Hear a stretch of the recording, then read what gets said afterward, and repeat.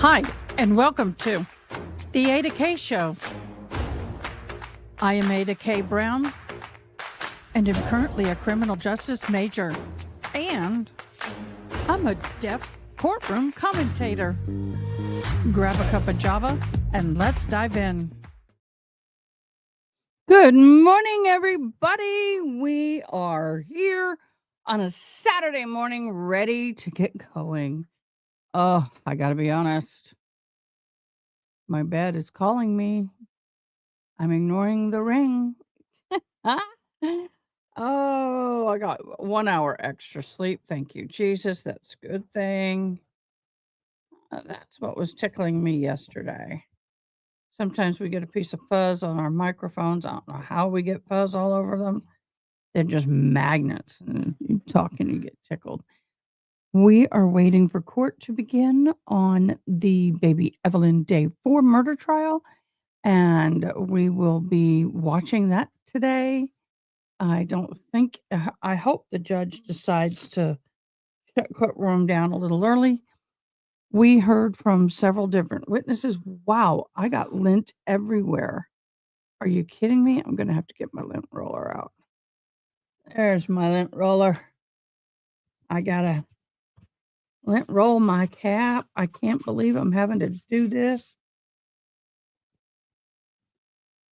But that's what happens when you wear a corduroy cap. It gets picks up all the dust and in the air. And let's see if I can roll my mic. Oh, it works. Sorry for the fuzzy, y'all. Well, sort of works. Boy, it gets it all up there, though. Oh. Okay, y'all. Now I'm feeling a little better. We had a lot that happened in the trial yesterday. We had a lot of good witnesses yesterday.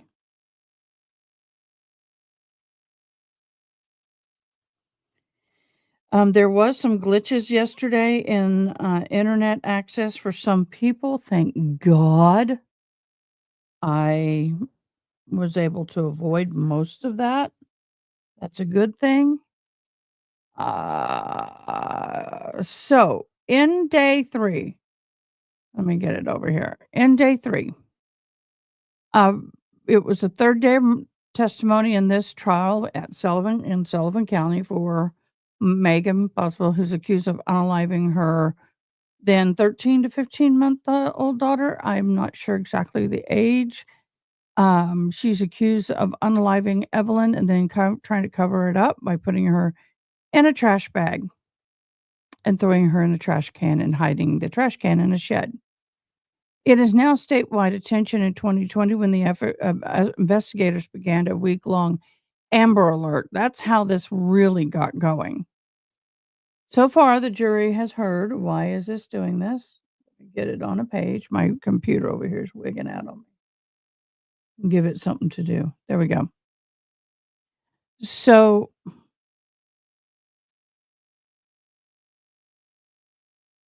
that's weird.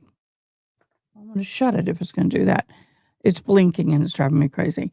So the jury heard from Boswell's father and several of her friends and Department of CP, our Child Services Investigators, CSI, we call them CPS here. The jury was also watched several videos of Boswell's interview with the Tennessee Bureau of Investigation agent and the DCS investigators. Good morning, Yana. Yay. Hello, it's Britt. Hello, dog lover. Hello, Christine. Thank you guys for joining us. You missed a rant yesterday. I normally don't do that, but I did. Some of the friends described Boswell's odd behavior just days before the suspected unaliving. The jury saw text messages showing her obsession with the new boyfriend, Hunter Wood. Texts also show Boswell was going into work very early in the morning just to see Hunter Wood. Hunter Wood's father owned a chicken restaurant, drive-through type restaurant, where she decided to get employment.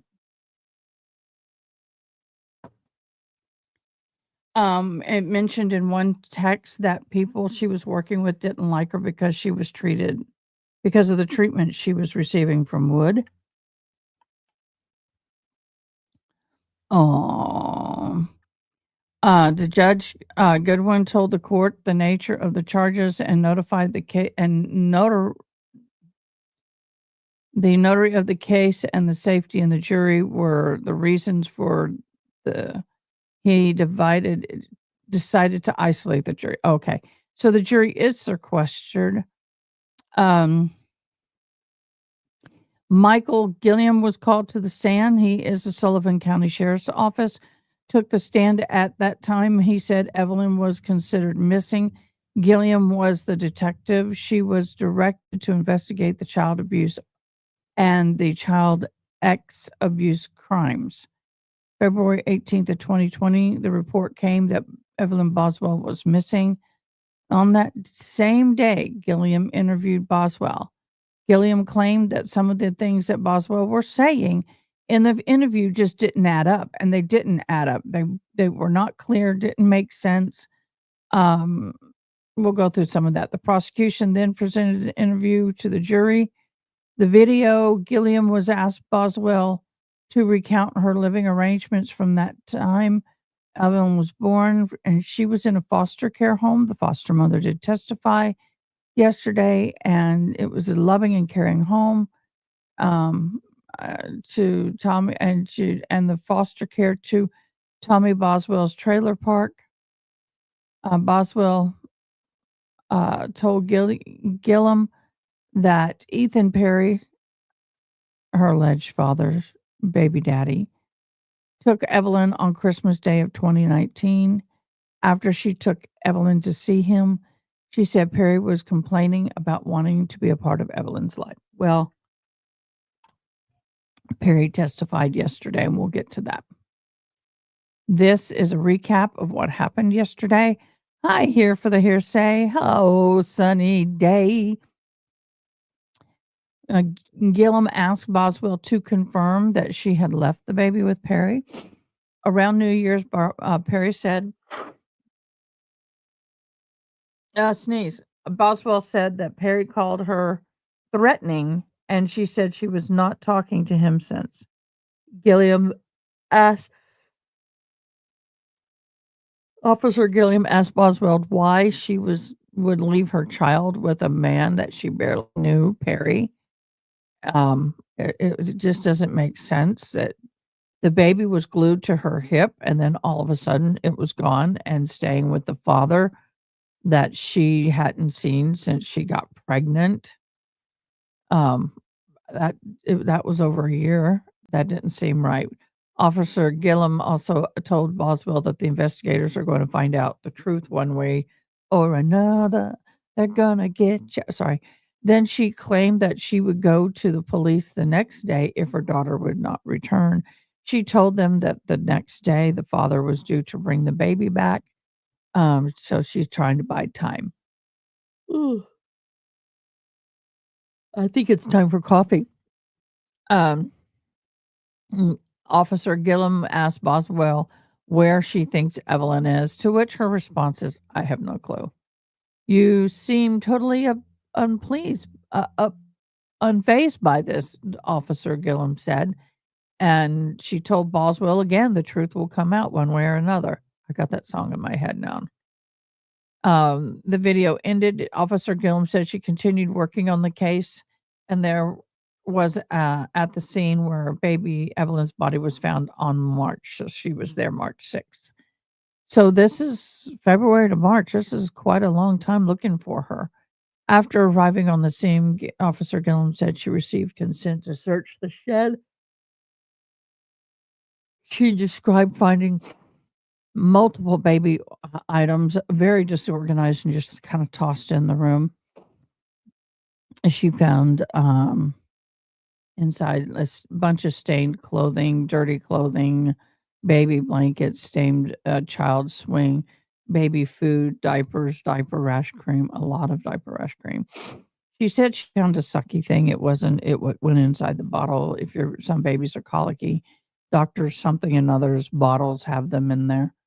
But I don't think she has a child, so she didn't know. Prosecutor provided Gail with dozens of photos and tons. We're looking over 80 photos at that point, for her to identify, and they identified and labeled and entered them all into evidence. That took quite some time. Officer Gillum confirmed again that the defense or for the defense, that uh, that the shed was checked on Tommy Boswell's property on Muddy Creek, and that's where they found baby Evelyn. Scott then turned the interview to show the jury and asking Officer Gillum if the items were sent to the lab for testing and what time of the day she interviewed Boswell. Court resumed at 10:30. They came back. Carl Petty came to the stand. Oh my gosh. This was an interesting testimony. Perry, not Petty. I know a Petty. Carl Petty, Ethan's grandfather, told the prosecutor that Ethan lived with him in that Buntville from the time he was 8 or 9 until he adulthood and left for the military. Carl told the prosecution that he did not remember much of the time around Christmas of 19. He stated that he did not see Boswell during that time. He said that he did not know who Evelyn was. Carl testified, he never saw the baby. He didn't know who she was, didn't know what she looked like. Carl also testified that he told Ethan to get a DNA test when Boswell told him that Evelyn was his child. Carl said that neither Evelyn nor Boswell had been at his home since she was born. He also said that his wife never babysat for Megan. Carl learned that Evelyn's disappearance in the news. He said that police came to his home looking for Evelyn and was reported missing and asked if he and his wife knew about Evelyn's. The defense did not question Carl. Then we get even bigger bang for our buck, and here comes Ethan, Boswell's high school boyfriend and supposed baby daddy. Ethan Perry, who was thought to be Evelyn's father, confirmed that he dated Boswell while they attended Sullivan County Central High School. Perry said that they had dated through high school until he joined the Army. At that time, the relationship was already in a downward spiral. Perry also was raised by his grandparents and step-grandparents, one of which is the one who testified, Carl Perry. He recalled keeping in contact with Boswell during basic training by writing letters, as they were not afforded phone calls very often, and those phone calls went to probably his grandparents. They were still, he goes, dating but not dating at the time. Perry said that he came home to Tennessee in December of 17 and stayed with his grandparents. He said that at that point they were not in what he would call a healthy relationship, but he did see her during the trip. So he's distancing himself from her. In April of 18, Perry learned that Boswell was pregnant and that she told him he was the father. He said the timing seemed a little delayed, that she would have known sooner based on the time that he came home in the winter. Yeah, but some people don't know. Some people, for whatever reason, don't find out until a little later. Perry went along with being the father, but he soon had his doubts. At that time, Evelyn was born. Perry was stationed in Fort Polk, Louisiana. He came back home in December of 18 after Evelyn was born, but did not see her or Boswell, still doubting the legitimacy of being the father. 2019, Boswell went to El Paso, Texas, where Perry was stationed at the time. That's 6 hours from me, and I'm North Central. For a visit, she went there to ask Perry to come home, but he declined. After she left, they continued to communicate through Facebook and Messenger. Most of the conversations were just arguments. Boswell would ask Perry for help in supporting Evelyn, so he sent her no more than $100. Perry recalled returning to Tennessee in December of 19 and stayed until New Year's Eve. He stated during that time he did not see Evelyn, but he did ask Boswell to see her. Boswell told Perry that Evelyn had the flu. The prosecution then presented messages from December 23rd to 13, and them the two coordinating going to Paul's Miller's house, but Boswell repeatedly claimed that Evelyn had the flu. A copy of the messages between Boswell and Perry showed that Boswell telling Perry she was kicked out of her father's home and she wouldn't have Evelyn back until she gets a place to stay. Perry did not reply. On June 19th of 2020, Perry recalled being contacted by a woman named Rachel Owen with the concerns that Evelyn, which prompted him to reaching out to the Boswells. I'm giving a recap of yesterday because we're going to get into today pretty quickly. In response to Perry, Boswell claimed that she cut ties with her family. Perry later received a call from the Department of Child Protective Services around the time Evelyn was considered missing, which came as a shock to him because he was asked by investigators from Tennessee and within the Army. Army did an investigation as well, which is not uncommon, about Evelyn's whereabouts. Perry cooperated with the investigators of both the private or the state and the military. He was interrogated for hours, allowed them to search his cell phone, car, barracks, and they both took his DNA. Scott, the examined Perry. Perry reiterated that he was only ever saw Evelyn in El Paso. So she drove to El Paso without any warning and showed up on his doorstep. So he took a couple of days off from the military, vacay days, I guess, and spent time with them getting to know Evelyn. At that time, Evelyn appeared healthy and mentioned seeing a couple of bruises like on her arm or leg. Perry assumed it was because she's learning to walk and tottering and she was falling a lot.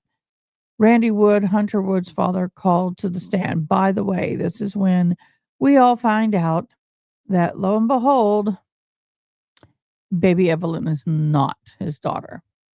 Randy identified himself as the owner of the Hunter T Chicken Shack at the time and said that he hired everyone who applied, which was around 12 employees, so he opened the restaurant in December of 19. Randy stated he first met Boswell when she applied for the job. At the Chicken Shack, he hired her. He did ask her because she had a child, and he said a lot of times there's scheduling conflicts. Would that be a problem? And she said no. Randy described Boswell and Hunter's relationship as weird situation. She didn't have a car because it got repoed while she was there at work. And, but he had nowhere to go. She had nowhere to go because her father, Tommy Boswell, kicked her out. Randy said Boswell stayed at their home, but she never brought Evelyn around. It was only a few days. He stated he never saw Hunter around the baby, despite the couples always being around each other. Randy then told prosecution that Hunter had been staying at a mental facility for about 2 months, said he was unable to testify. Randy said that some days he's decent, but some days Hunter can't even remember who he is. He said that the mental health problems, he said he had mental health problems before Evelyn was found, but he said it really got bad because people accused him of being the baby killer. So the defense and Scott asked Randy if Hunter had been diagnosed with schizophrenia and hallucinations. He reported that he did not know, but it sounded about right. Randy described Hunter as never being a violent person and his condition is sad. He said he didn't know if Hunter would ever function mentally again. Scott and Randy asked Randy about Hunter mentioning the aluminum foil on his head. And meant to block out the mind reading. Randy said no, he never knew about that. Scott then presented a photo of Hunter in front of the chicken shack. Hunter T's Chicken Shack at the next piece of evidence. Asked if Randy again if he was aware of Hunter thinking people were stealing his thoughts. Randy said no. Then Erica Stacy Boswell's ex-boyfriend's mother came in. This poor woman took and treated Megan very kindly. She made clothing for the baby. She was asked to identify that clothing. It tore her up. Judge denies mistrial because after the session resumed, judge told the jury not to consider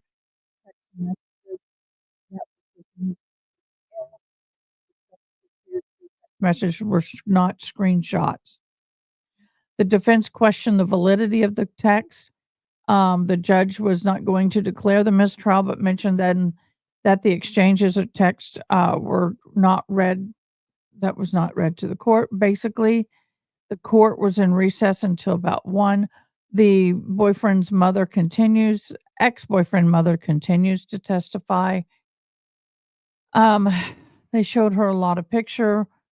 Boswell, former foster family member, testifies, basically talking about how she was during she was pregnant. She was a good mother, very doting on the daughter, and she, the foster mom made it very clear that she made sure that Evelyn made all of her appointments up until the 12th month appointment, to where she did not go to the doctor. And Megan gave every excuse under the book, and then finally stated that the reason why she was not at the doctor going to that 12th month checkup is because, well, she and the baby were going to go to a different doctor.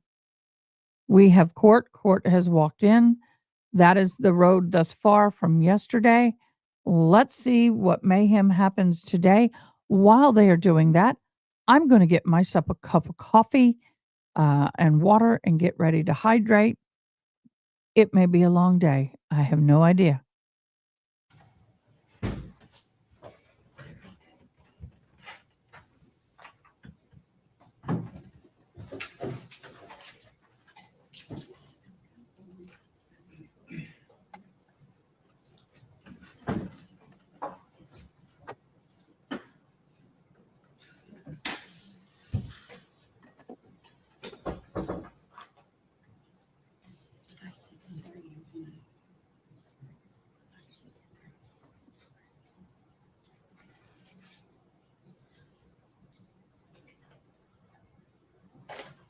Do you think the air system is because they turn it lower on weekends, or maybe? Lynn told Kyle that they left it on, that it set and stay on. And it is not a motion control, although there are motion sensors attached to both thermostats. Sound like it's getting on. I guess it's cool. Sorry about that. I thought the water was going, but it is. Usually what I do in this situation is I put it down to like 60 to hope it goes faster. It's on 62. My husband loves that. Okay, so one day transfer in, it's going to start Because I'm up here with all the AV equipment, which was off heat. Do what? I'm up here with all the AV equipment, which was off heat anyway. Sounds like a, And I'm working. sounds like a recess to me. Get a nap. Do you mind if we go ahead and start getting the evidence in line to have it run smoothly while? Okay. I'm going to have a couple of cookies this morning. I do not feel like getting up and cooking eggs and doing all that. It's court. We's in court today. So, Welcome, everybody. Hello, Lotus Spider 7. We appreciate you being here. can you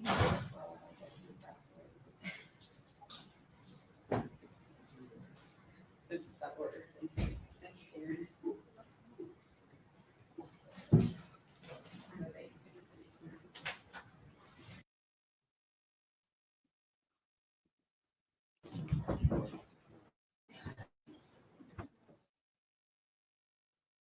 Hello, Dawn. Thank you so much. We have another we did not draw yesterday, but I still have it sitting here, so we will draw, um, both of those at the end of today's feed.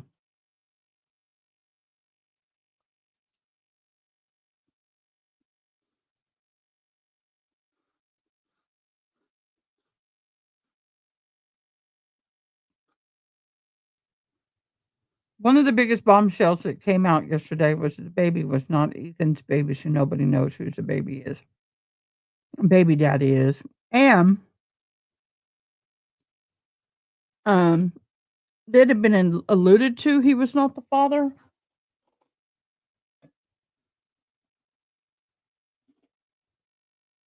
It had been alluded to.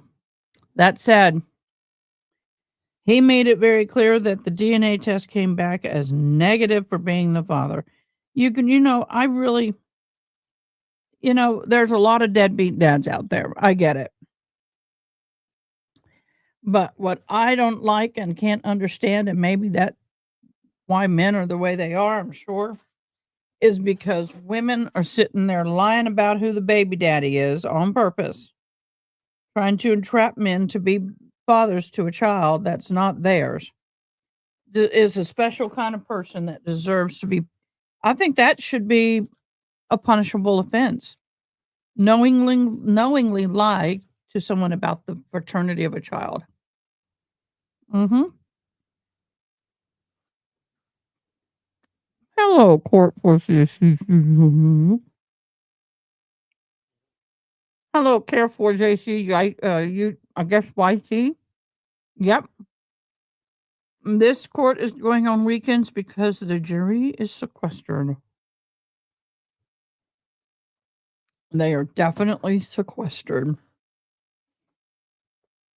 And I'm in for it. I feel bad for them, but I'm in for it.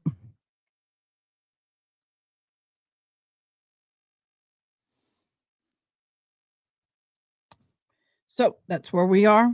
I got my Switch charging. I haven't played my Switch since my sister passed away. My sister and I used to play together. We did Animal Crossing together. She'd visit my island, I'd visit her island. We built an island together.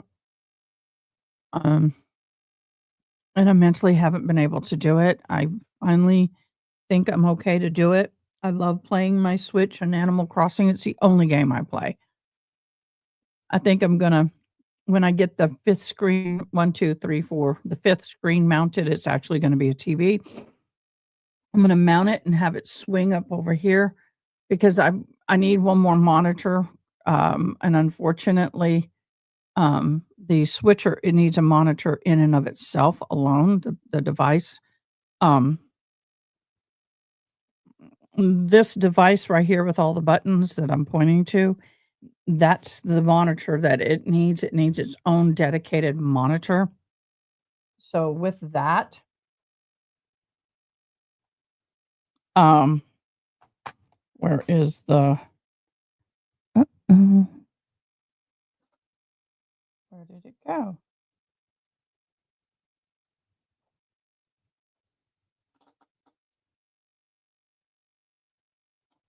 I'm missing something up here. I need to go find it.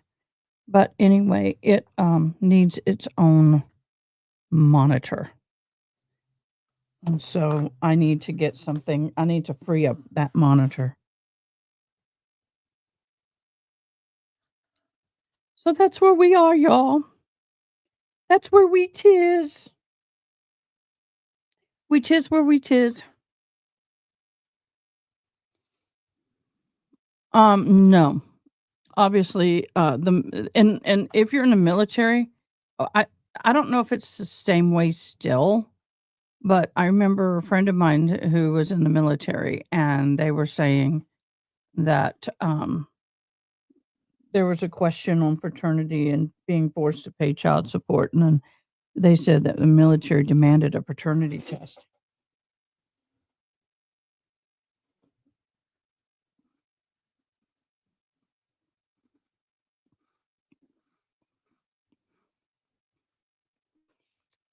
I wonder what the weight is.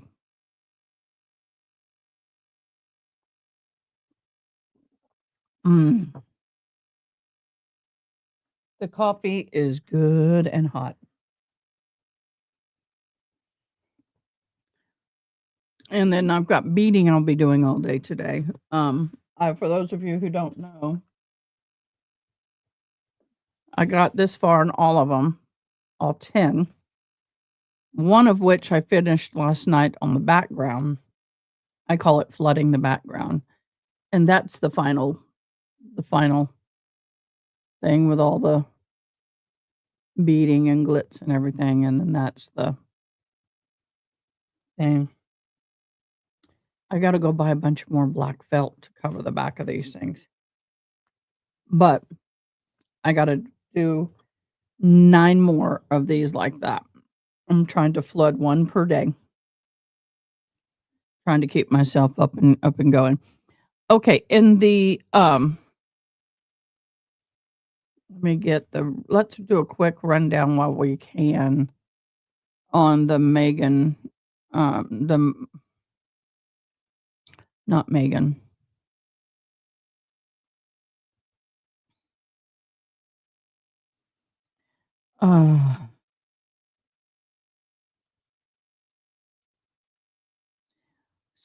Monica Cementilli trial. We need to do that. We need to do an update on her trial. It's kind of getting weird. The family's starting to come in.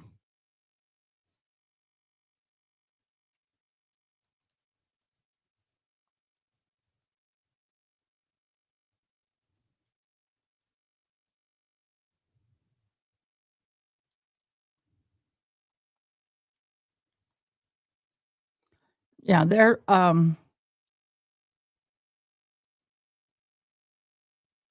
the second day of trial, they were delayed by traffic accident, just letting you know.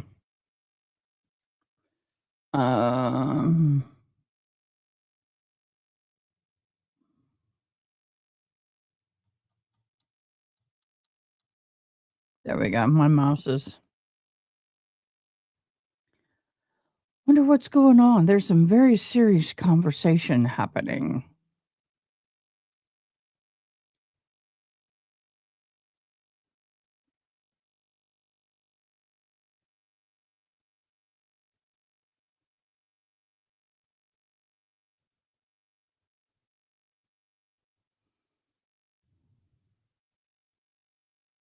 So I will let you know in that case, the man pled guilty in the prominent hairdresser killing. Monica Cementilli, 52, is on trial right now.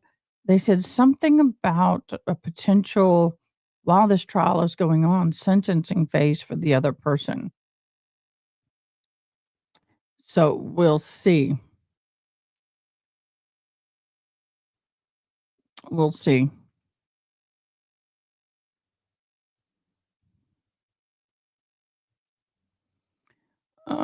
I'm looking, guys. Hold on. Isn't today day 9 or day 10 in the Monica?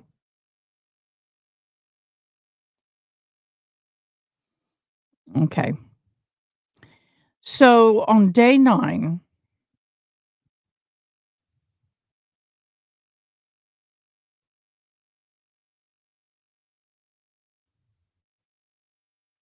the lady wrote on the we take an elevator up to the 9th floor, duh.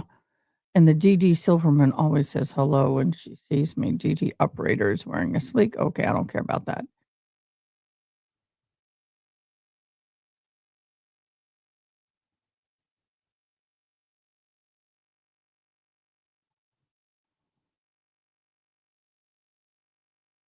So it started late. We knew it started late yesterday. We didn't know why. An attorney, defense attorney Michael Simrans, arrived and apologized to the court for his tardiness, stating that he is in a transition stage of leaving the alternate police defender's office and going into private practice. And there was something that happened.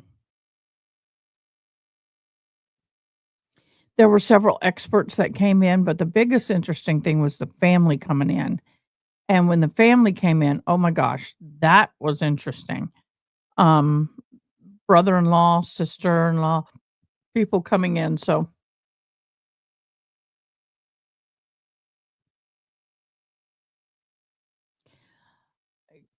care for JCYT. I don't think, honestly, that she's going to get away with this. In all honesty, I really don't think. Part of the reason why I don't think that also is that the two that unalived her will be testifying against her.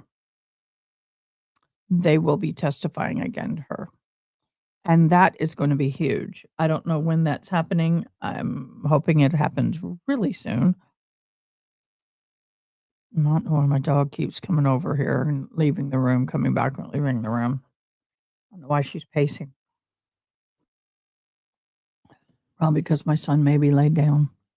So anyway, let me show you what happened yesterday. An acquaintance of mine showed up here with a friend of his. And this young man, I call him young because I'm in my 50s and he's probably in his 30s. I know why he went to jail, but he ended up going to prison. And he wants to start a podcast, doing what I do, but talking more about the prison life and his journey from being in bodybuilding and well-known bodybuilder into going to prison. I think if I don't know the full story, but if I understand what little I know, it was over steroids is what he was convicted on. And so he spent some time in the pen. And so we're looking at Tuesday night for him to come on and give us the lowdown on prison life. I know what I know only from the exposure I had from my ex-husband and the few times I've gone in and ministered to someone as a chaplain. So I have more knowledge than some, but it is still more limited. So he's going to come on. He wants to, and we're going to have a prison lowdown. We're going to have a real prison. And I know he's a male and she's a female, but that doesn't change the policies and procedures very much at all. So be looking forward to Tuesday Night Live with this young man. And I'm going to help him. I'm going to teach him how to use the equipment, and he's going to start using my podcast room when I'm not using it to record his podcast. Yay! I'm all about not everybody has the ability to have this. And I'll be honest, this is a lot of investment, but at the same time, it was done over a period of time. This was not an investment that happened all in one shot. So I owe for nothing, and I did it piecemealed until I was ready to go live. And so he wants to come in and learn how to do this. So that was a nice little detour of my afternoon with visiting with them.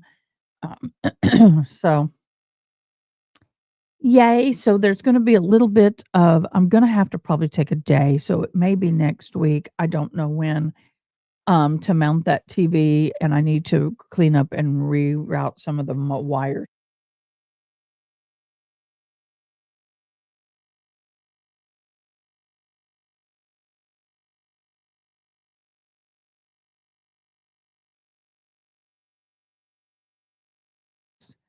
So my son just came in and asked if I would take customers today. I tell him I would do my best, which then means that I will be getting up and answering the door. State ready to proceed. Yes, Your Honor. Defense ready to proceed. Yes, Your Honor. All right. Jury's ready to bring them in.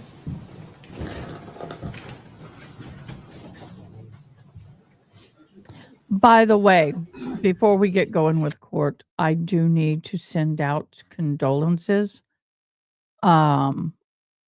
I did not know this person, but a lot of people on YouTube in this world did know this person. Ricky Watson on YouTube passed away yesterday, if I understand it correct. I know the alternate juror and RA were very close to Ricky. My heartfelt sympathies and condolences go out to all of you who knew him. I wish I had the honor of meeting him. If he hopped on alive, I didn't know it.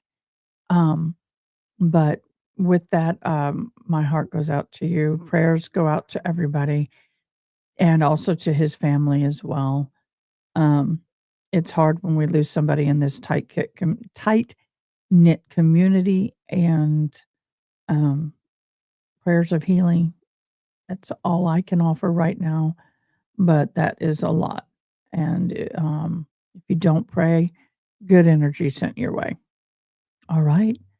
It looks like we have court. Let's go.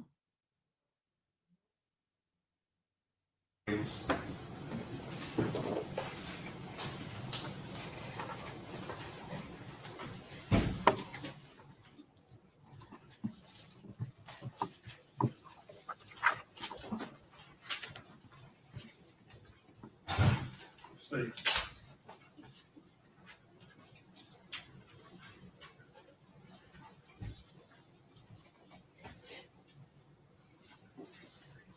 There's something happening in the business case. They're saying she needs to be evaluated. I go, no shit, Sherlock. There's been some stuff going on in her case. I will try and catch up when I can. Raise your hand. State your name. Steve Williams? You solemnly swear affirm testimony about to give you the truth, the whole truth, and nothing but the truth, so Yes, sir, I do. Also, please go to As the Gavel Drops in Discord for all Good your morning. document needs. Scoot up close to the mic. They Speak have up the loud. best Okay. access Thank you. to There you court go. documents I've ever You're Steve seen. Williams, is that correct? That's correct. And you were previously employed with the Sullivan County Sheriff's Office. Is that right? That's correct. All right. How long were you employed there? Just under 34 years. So Wow. back in February of 2020, were you working at the Sheriff's Office? That's correct, sir. And what was your position or assignment there within the Sheriff's Office? I was lieutenant over criminal investigations. And during that time in February of 2020, did you assist in the investigation of a missing child by the name of Evelyn Boswell? Yes, sir, I did. And specifically, did you participate in interviewing the defendant? Yes, I did. All right. Now, at the time at which you interviewed Miss Boswell, had other detectives already spoken with her? Yes, sir. Okay. And were you aware, did you know what she had already told them? Yes. All right. So what was the information or what did you know about Evelyn's disappearance and Miss Boswell's involvement before you went in to talk with her? I just knew that she had told that her daughter was missing, that it come in through DCS that her daughter was missing. And we was trying to follow up on her daughter being missing. Okay. Where did you talk with her? At the sheriff's office in criminal investigations division in the interview room. Okay. And this interview A place room, where does you it have the ability to sit If out you find yourself in an interview room, consider yourself a suspect and get a lawyer. outside and listen to the interview as they're going on? Yes. All right. Did you listen to the interviews that were done by the other detectives? Some of them and parts of them. I can't say I heard every one of them. All right. And is this interview room located over at the Sheriff's Department? Yes, sir. And is that here in Bluntville and Sullivan County? Yes, sir. All right. When you went in to speak with her, let me ask you this, what was your approach in speaking with her? Did you take a different tack than the other detectives had taken, or? Well, I just went in and was just being nice to her and trying to talk with her. I reckon you'd say civilly and not browbeat her or anything. All right. And was your interview with her recorded? Yes, sir. And prior to coming to court here today, did you have a chance to watch that interview? Yes. And was it a true and accurate recording of that interview that you had with Megan Boswell? Yes, sir. All right. Judge, I'm going to move to introduce that as exhibits 182. No objection. before everybody, please. And at this time, I would ask to play that for the jury.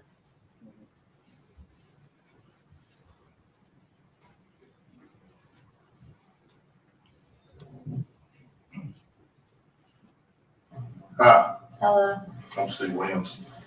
Hold on just a second, okay? I'm going. I can't go nowhere.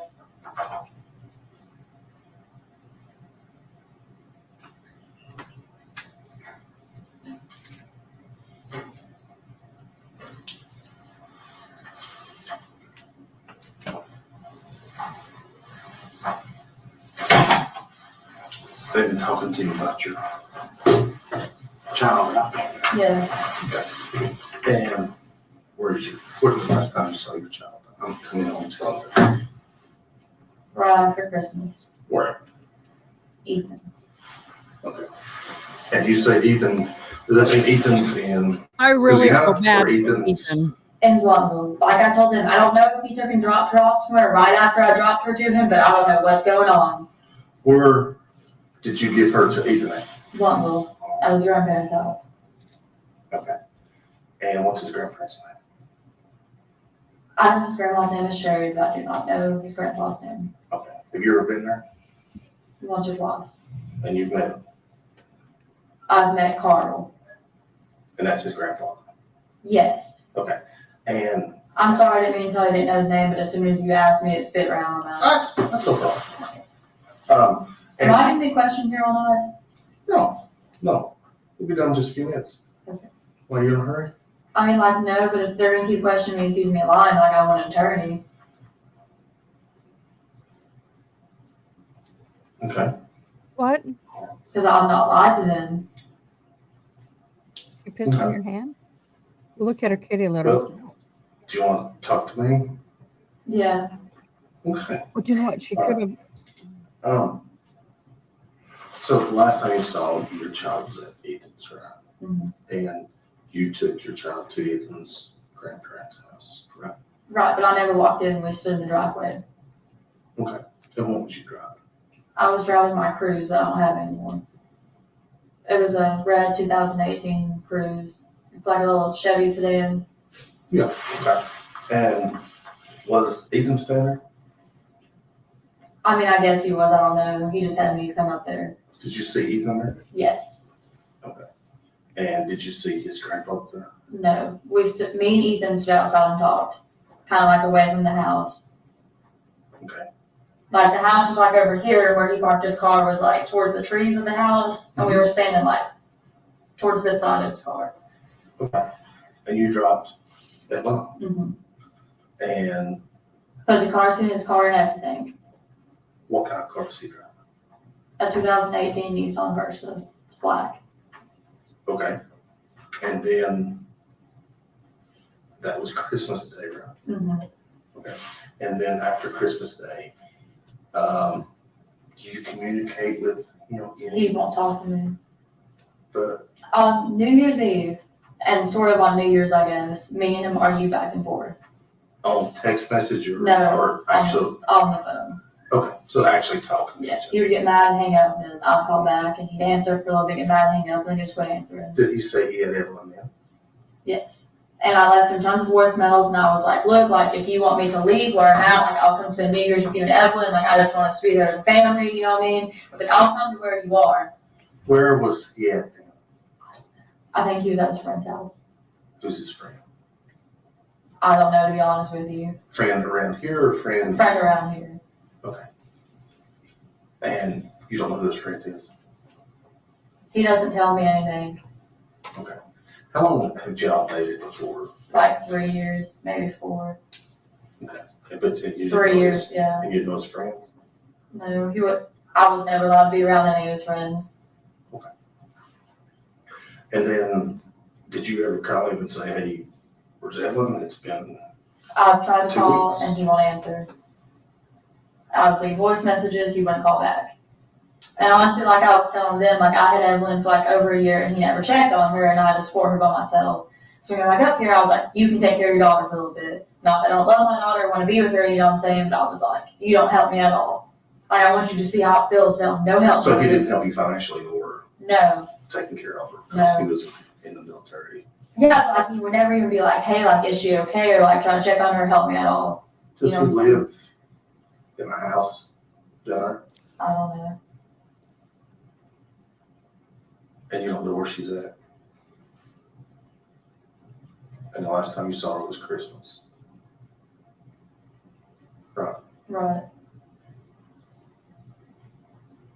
Have you went to his grandparents' house? Yeah, but nobody was there when I went. Okay. Have you called them and asked them what she said? Okay. And what brought you here today? I guess my dad called. So you still hadn't heard from her, but somebody's called about her, Yeah. right? And you have no idea where she's at?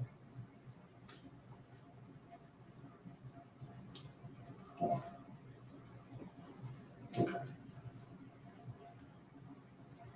Have you tried to find her? I mean, yeah, like I called, you don't answer me. I didn't know he went back to the army until today. Like that was news to me when they came in here like, oh, he's from Louisiana. Have you went to court No. to try? To be honest with you, I was really trying to be civil over it, and like I said, I supported her for like over a year, and I was like, if you want to keep her for a little bit, like that's fine by me, you know what I'm saying? My mom had a baby when I was like 12, 13, I don't remember, it's 2013, so I guess I was 12. And like I had to basically raise him. She knows I'm 15, like I had to basically raise her, you know what I'm saying? Right. It was like I had 3 kids all the time. Okay. And I was like, it's his kid, if he wants to keep her for a little bit, like, by all means, you know what I mean, I'm all for it. And like I said, something I don't love Evelyn or want to be with her, but it's just, you know what I mean, it is what it is. Is he have a girlfriend? Ethan? He might, I don't know, he used to. She lived in like, I don't know if they were dating, let me take that back. I know he was talking to her, but she lived in like really sketchy apartments in Kings Point, like the government house and them. I'll say they were cloud, but I guess that's torn down, so I don't know. You don't know? Mm-mm.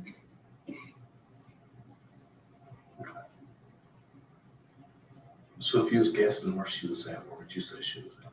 I don't know if he dropped her off somewhere or somebody or what he did, so I don't know. Well, but they have to be somebody he trusted to Right. drop her off, right? So who would you think that he would trust her much besides his grandparents? I don't really know, to be honest with you. I didn't know he really talked to his grandparents that much. Ethan never told me anything about his personal life. Like, especially after he got in the army, like, he just was not talking about it. I don't care how much I cried, he just was not talking about it, to be honest with you. Okay. And also, when he was in the army, he'd go, like, months without talking to me, Well, before and after I had Evelyn. well, if you're in the military, sometimes you're out in the field and stuff like that, you can't just. Well, yeah, I understand that, but sometimes he would just get mad and just not talk to me. You know what I'm saying? Like, long periods of time. And I know that wouldn't be. Right. Okay. She So if sounds you could very find her annoyed. out, find her, where would you tell us to look? I don't know who Ethan hangs out with. Does he have Facebook? Yeah.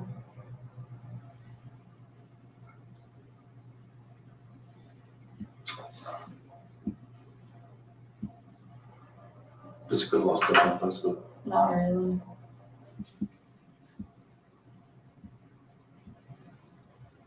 Do you have Facebook? Mm-hmm. Do you have communicating on Facebook? He does not respond. I think he blocked me on Facebook now. He blocked me on Instagram. So he didn't want to talk to me.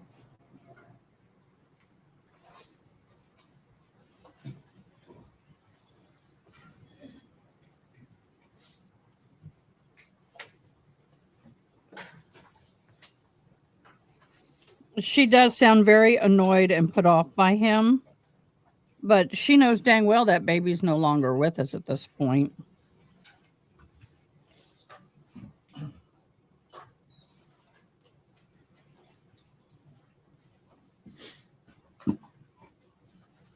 Did you participate in any other interviews with the defendant? No, sir. Okay. Did you do anything else as far as the investigation was concerned? I assisted other officers in the investigation.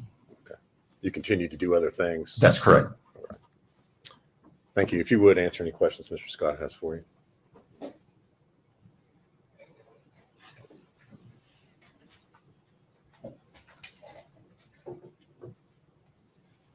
Morning. Morning. How are you? Good, and you? Good. Thank you for asking. What I don't time wanna did be you take here. this interview? I don't recall what time day it was. I think it was in the evening. Okay. It's my understanding at this point that Megan had been interviewed by Tracy Haraz, a DCS worker, and then later by Michelle Gillen, and then you. Is that correct? I couldn't tell you the exact order of the people who went in and interviewed before me or after me. I can't tell you that. I don't know. Your interview and those other interviews that day, they were basically a continuation of the same interview with different people. Is that? There were several officers and agents that interviewed, or several officers that interviewed that day. Okay, but was it basically a continuation? I've talked to her, now you go talk to her and see if you get more. Yes. At one point, she asked you for an attorney, No, sir. but you didn't feel like she did. No, sir. She said, if this happens, I want an attorney. Okay.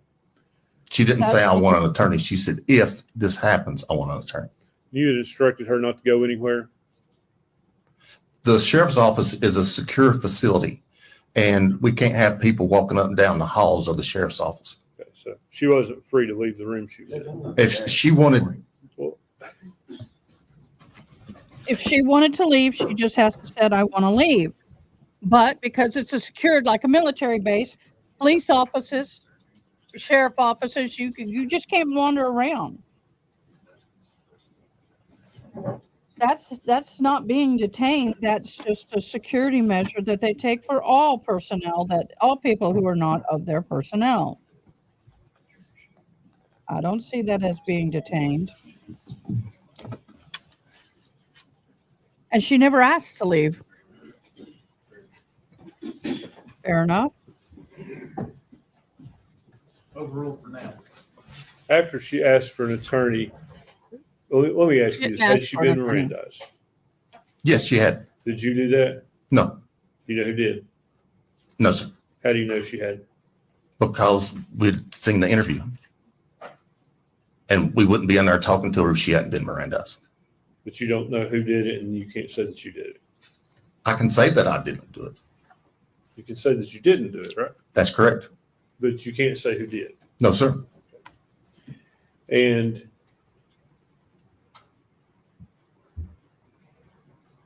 as it relates to her question for an attorney, and this will be kind of my last question on that, you didn't stop questioning her. You said, do you want to talk to me? You continued asking her questions, correct? That's correct, because she never asked for an attorney. She didn't say, I want an attorney. Let me explain that to Was that some the people. entirety of the interview? Okay, some people may not fully understand what's the difference. If you're sitting in a room, and we've seen this on the show before, and somebody says, do I need an attorney? They'll say, I don't know, do you? No, I guess I'm okay, like Sarah Boone. She did not say, I want an attorney. I'm not speaking without an attorney. She never said that. So if you are sitting in a room and you say, do I need an attorney? They're not going to tell you yes. If you've been read your rights, you need an attorney. If you're sitting in a, Sensei, what is it? Hello? Is it you, Mary? Okay. God, that scared me. So if you're sitting, you can go into Matt's room. He's here. So if you're sitting in a room, interview room, just assume you need an attorney, number one. Number two, if she did not specifically say, I want my attorney. What she said, if this happens, I'm going to need my attorney. That does not mean you are asking for your attorney. You have to be extremely specific. I will not speak any further without my attorney. I want my attorney. That's it. Then then you say, am I free to leave? And if they say no, you want your attorney. Now, they may say, well, we need you to stay in here. Now, if you want to leave, you can leave, but you can't be walking to the halls. You're not allowed to walk free around the facility because they don't know if you're a murderer or not. It's common sense. We saw. Yes, I was walking out the door and she asked me if she needed an attorney, and I can't answer that for her. So she asked you about that again. She asked me if she needed one, and I can't answer that for her. She's 18, old enough to go in the military, old enough to fight in war, so I can't answer that for her. She's an adult. Yep. He's right about that. What time did you come on shift that day? Do you know? I usually come to work at 8 o'clock, but I can't tell you that day. It was probably 8 a.m. I'm just trying to nail down the time period. It would have probably been in the evening if I was guessing late afternoon. The late afternoon, you mean before 6 o'clock? It would have been right around 6 o'clock if I was guessing that day. Okay. I don't remember is all you need to say, Boo. I don't remember. Mr. Williams, thank you for being here. It's good to see you. Yes, sir. You too. Can you read it? There you go. Is he free to go? Yes. Stay. Yes, sir. Thank you for your testimony. Your listening. That was painless. Thank you, sir. Thank you, June. Good afternoon. State was called Joey Strickler.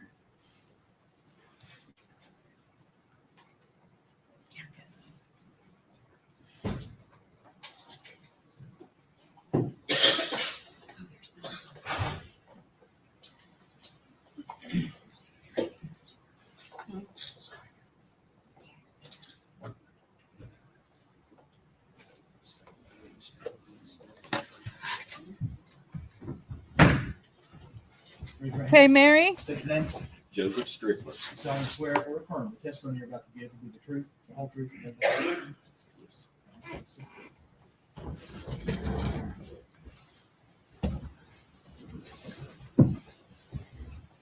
truth. Good morning. Good morning. Can you please tell us your, actually just spell your last name for us for the record? Strickler, Strickler. Okay. And where are you currently employed? The Second Judicial District Attorney General's Office How long have you been employed there? since September of 2021. Okay. And what is your title there? Victim Witness Coordinator. Okay. And prior to that, were you employed in law enforcement? Yes. Sullivan, excuse Okay, me. go ahead. Tell me where. Yeah. Sullivan County Sheriff's Office, Okay. What was your title at the Sullivan County Sheriff's Office? Captain over Criminal Investigations. Okay. And how long had you been captain of criminal investigations? I was with the department for 30 years before I retired, and 2 different occasions. It was several years. Okay. So could you give the jury just a brief rundown of your experience with the Sullivan County Sheriff's Office?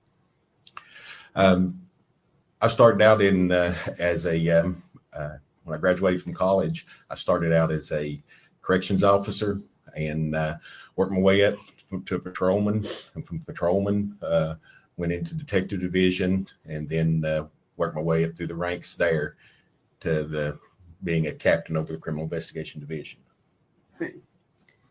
And were you employed in that capacity in late 2019 and early 2020? Yes, I was. Did you assist in working the case of missing child Evelyn Boswell? Yes. Do you recall what your role was in this investigation? Was the captain over criminal investigations.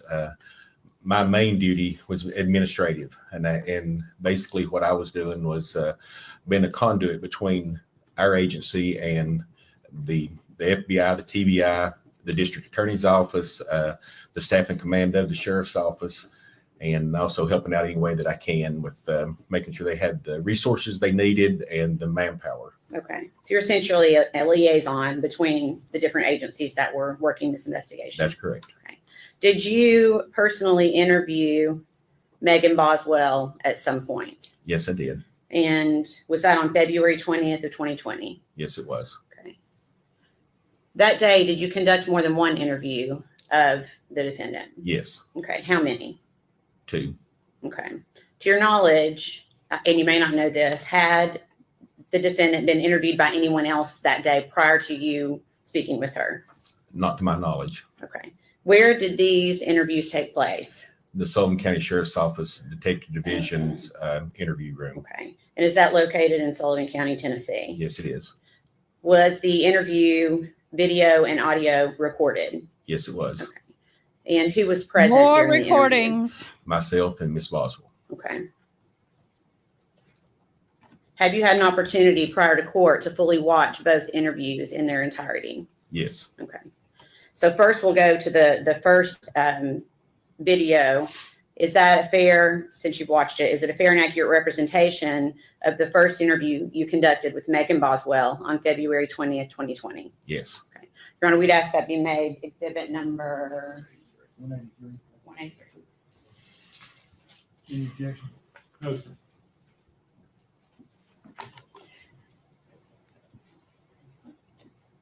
And then permission to play it at this time for the jury. Just 1 second. Okay.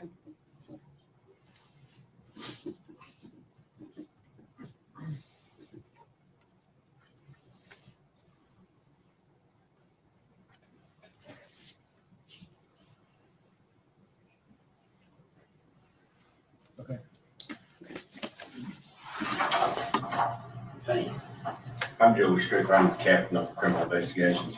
They called your boyfriend Hunter, Yeah, and he's supposed to be, I reckon, supposed to come to big jail. So, I was wondering if my mom can get me. oh, you want your mom, not him? Yeah.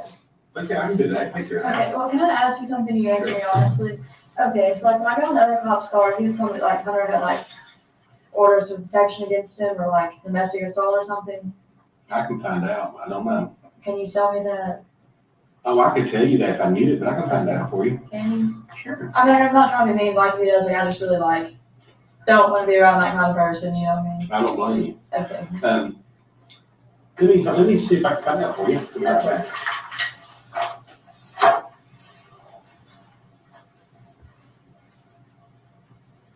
Get right.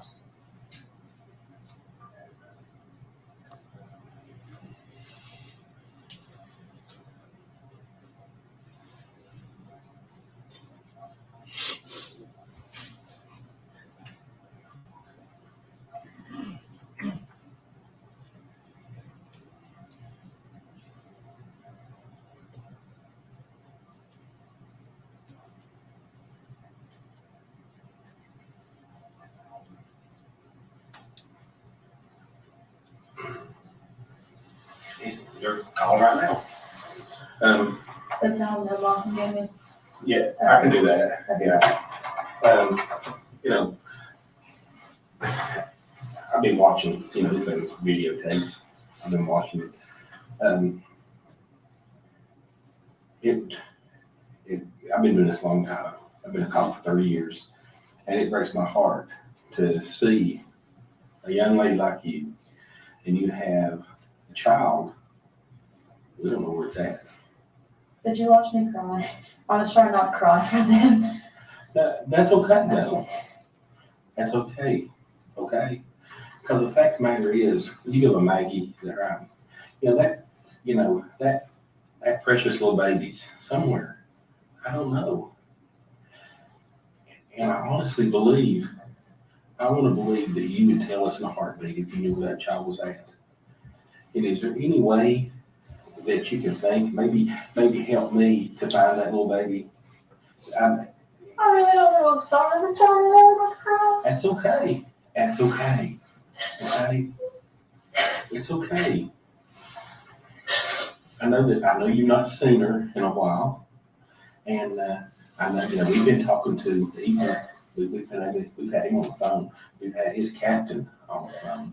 We've been talking and trying to find this baby. Is there any way She's crying because she knows she's that screwed. somebody has that baby that's a friend of yours or a family member? Once she hears that they reached out to the daddy and the military, she knows she's screwed. She's in trouble.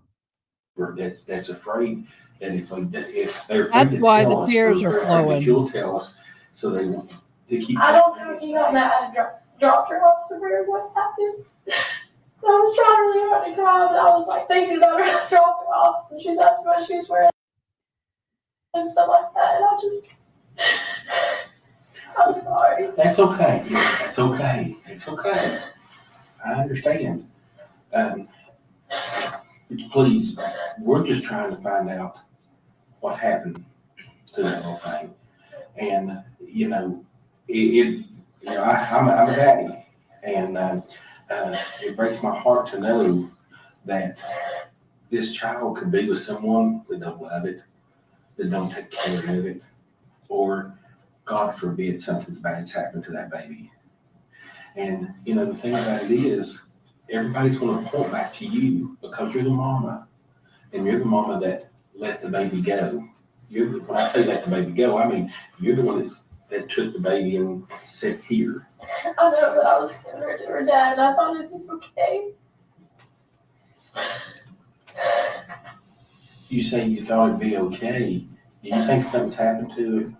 I mean, no, but I didn't think that, I wasn't going to see her from time or something like that. What I did, and when I was started happening, I was like, oh, I don't want to be my mom just to try to like solve myself. I don't want to do that, you know what I'm saying? I don't want to be that person who does all that, you know what I mean? And like, I just learned her for over a year about myself. And I was like, if he wants to keep her for a little bit, it's fine. But how old are you, Max? 18. You're just a young lady yourself. You're a brand new mama, and you just don't into a different world, wasn't you? And I can understand you feeling that way and saying, hey, I just want a little bit of time to myself, a little bit of time to be me before I have to be a mama. And you had all these things that happened so quick to you, it's, bless your heart. My heart goes out to you. But I'm telling you, we gotta find that little thing. We gotta find her. And do you remember when she broke her arm? Somebody said she broke her arm. I don't know if she actually broke her arm or not. I just know it was bruised. I never saw it, so I don't know. You never saw the bruise? No. Did this happen after you had gave her to you? Okay. Well, now, when they say that you dropped the baby off at his parents, His grandparents. his Me and grandparents, him stood outside. We didn't go in. and where was the baby at? On my hip. And then I let her kind of like go to him to get used to him. And I stayed about 30 minutes and she was fine. So did the grandparents ever come out? No. They never did come out? No. Okay. And then that was the last time you seen her? No, I saw her the next day. You went back and seen her the Just next first day, and Beacon brought it to it. He told me to leave. Okay, who was with you when you went back It out was there? just me. Just you. Now, was you dating anybody during that time after you left? Hunter. But I didn't really tell me if Ethan were into it. Okay, so you went from Ethan to Hunter. Okay, how long do you know Ethan? Can you tell me a little bit about him? I met him know my what freshman year of high school. Where'd you go to school at? Central. Okay. So He's you good. Just graduated last year? Yeah. Okay. So, wow. And where'd you meet Ethan at? At school. So he went to Central also. Okay. And then he he joined the Army, is that correct? Okay.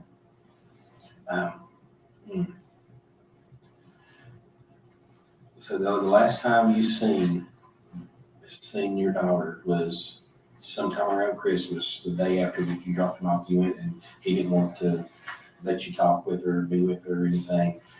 Was there a confrontation or anything? He just basically ran you off or say, hey, you're not talking to He just basically ran me off. Okay. When you all met down in El Paso, when you went down there, did you all just meet down there and you turn around and come back home with No, I him? stayed for a little bit. He didn't come back home until a couple weeks after. So did you bring the baby back with you? You had the baby with you, you brought it back, okay. And then where was you staying at that time? My dad went to trailer park and I was staying in one of his trailers. Okay. And your dad's Tommy. Okay. So you're staying at these trailers and, in the trailer park, where's that located at? Do you know where Sugar Hollow Road is? I sure It's like do. on the corner of Sugar Hollow and Boswell. Oh, yeah, I know where that's at. They're like storage units across from it. Yeah, that's up there close to Moody's, the restaurant, or little restaurant place. Yeah. Yeah, okay. All right. Sugar So and Boney. you stayed there and then you moved down there and moved in with Hunter? Yeah. Okay. Did Hunter ever see the baby? Yeah. Hunter see Not much, I won't lie to you, just because I'm That's nervous fine. about bringing Evelyn around people, and you know what I'm saying? I understand that. And also at the time, I'm not gonna lie, like Hunter told me he's on vacation, we were talking about before, you know what I'm saying? I'm like, iffy on who I bring her around, you know what I mean? Okay.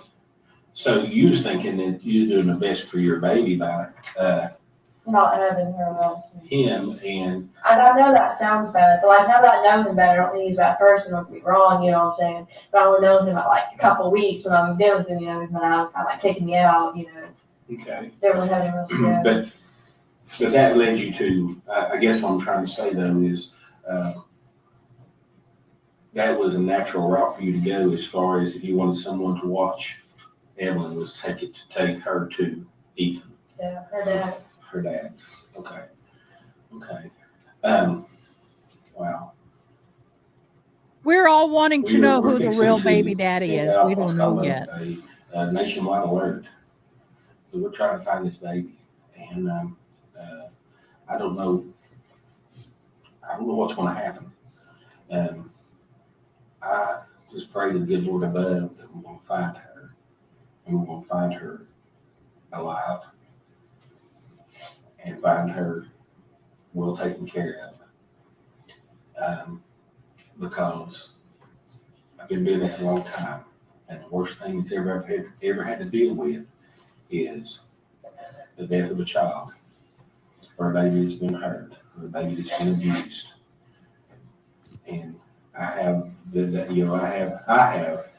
a lot of nightmares about that. And it's been too many to count through the years. And all I want to do is stand up for that little baby that may not be able to stand right now. And I need your help. I do. I need your help. And if you can think of any way, fashion, or form, to know where that baby's at, or where, just to point me in the right direction, please help me. Please help me. I want to bring it back in. Bring her back in. I don't know. Is there any way that can you tell me a reason why that you didn't reach out since Christmas to the family to try to find Evelyn, talk to her, just eat up and even put her on the phone, let me speak to her? Because I was really just trying to resolve two meetings, to be honest with you. You was what? Just trying to resolve it between these two.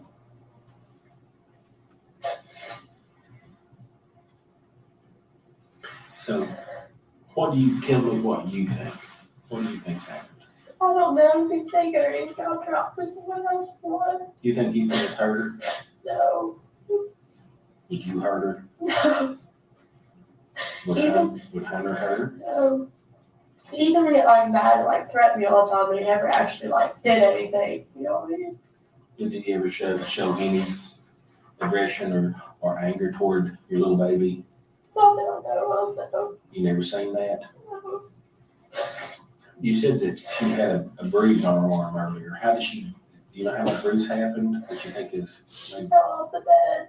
That's what I was told. where at? And Ethan. Did that happen? Did you ever see the bruise and stuff? You never did see the bruise with the broke arm or anything like that? So you did have some telephone conversation apparently Yeah. with Ethan about her. Yeah. Okay. Well, this is weird because the thing that we're being told is that by him, he's like I've not seen her. He has seen her, I swear to you, he has. When you last time you seen that little thing, On Christmas Eve, Mhm. he had her then, but I had her for a little bit on Christmas. So me and my family and husband went fishing for her every seventh night.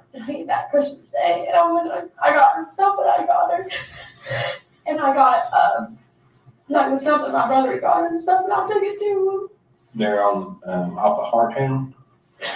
Did you get to see her that day? I What had did her you for a take? couple hours. What did you take to her that day? I don't know what my brother got her, but I got her like a little horse and like baby shark stuff and clothes and stuff like that. That's so sad.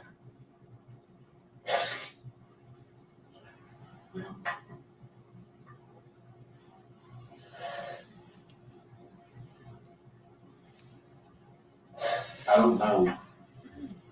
I don't know where this is going to lead to. Like I've told you before, I've been doing it a long time. And in cases like this, the fingers point toward the mama. And it points toward you because for one reason is that you willingly took the baby to Ethan. I understand why. I mean, you're telling me why you did that.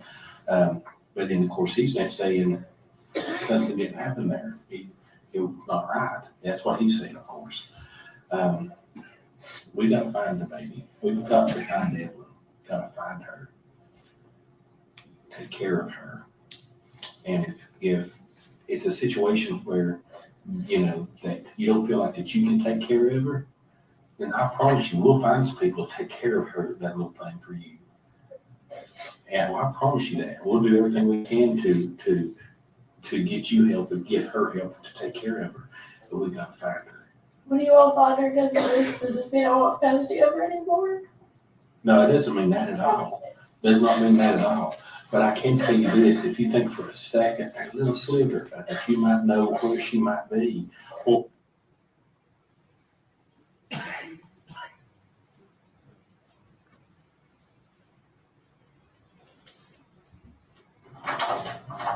hey,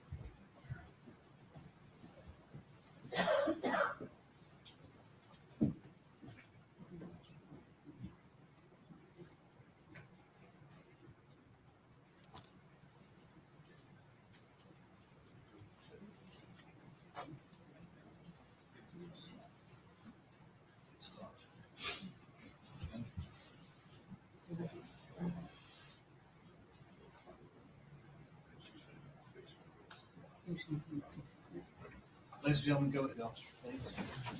One second, Uh-oh. All rise.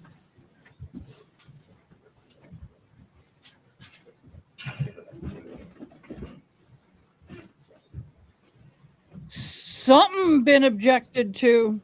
Yes.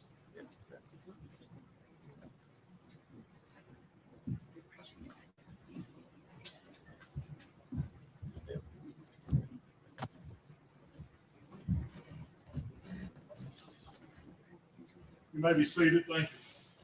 We've been recessed up 10, 15 minutes. You can sit down. There's no discussion. Just-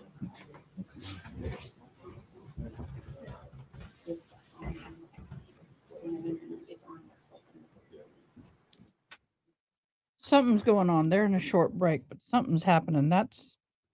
This courtroom has more drama. I have to tell you, it's drama. I've never, it's like every 5 minutes we got to leave the courtroom. Anybody have an idea what's going on? Hey, Penny. Hey, June. Hey, everybody. I'm doing my needlework. Work, work, work, work, work, work, work. I am doing the beading. And it's kind of bothering me at the moment. Not cooperating as much as I'd like it to.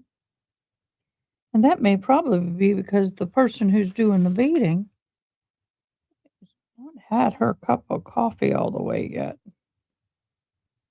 But I want to try and bead one of these a day. That's a lot of beading. Oh no. I don't I don't know why my light is acting up, y'all. Let me go. It's going to be a day. Look, we're already having a problem. Look at this. Be right back.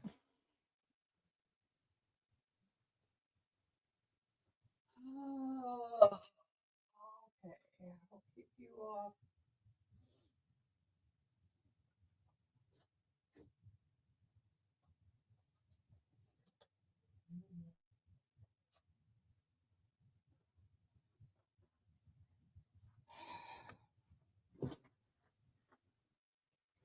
Yeah.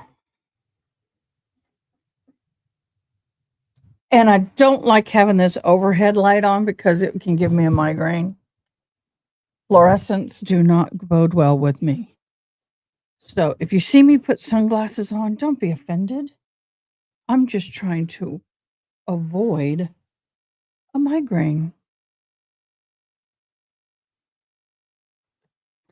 Um, just saying. I'm trying to avoid a migraine.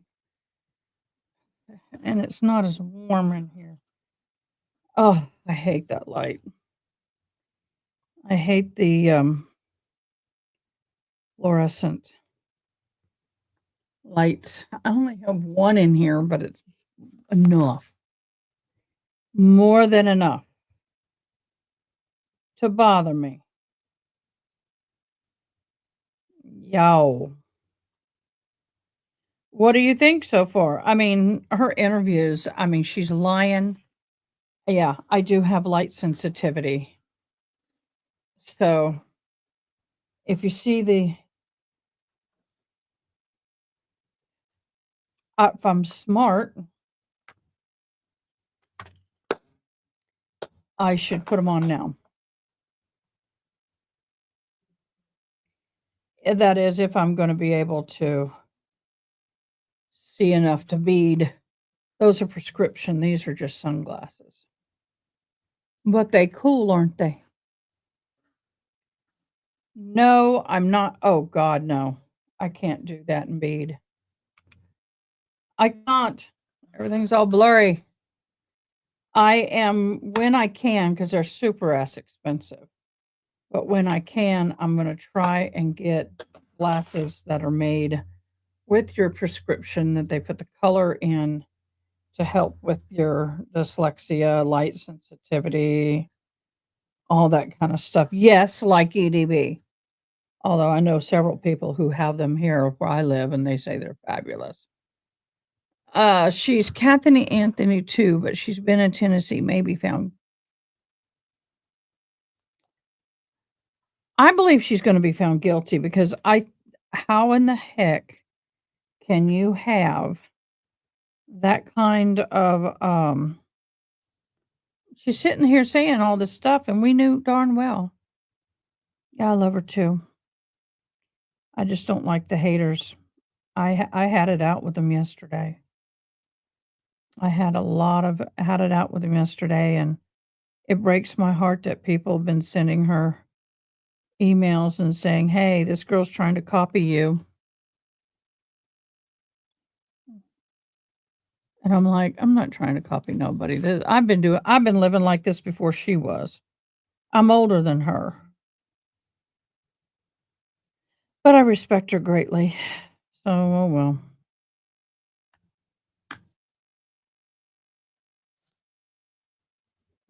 Like I said, I didn't realize when I saw her with I found her like everybody else with Johnny Depp trial. And I thought she looked familiar. Come to find out, I had seen her when she was doing product reviews on AT&T and Apple devices way back in the day. And if y'all haven't seen those Go to her channel when you have free time and go all the way to her very first live. I'd play it, but I'd probably get copyright stricken. She's a cutie patootie. And I enjoyed her back then.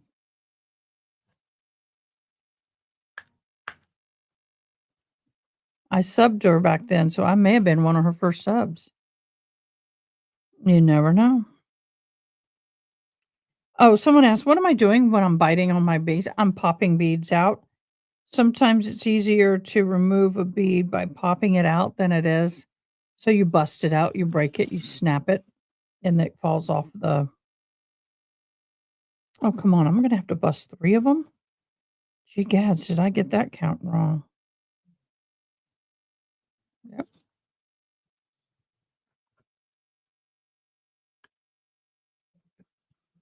And see all the little black pieces?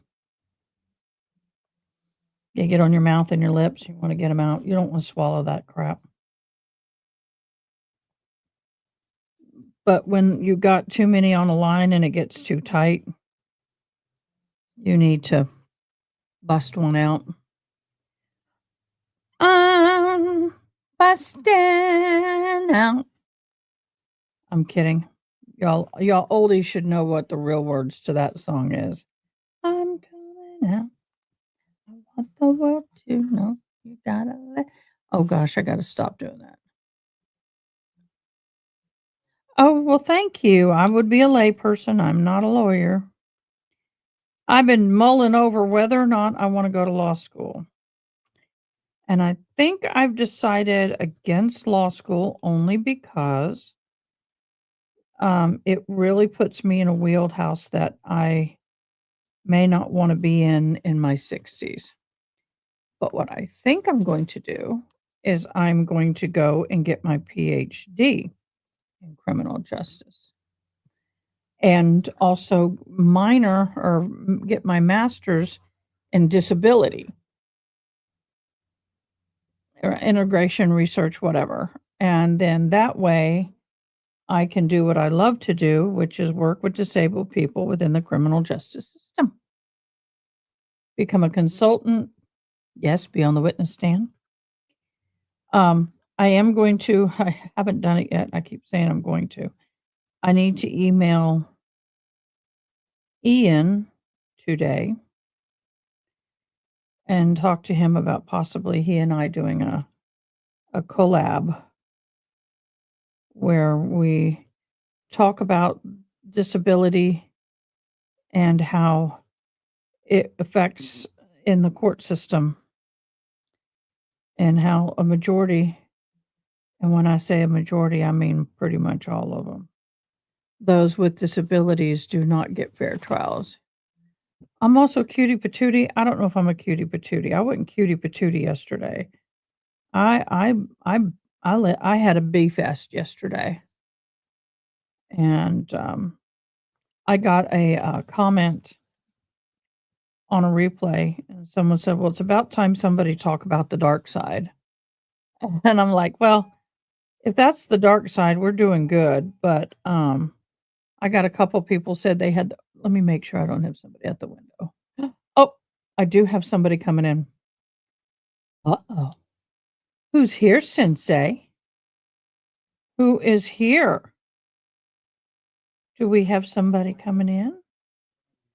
Who's here? Come on in. Hold on, guys.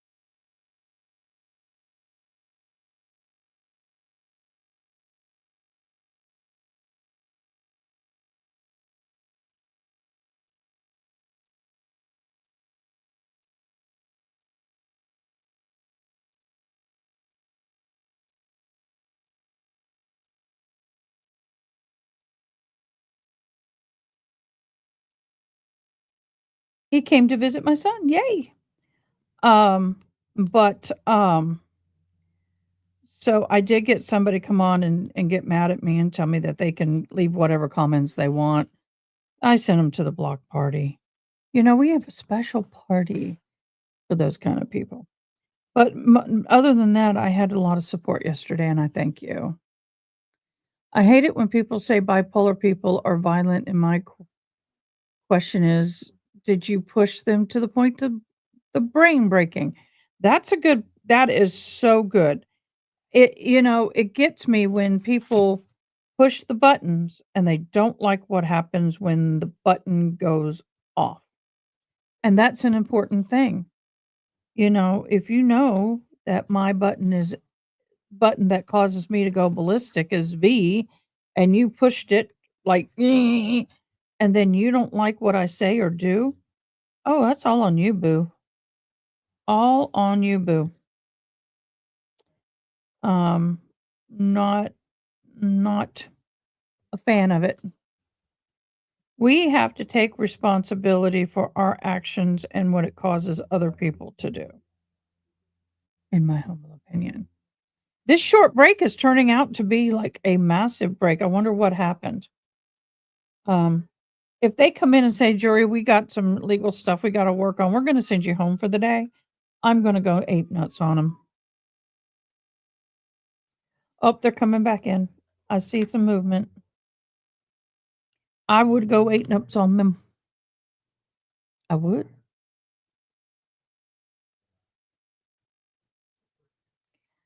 Oh, they would get a lot from me. When I was married, no, we had very few disagreements. We only had our first fight. What happened right after he was arrested. But I will tell you that um, I always tell people be respectful of other people's buttons, and if you want to keep pushing the button, then you're going to suffer that consequence, and it's on you. It's like when you get in a fight argument with a spouse or kid or somebody, and they leave the room because they don't want to continue the fight and regret what can happen later if they do continue the fight. And so they leave the room, and you're following them and chasing after them and continuing to push that button. Honey boo, you're more at fault than they are. 'Cause they tried. They tried. Mm,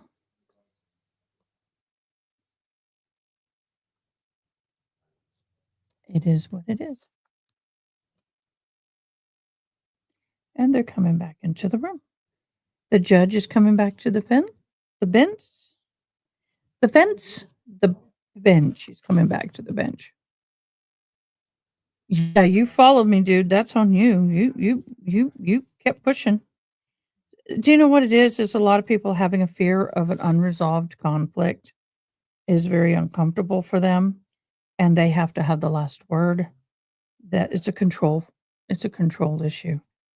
And in order to stay married for a long time, you have to know how to fight fair. You have to be able to gauge and say, okay, there's fair ways to disagree. And I had a lady who told me once that look at it this way. The tennis ball is your argument, your personal argument, or whatever it is that you want to say. You lay it down on the table and you walk away and let them come to the table and pick it up when they can. And when they're done, they'll pick it up. They will do what they need to do and they'll put it back down and you come back and pick it up. It's like a tennis match.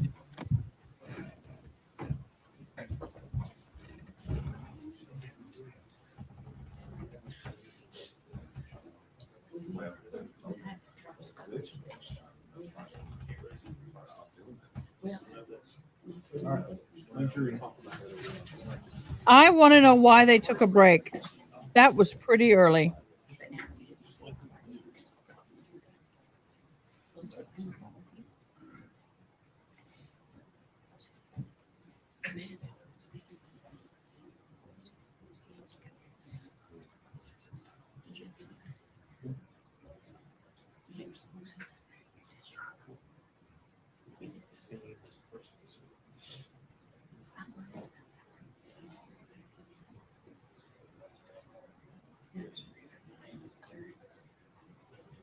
One stand, please.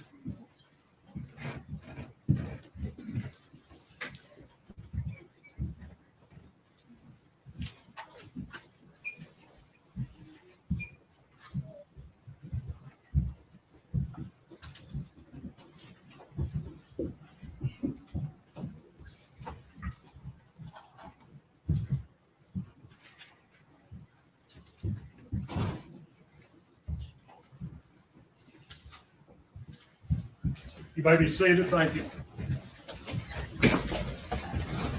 All right. Go ahead and pick it back up. I mean, be around that. If he's an abuser and stuff that you didn't know about, you don't need to be around that. And, we'll find out. And I'll find out if your mom can come and pick you up, okay? And, I don't know her number, Hunter has it. has it. Hunter does it, so I'll try to speak to you, call him, tell her to come get me. Oh, okay, tell her, okay. We'll find out. Thank you. No problem.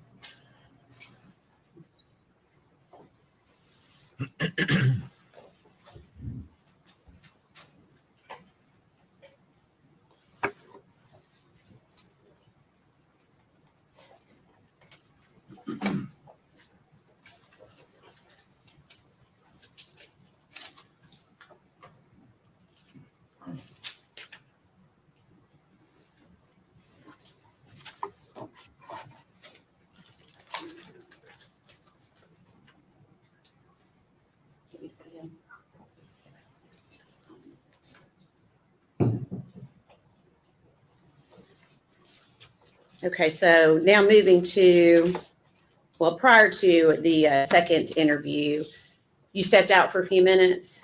Yes. Okay. Any idea of how long you were out before you came back into the room? I'm sorry, I don't remember. Okay, you don't remember? No. Okay, and that's fine. So the second video, you also had an opportunity to watch it in its entirety, Yes. and it is also a fair and accurate representation of True. the second Very interview true. you conducted with Megan Boswell on February 20th, 2020. Thank you. I tried to have cute Yes. emojis. I wish I'd use them more. We'd ask that that may be made exhibit number 184, please. Objection. All right, before exhibit 184.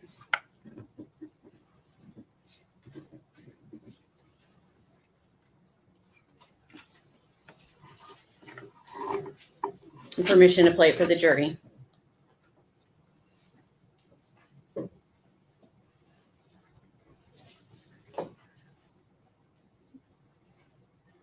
I have, I got been a couple long time, and I've got my own opinions about this stuff. But, just something just not adding up. It's just not adding up. And, if there's something that, you think in your mind, anyway, that's an informed that you could think. Well, I was talking to Dad today. He don't really talk small and that she said when all this story goes out, she's gonna have to disappear, that she's gonna go to jail. I don't know what's going on. Your mom had that something? I don't know, that's all he told me today. I don't know what's going on. So Tommy told you And then all this started going on, because he called her the night before he talked to you all, and he told her what he was gonna do, and then she said, well, you can't do that, this is what he told me, like, I'll have to disappear, I can't come back to that. I can't understand her. See, but I thought Ethan had the baby. I thought he was too good, but this is just what I told her this morning, I promise you, I talked to him on the phone. On my way down here, because I called my grandma first. I wanted to Guys, I got to take a comfort break. I'll be right back, y'all. Enjoy the tears. So Tommy told you that he has talked to, No, this was before he called up here, okay, but he has talked to your mom. a couple days ago.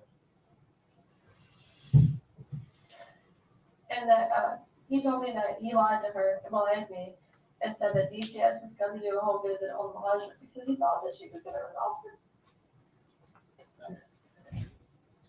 And so he basically, but what he said to Angel, man, help me with this.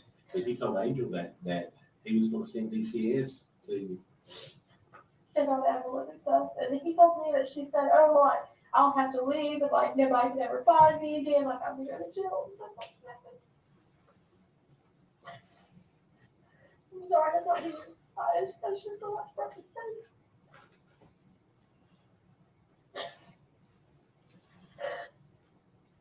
Okay, and then Angel said that she was gonna run, but she was gonna leave and stuff. Well, that's what she told Dad apparently. And Dad told me that, he lied to her and said that DCS was gonna come do a checkup on Elijah so he could get him from her, my little brother.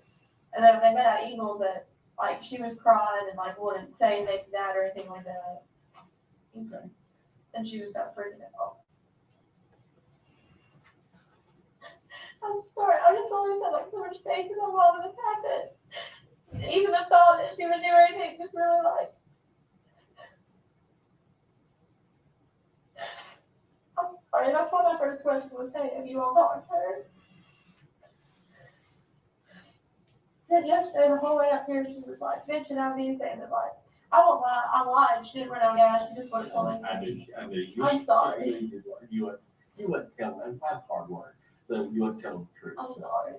But she was like, bitching at me and saying that she was going up here, she didn't want you to be like, seen, blah, blah, blah, stuff like that. You didn't want it. Want to be seen, She wanted to be okay. stuff like that. Do you think she's in that car, that BMW? Yeah, Was the last time you seen her, she's in the BMW? yeah, so she got me out the Evelyn Boswell. Oh, okay. That was the day that you walked up here. Yeah. Okay.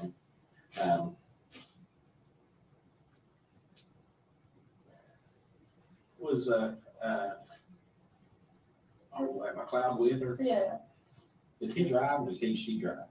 he usually drives. Did he drive it? He was driving that day. Okay, and whose car is that? Whose Beamer is that? Well, Hunter gave it to her, but he didn't get the title on it over there. Okay, so that car should be in Hunter's name? I think it's his brother's name, that's why he didn't get the title on it over there. It was Hunter's car, but Tanner was gonna buy it, and then Tanner backed out on it. And he got mad at you, we wrecked or something, friend? Yeah, on like the passenger side fender wheel, I guess. Like, it's kind of like popped out, it's kind of big, and the headlights, you know, a lot dimmer on that side. Okay. But that's who it should be, okay? And, Well, Tanner's first name is Austin. I mean, I don't know if you all know that, but it's Austin. I'm sure we got that. And McLeod usually driving? Yeah. I'm asking a couple questions with that, because I'm just trying to clarify things. Are they just ate up the dope? I mean, he is, I don't, Listen, if I'm gonna tell you something, Maggie. I've got a girl, I've got a daughter, and my daughter she's older now, she's 25 years old. But I love my daughter dearly. I want to ask you something, do you love your little girl? Yeah. Off all your heart. that's fun, yeah. Okay. Now, that's what I'm getting to. Is we need you to help us. Because everybody, we're trying our best to find her. You know, and I'll be honest with you, I don't care one bit about putting anybody in jail or anything. I want her back. If I can get her back and we can get you straightened out in your life and everything together, y'all can come back together again. That is no doubt in my mind we can work those things out. No doubt in my mind we can work those things out. But we gotta get her back. I know. And so, with that being said, I just want you to be completely honest with me. No more feeling or anything like that. Completely honest. Are they running dope? Are they just using heavy? What's their drug? They're just using them. I don't know what she does. The only thing that she'll admit to me is that she's very far. Okay. Other than that, I don't know, to be honest with you. There were a few times that, like, Dad and I would went there, like Elijah, when she'd be with them, like that, and she had birds on her and stuff like that. Oh, really? I mean, I don't know, like, if that helps at all or anything, but I mean, she don't like on her arms and stuff like that. Oh, man. Yeah.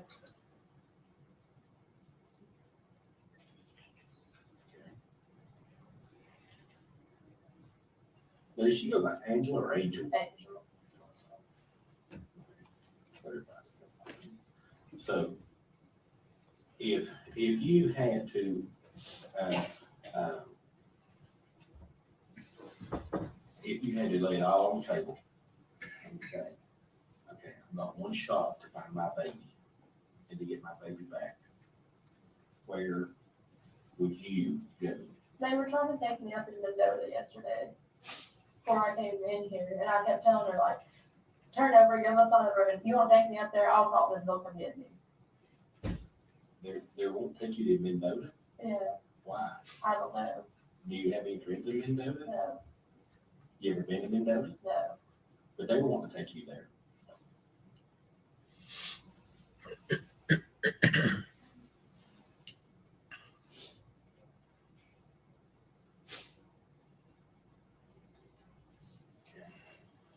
They want to take you there yesterday. It was different. Well, they wouldn't tell me where they were going. I just saw the road sign. Let me take that back. I understand. So what route stop to see?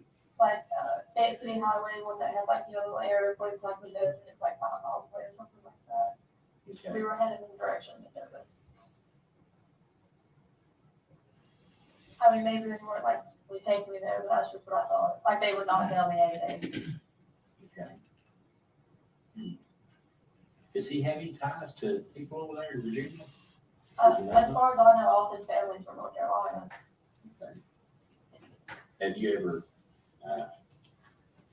gone to see his family in North Carolina or anything like that? Okay. So when I asked you that question about laying it out there where you might be going, if you had a chance to get your daughter to find your daughter. Well, Dad keeps saying that Mom knows something. That's what she's like, you know, not answering anybody, kind of just disappearing. Now, you know, I know that you said that you gave Evelyn over to the deacon. But Mom also told me that she talked to Ethan since then. Your mom has talked to Ethan since. That's what, I don't know, like 110%, that's just what I've been told. She told you that? Angel told you that? Yeah. If you want to question her and find her, you can not tell her that I like. Oh, absolutely. Don't Okay. you worry about that. Okay. Let me tell you, don't worry about it. I want her. I want your baby back. Okay? I want Evelyn. I want her back, safe and sound. I want her. I mean, those pictures of her. That picture of her and you. I'll be honest. I got enough on my wall in my office of you and her. So that makes me want to go that much further and try to find her. Okay. And it breaks my heart to know that she, I don't know where she's at. You know, could she be with someone else? Could they be treating her good? And was she okay? That type of thing. And then on the other side of the coin, oh dear God, could somebody have killed her? Could that little baby be in a ditch line somewhere, or maybe in a trash pile, or something like that? And that's what God did. And but you said Angel has talked. She says that she's talked Yeah. to. She's talked to Ethan, and you pretty firm that you gave let Ethan take care of her right at Christmas. Was it Christmas Day or No, it was Christmas Christmas Eve? Me and my family went to Pigeon Forge and I dropped her off before we left. So your little girl did not go with you to Pigeon Forge. But me, Hunter, Dad, my brother, his wife, and like their kids with.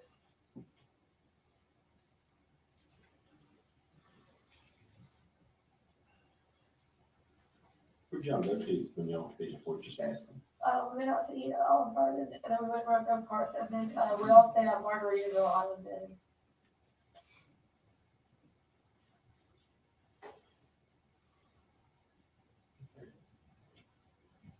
I'll stay there before. It's pretty nice place. So you come back on Christmas Day, Yeah, and then you were back over. Did you see her on Christmas? yeah. Okay, so you went back on Christmas Day. I had her at Christmas, so Did you get to see her? yeah. Did they let you hold her or anything? What time did you go about for that? I don't really know, to be honest with you. I went to my brother's, picked this up, I probably got like 4 or something, so I guess it's after that, So you took presents to you know. Addington's.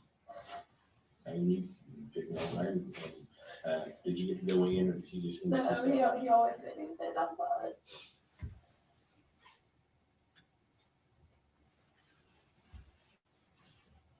And then you took the little girl Christmas presents, and then you got to hold her hand, and then you gave her back. Yeah.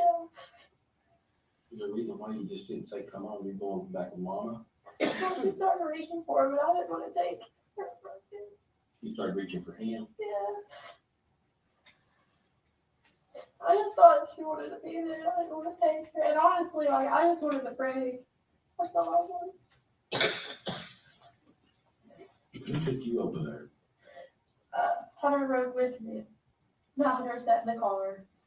Not exactly at the bottom. But you drove and He drove back. but you drove over and Yes, he drove back.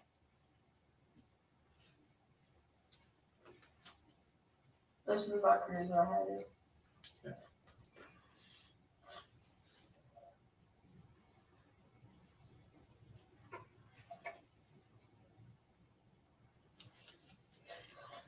I'm sorry, we're not so much as I've been all together the past 2 days. I just can't anymore.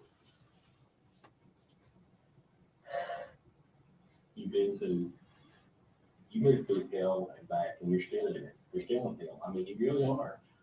The whole fact of not knowing where your baby is at. Oh my gosh, I know it's heart wrenching. And you know,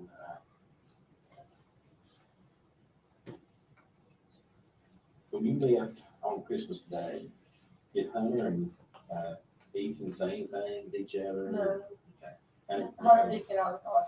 Well, Hunter only got out of the car and walked around the front to get in the car. On the driver's side.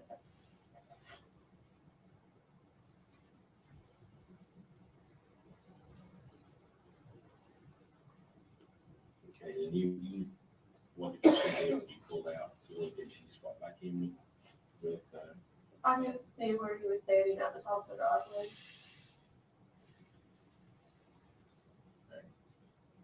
and then he was just holding her when you pulled away. Yeah. Did y'all have any words or anything? Any anger I mean, words? we argued, yeah. What was you arguing about that day? Well, I called him and I was like, I want to come see him for a little bit. And I was like, if you don't want to go with me, that's fine. We were at his mom's house at the time. I was like, just let me know. I won't break it. That's fine. You know, I was like, I don't care. Like, I just want to see her at Christmas. And he got mad because I brought him with me. But I asked for I called. I didn't mean to piss him off. Okay. And we had an argument again because I'm a lot of you. He asked me, like, if I had any more diapers. And I was like, yeah, but like, I took care of myself for a year. Like, it's your daughter. You can buy her a pack of like freaking diapers.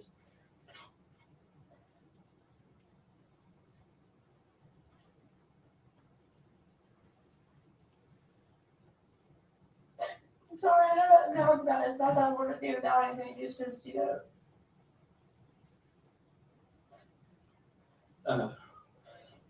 So Christmas Day, you're saying was the last time. No, I saw her the day after that. The 26th.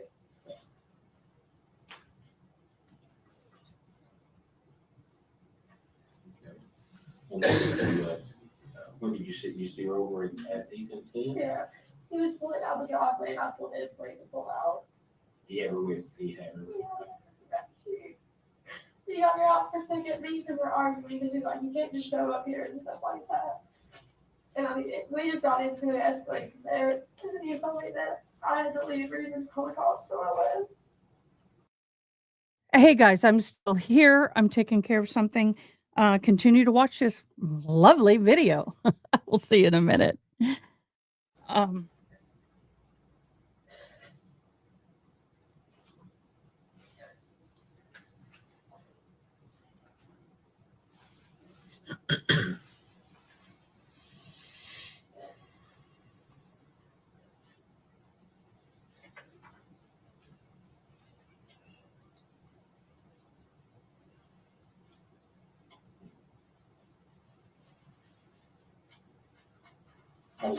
how did Evelyn act when she seen you? She didn't like reach for anything. I need to talk to them. I'm sorry.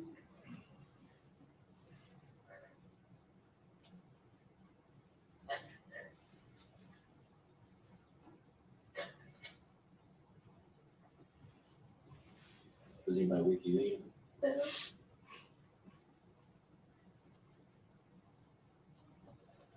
Have you talked to Ethan much after that? I talked to him New Year's, and he wouldn't let me come over.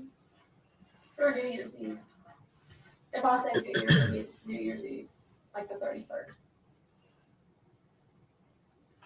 I'm trying to talk to him, he's just not really like answering me, but apparently my mom told me that she talked to him.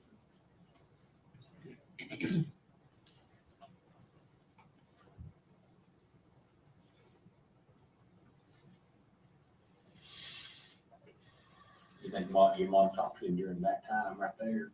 She told me she had been talking to him. Okay.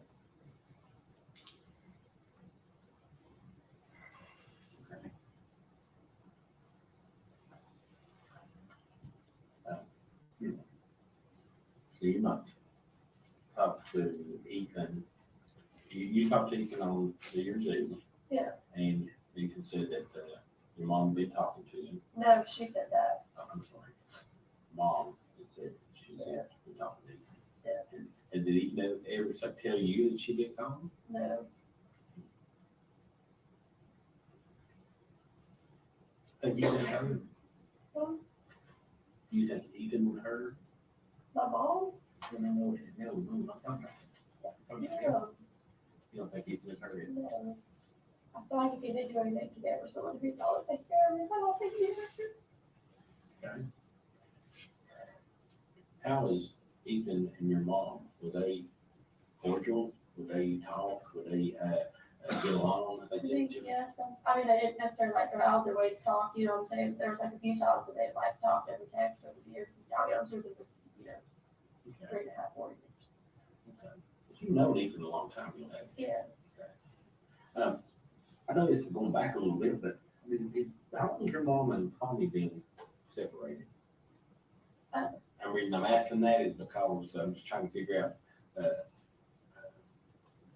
Well, okay, they got like a divorce, I think, in like 2014, 2015. I'm not entirely sure, to be honest.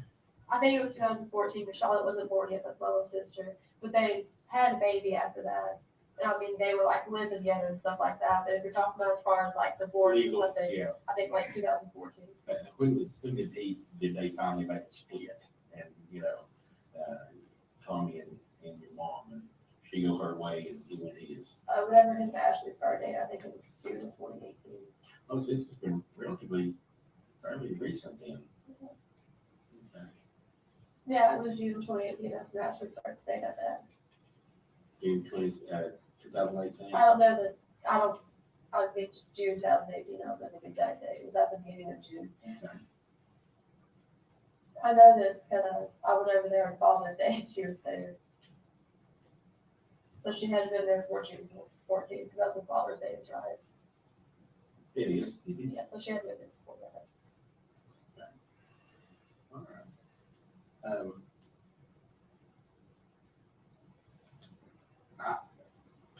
If They weren't living together for like a long time because they were all in apartments in like Popular Ridge. They were definitely like talking and she got they got to them and stuff like that. They just weren't like legally together. have you you've been living down with Hunter, right? Yeah, And you live anywhere? I know you live in the trailer. yeah. Over in down near Boone's. I'll hang out and go there and eat and all. So you live there, and then after that you moved in with Hunter. Yeah. Correct? I stayed in hotels a few times. You're right, understand, yeah. But But that's basically, if I had to put a timeline of where you live and stuff like that, that's basically. yeah. Up until around like March 2018, from February to March, I was with my dad. Or until April, yeah. And then I moved in with my mommy, that's my grandma. From April, and I stayed with her all the way through October. Okay. Okay. So So basically, There were a couple nights when my mom was at a hotel and I go stay with her, but as far as like living wise with it, was like a mom and then she's the one that lives where? at the mom and dad field, like Down Bay mom Creek. 39. So you live most of May Creek, what do you call her? Oh, mommy. Oh, mommy. I used to call her old mommy when I was little because she practically raised me. Oh, mommy, okay.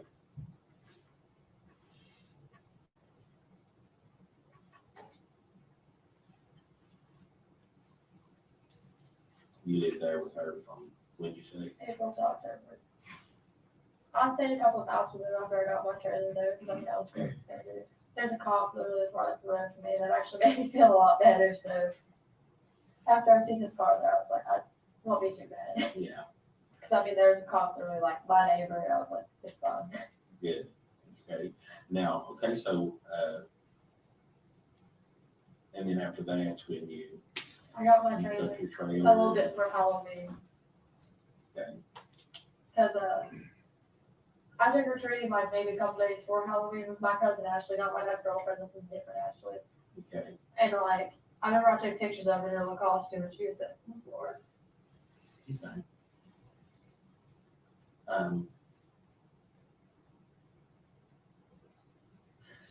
You know, people ask questions, of course. Yeah. And, you know, I know that the last seen her on the 26th, okay?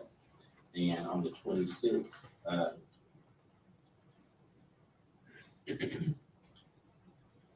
on the 26th, okay, what time is it? So all this has transpired.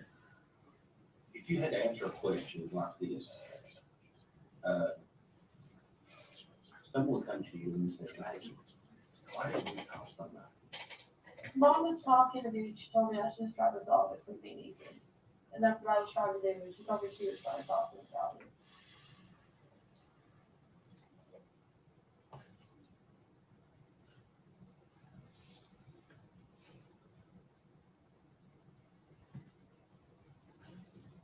You did it again. Because that's the first time.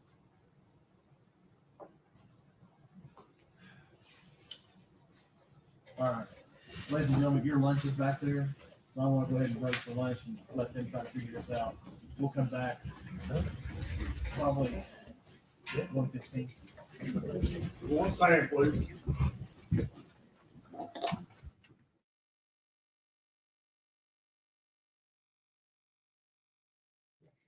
Well, it looks like we are going either on a court break or lunch break or what. I'm visiting here and it's okay. Probably a legal issue. We're not privy to, yeah, that was about 15, 20 minutes ago. So we're just holding on and listening. I'm still here.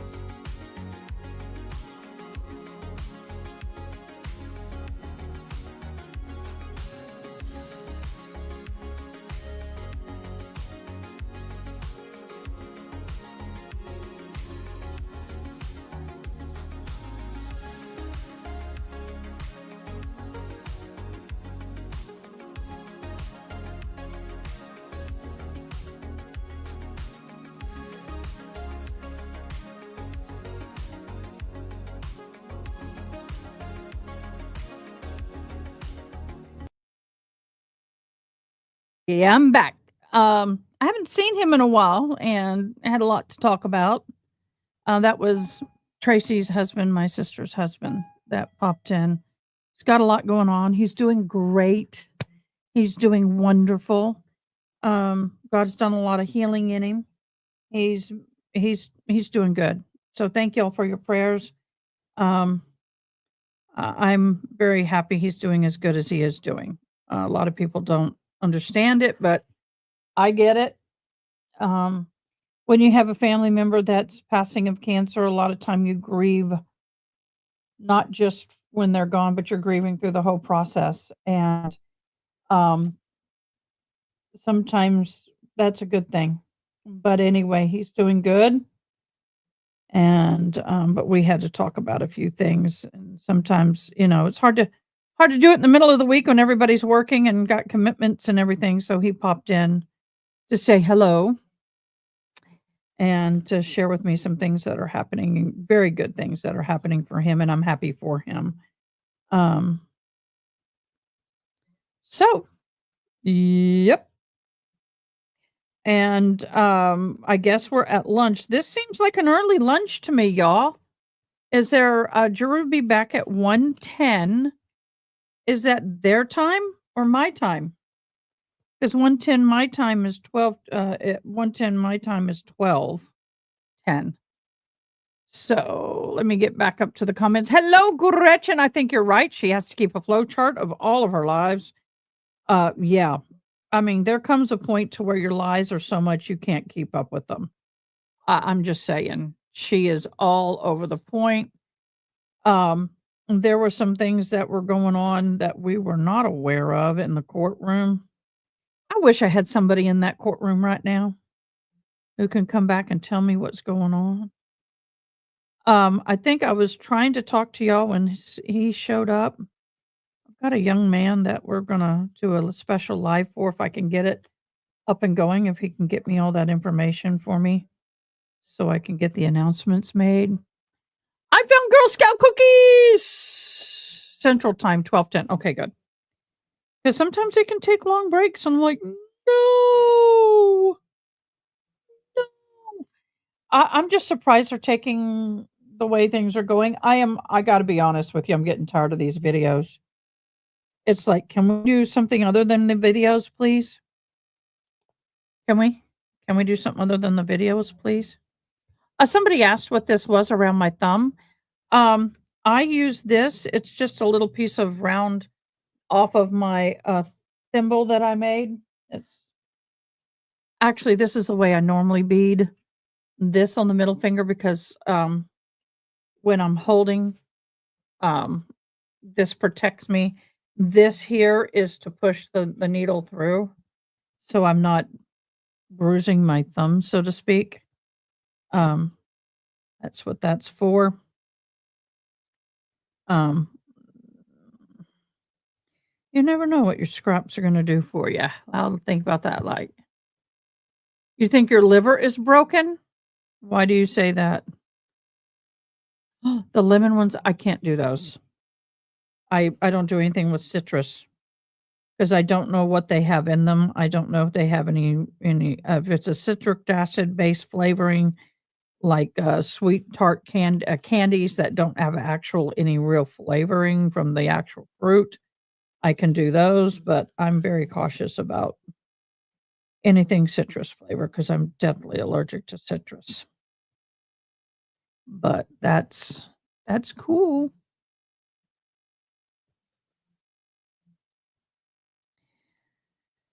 So anyway, I don't know. I want to watch the game tomorrow, but I don't want to watch the game tomorrow. Just kind of sort of. There's a live. All right, I'll be honest. My brother-in-law, well, I call him my brother-in-law. Tracy's husband made a suggestion that I might consider doing something tomorrow. I'm going to pray about it because if I do, it's going to be a very difficult topic. It's not going to be a comfortable subject. It's going to bring to light some things that people don't realize happen during this time of the year. And it would be very, very difficult. Strawberry lemonade is bae. Well, I tell you what, straw lemonade would kill me. Lemonade kills me. If I drank lemonade, I probably wouldn't be able to EpiPen enough to live. If I took and started drinking just the lemonade, fresh squeezed lemonade. I like the smell. I used to not be allergic to citrus. Believe it or not. It wasn't until I went through cancer that I spawned, I spawned an allergy to citrus. Go figure. It developed as an adult. We had a lemon tree when I was young, right outside our front door of the house. And let me tell you, those big bumblebees, I don't see those here. Those big bumblebees, they're slower moving, unlike the kind of bees we have around here that are thin and fast as hell. I used to catch those bees. We used to have bees everywhere. I got stung a lot. Now the thin, narrow bees, the thin ones, yeah, I got stung by those at the apple trees because those were apple trees. Dirt daubers, yeah, we don't like them either. Just saying. I'm just saying. So,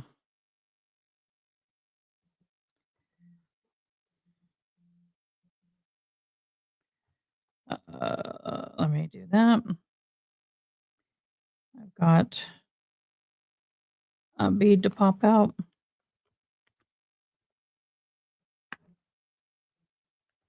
There we go.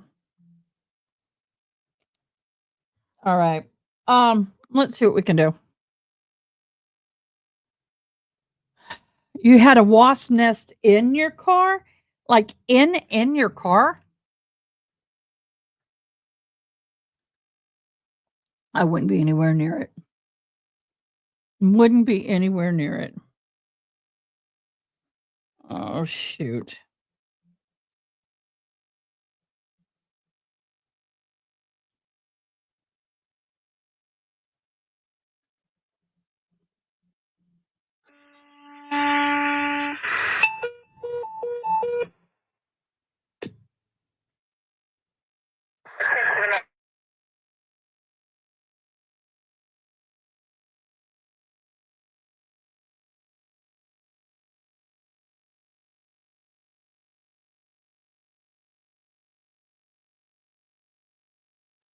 Y'all be in prayer.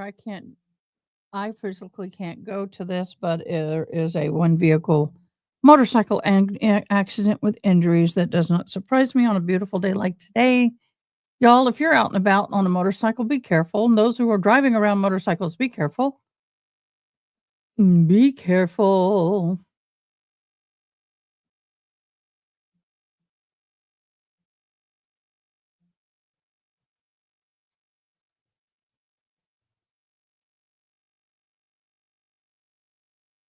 Oh, I saw something now. I can't find it. Oh, the Lion King dude is upset because Biden or Trump will pardon him.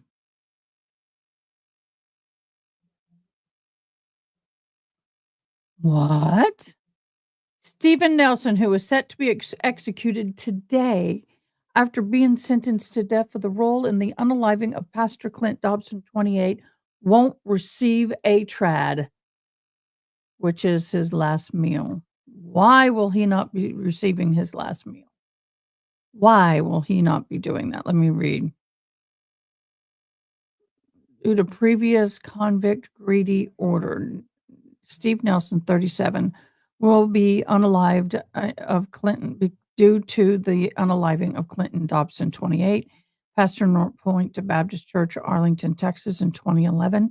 He admitted to being a lookout during the robbery at the religious premises and taking items following the unaliving, but he still vehemently denies he was responsible for the death of the pastor. Despite his pleas and his request for a lie detector test has been refused, His unaliving has been set forth for 10 p.m. local time today. That would be 6 p.m. my time. However, he will not receive the now traditional last meal thanks to Lawrence Russell Bueller's extensive request, which he then refused to eat. That is true. We had somebody request. The inmate who was executed in 2011 ordered 2 chicken fried steaks, triple meat, bacon, cheeseburger, fried okra, pound of barbecue, 3 fajitas, meat lovers pizza, a pint of ice cream, and a slab of peanut butter fudge with crushed peanut butters before he was put to death by lethal injection. However, despite demanding the excessive food feast, prison officials said he did not take a single bite. Wow. Lawmakers in the state have then revoked the right for all death row prisoners to request a final meal.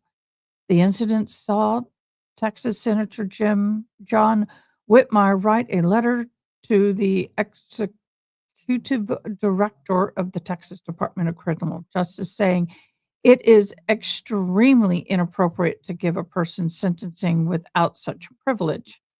Nelson, who was set to be unalived at the state's penitentiary in Huntsville, which is where all of them happened, Texas, deserved to live. In one of his final interviews, said, "People do deserve second chances.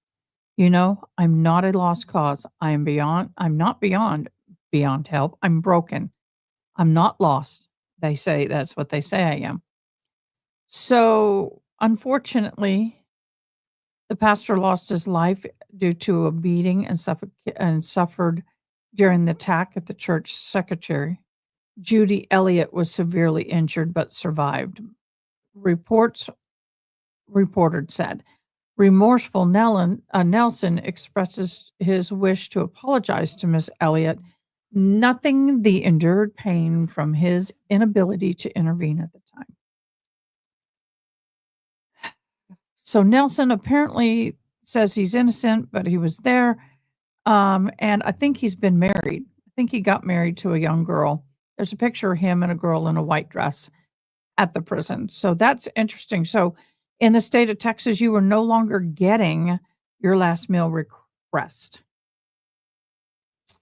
Yeah, watch for bikes, guys.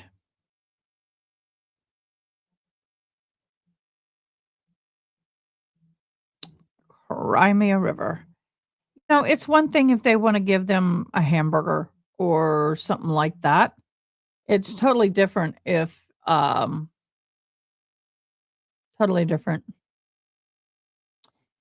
if you order what that guy ordered. I think there should be some within reason. Now, some places that states that carry the DP will allow you to order food that they cook there in the kitchen, but you cannot go and purchase said food from an outside source and bring it in like a slab of peanut butter fudge with crunch peanut butter.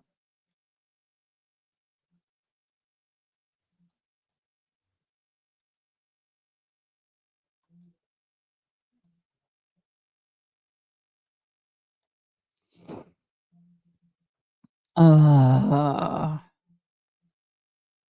so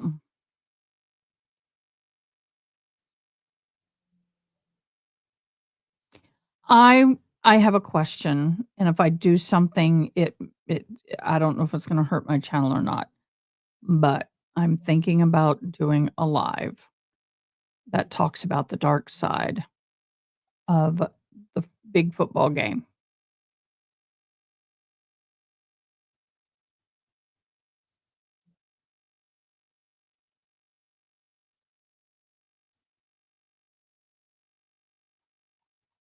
I don't know if I should do it or not. I'm thinking. I'm a thinking. So we are on lunch and we've got another hour. Why are they getting such I might do a members only, but I don't know if members only watch it. I guess I could what time is the game tomorrow?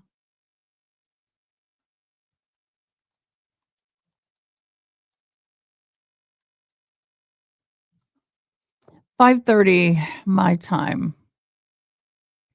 My gosh, they say right now 51.4% Chiefs will win, 46.8% Eagles will win. It is a draw pretty much on that. So, okay, let me grab that phone. I had somebody who just had surgery and I want to double check on them. I'll be right back.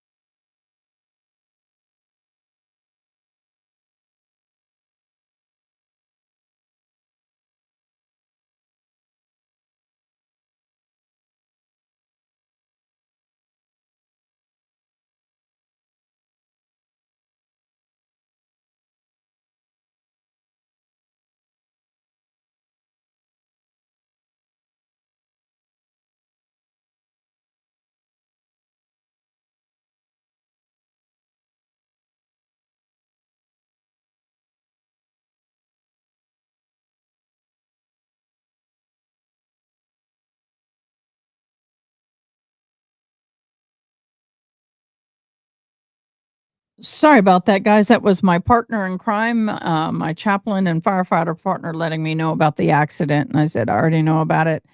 But I am live and it's too far away for me to go because by the time I get there, it'll be all cleared. I'm sure the time you got is local to where the trial is. Yeah.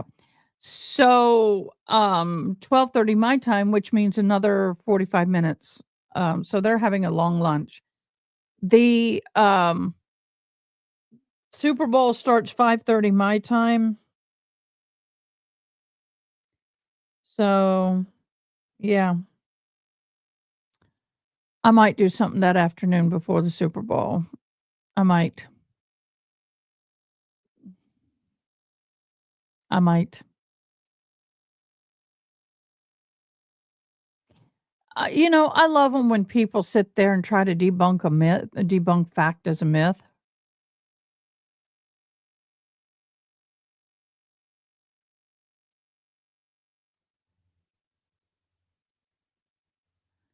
I'm reading.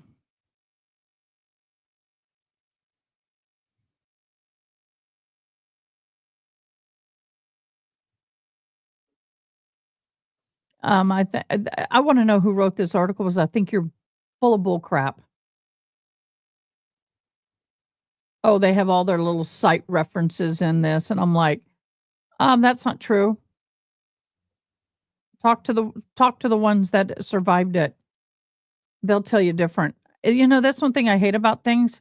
No matter what you're talking about, if you do your research, talk to people who've survived what's going on. You don't know what's going on.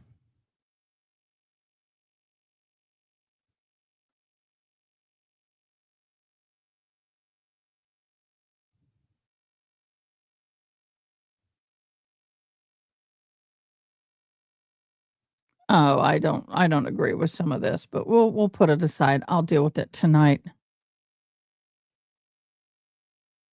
Yeah, it's 1:00 their time is when they're gonna be back, so that'll be 1:30 their time, that's 12:30 my time.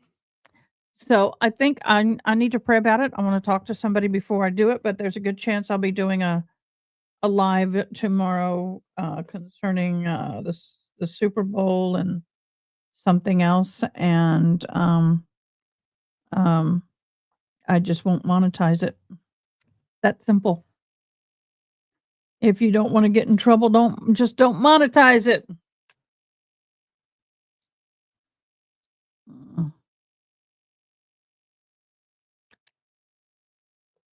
Mm. So, The thing about I'm gonna go back a little bit on this trial.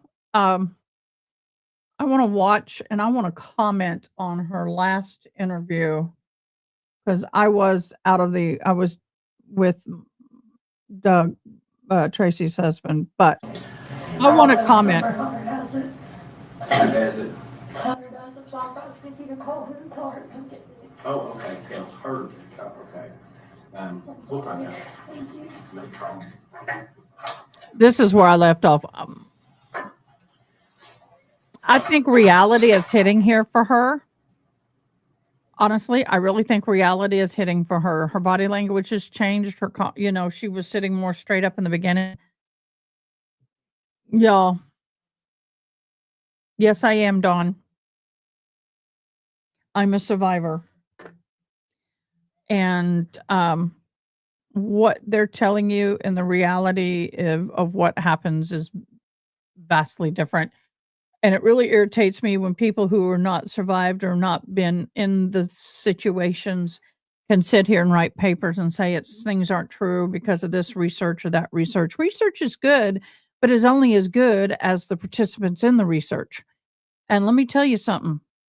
People who are going through that dark side of sporting events and who are the victims of that dark side are not going to be the ones to sit there and tell you everything. I have a lot to say about that. We'll save it for tomorrow. He told you all, he told her what he was going to do, and then she said, well, you can't do that. This is what he told me. Like, I'll have to disappear. I can't come back to the hospital. Oh, she didn't do anything too. She is pouring on the lies. I thought Ethan. Yeah, I thought Ethan had the baby. I thought he was too good, but this is just what I told her this morning. I promise you, I talked to him on the phone on my way down here. Because I called my grandma first. I wanted to stop down there for anything up here. So who has the baby now? So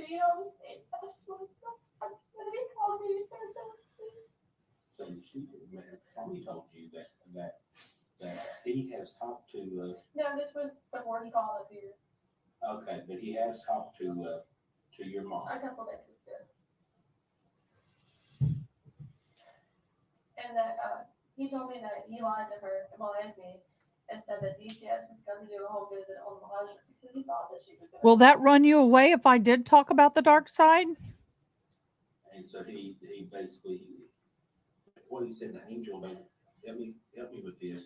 But he told Angel that he was going to send DCS to. And on Evelyn and stuff. And he told me that she said, oh, like, I'll have to leave, and like, nobody can ever find me again, like, I'm going to jail. I'm sorry, I'm not being biased. That's just the last part to say.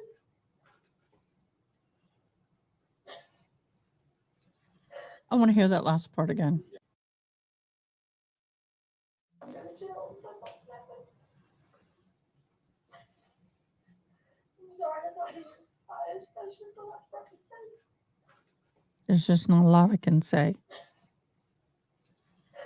No what, Dawn? No, you wouldn't watch, or no, it would not run you off? Angel said that she was going to run out, but she was going to leave and stuff. Well, that's what she told Dad, apparently. His dad told me that he lied to her and said that DCS was going to come do a checkup on Elijah so he could get him from her, my little brother.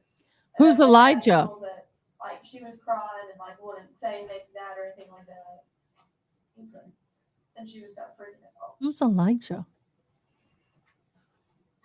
I'm sorry, I just always had like so much faith in my mom and the fact that even the thought that she would do anything just really like. I'm sorry, that's what my first question was saying. Have you all talked to her? Then yesterday, the whole way up here, she was like bitching at me, saying that like, I won't lie, I lied. She didn't run out of gas. She just wanted to tell me. I do. I'm sorry. You wouldn't tell them. That's hard work. So you wouldn't tell them the truth. I'm sorry. But she was like bitching at me and saying that she was going up here. She didn't want you to be like seen, blah, blah, blah, stuff like that. You didn't want it. Want to be seen, She wanted to be okay. stuff like that. Do you think she's in that car, that BMW? Yeah. Was the last time you seen her, she's in the BMW? Yeah, so she got me out to Evelyn Boswell. Oh, okay. That was the day that you walked up here. Okay. Um, Well, if I do it, it's going to be raw. And I mean raw. was, McLeod with her? Yeah, Did he drive or did she drive? he used to drive. Did he drive it? He was driving that day. Okay, and whose car is that? Whose Beamer is that? Well, Hunter gave it to her, but he didn't get the title by over there. Okay, so that car should be in Hunter's name? I think it's his brother's name, that's why he didn't get the title by over there. It was Hunter's car, but Tanner was gonna buy it, and then Tanner backed out on it. And he got mad at you, we wrecked or something, friend? Yeah, on like the passenger side fender wheel, I guess. Like, it's kind of like popped out, and it's kind of big in the headlights. A lot dimmer on that side. Okay. But that's who it should be in, okay? And, Well, Tanner's first name is Austin. I mean, I don't know if you all know that, but it's Austin. I'm sure we got that. And McLeod usually driving? Yeah. I'm gonna ask you a couple questions with that, because I'm just trying to clarify things. Are they just ate up the dope? I mean, he is. I don't. Listen, if I'm gonna tell you something, Maggie. I've got a girl, I've got a daughter, and my daughter she's older now, she's 25 years old. But I love my daughter dearly. I wanna ask you something, do you love your little girl? Yeah. All your heart. Okay. Okay.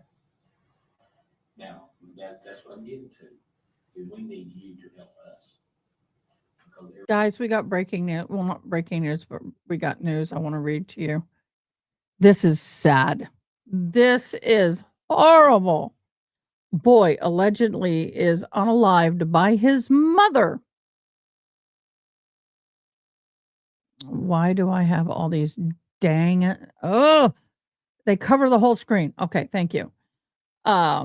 Seattle editor's note: story contains graphic details, maybe just distressing to read. A Seattle woman has been charged Tuesday with the second-degree unaliving her 14-year-old son by beating him to death. According to the court documents, a woman, 29-year-old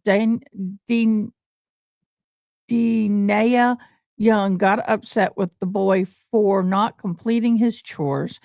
That led to hours of abuse, which ended up in the boy passing away on January 30th. In the interview, the woman said, "I got fed up with the talking to her son about the chores. He went too far. She went too far." Young repeatedly hit her son with an HDMI cord even after he pled with her to stop and told her multiple times he was dizzy. She told police she thought he was lying. According to King County Medical Examiner, the boy suffered at least 1,172 separate injuries during this attack, which lasted for over 3 hours. The ME Medical Examiner declared the cause of death was multiple blunt force traumas. He then suffered sudden inflammatory response syndrome, or SIRS, which the body sends blood to so many areas that the body cannot keep or sustain the heart. 3 young children and another adult were present in the home during the duration of this abuse. The Young's long-term boyfriend and father to her other children said he heard the assault happening. And when asked by police, "Why didn't you intervene?" he said, "I didn't want to jump in. And then I'm getting jumped on. You feel? I'm not even trying to have that type of day." You asshole. The man said that when these situations happen, it's best bet it's mind his own business. The mother told police during the interrogation that she was physically hurt by the boy before, and she said it started in November 24, and she had hit him, punched him, put her hands around his neck, and used the HDMI cord to injure him before. According to court documents, Young is being held on $3 million bail. Her next court date is February the 13th. Wow. I think we might need to cover this case. I'm going to put this over here, put it down on the taskbar. I'm going to create a file. We're going to see if we can follow this case. OMG, y'all. That's horrible. That is horrible. absolutely cringe worthy. Oh my God. Okay. Let's see.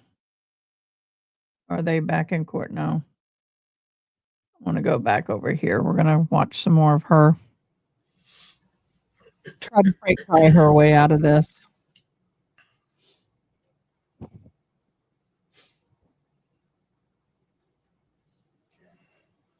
Don't take care yesterday. It was different. Well, they wouldn't tell me where they were going. I just saw the road sign. Let me take that back. I understand. So what risk I see? Like, I couldn't either. They had like yellow air, like we did, and it's like 5 miles away or something like that. Okay. We were headed in the direction. That's when you take a step outside. I mean, maybe they weren't like, we take me there, but that's just what I thought. Like, they would not tell me anything. Okay. Does he have any ties to people over there in Virginia? As far as I know, all his family's from North Carolina. Have you ever, gone to see his family in North Carolina or anything like that? Okay. So, when I asked you that question about laying it out. Oh, yeah, as accessory or failure to render aid or something. To get your daughter to find. He'll probably be charged. Well, Dad keeps saying that Mom knows something. That's what she's like. So now she's saying, blaming her mom and dad, saying, Dad told me Mom knows something. Now, I know that you said that you gave. So how did your daughter get from Ethan to your mom? Your mom has talked to you. That's what, I don't know, like 110%, that's just what I've been told. She told you that, Angel told you that? Yeah. If you want questions, her and father, you can not tell her that I like. Oh, absolutely. Don't Okay. you worry about that. Let me tell you, don't worry about it. I want her. I want your baby back. Okay? I want Evelyn. I want her back. Safe and sound. We only have 3 likes. Okay, y'all. I'm going to refresh. Okay, we have 13. Never mind. I thought, man, we have 3 likes and there's only 7 of you who've done the I like. Come on, guys, you can do this. Her, that picture of her and you, I'll be honest, I got that from my mom. Yeah, he should be charged with accessory. So that makes me want to go that much further and try to find her. Okay? And it breaks my heart to know that she, I don't know where she's at. Could she be with someone else? Could they be treating her good? Was she okay? That type of thing. And then on the other side, oh dear God, could somebody have killed her? Could that little baby be in a ditch line somewhere, or maybe in a trash pile, or something like that? And that's what God did. And but you said Angel has talked. She says that she's talked Yeah. to. She's talked to Evelyn, and you pretty firm that you gave let Ethan take care of her right at Christmas. Was it Christmas Day or No, it was Christmas Eve? me and my family went to Pigeon Forge and I dropped her off before we went. Because your little girl did not go with you to Pigeon Forge. Me, Hunter, Dad, my brother, his wife, and like their kids with.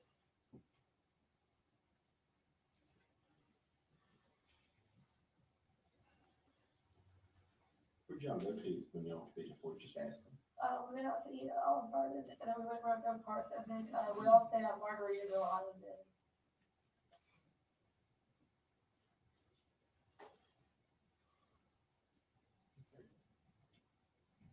I'll stay there before. It's pretty nice place. So you come back on Christmas Day, Yeah, and when you were back over, did you see her on Christmas? yeah. Okay, so you went back on Christmas Day. I had her Christmas, so Did you get to see her? we're sitting, yeah. Didn't let you hold her or anything? What time did you go over Christmas? I don't really know, to be honest with you. I went to my brother's, picked this up, I probably got like 4 or something, so I guess it was after that, So you took presents to you know. Addington's. And you took no money. Did you get to go in or did you just? No, he always said, he said, I'm fine.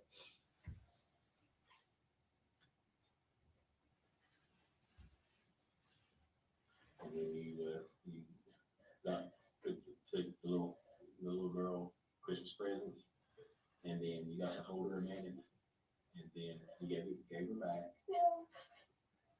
There's a reason why you just didn't say, come on, you're going back with mama. She started reaching for him, but I didn't want to take her from him. You started reaching for him. Yeah. I just thought she wanted to be there. I didn't want to take her. And honestly, like, I just wanted to pray. That's all I wanted.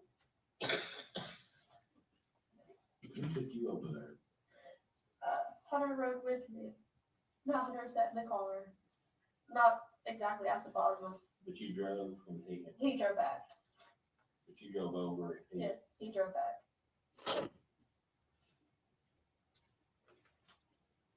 This was my cruise I had it.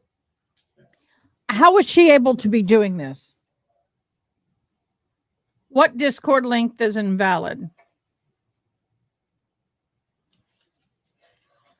I'm trying to figure out as much as I can hold together the past 2 days. And anymore.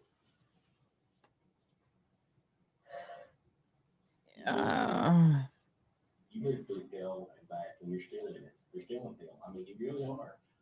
The whole fact of not knowing where your baby is at. Oh my gosh. I know it's Here's hard. my Discord link. And, you know,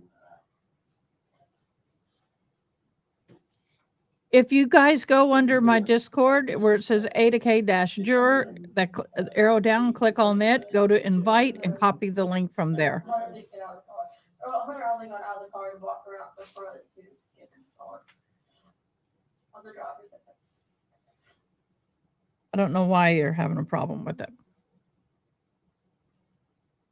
okay, and you what did you say when you pulled out the link that you just walked back in with, I didn't see where he was standing at the top of the driveway.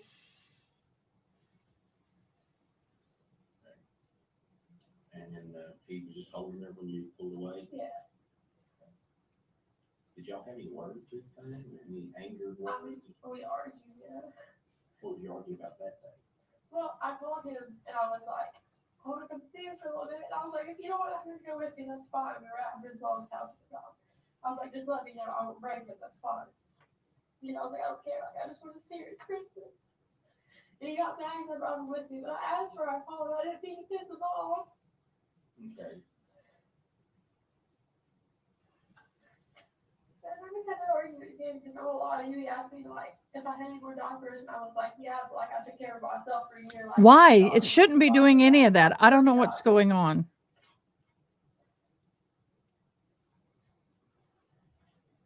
I don't understand that. Let me do this. Let me go over here. Sorry, I don't know about it. It's not that I want to do without anything. It's just, you know.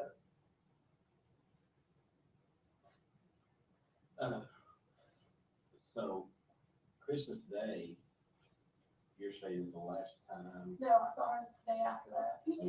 That's what he said. The one I put, I just clicked on it and it's going through. And then when did you see her over at Ethan's thing? Yeah. He was pulling out the driveway and I pulled in for him to pull out. He had her with. He got me out for a second reason we're arguing. And he's like, you can't just show up here and stuff like that. And I mean, we just got into it escalating from there. And then he told me that I had to leave or even call the cops, so I was.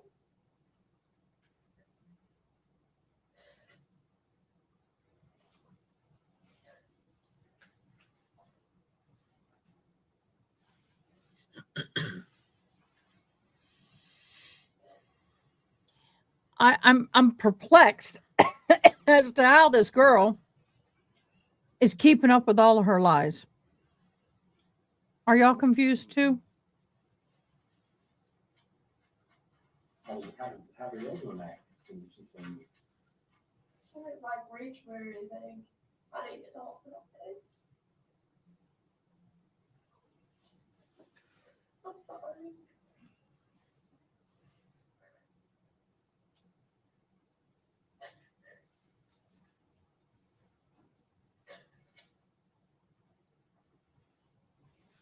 Was anybody with you in?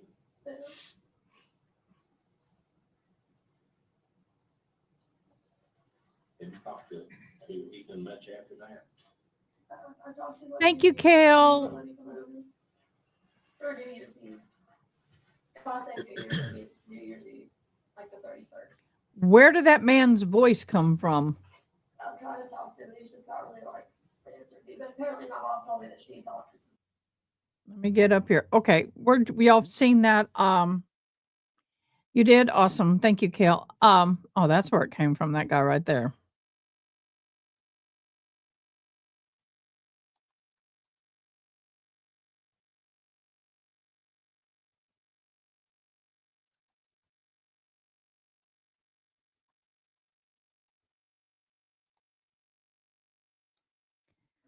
Oh.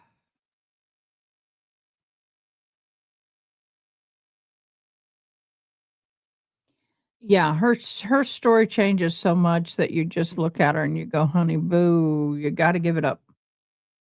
You got too much, too much, too much, too much." Well, thank you, Kale. Thank you for being here.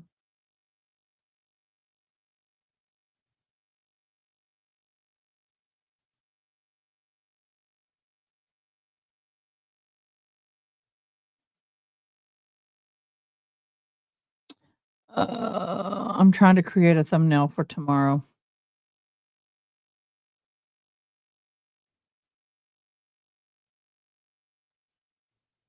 I know. That's not even the Super Bowl, that's soccer. That's not what I want.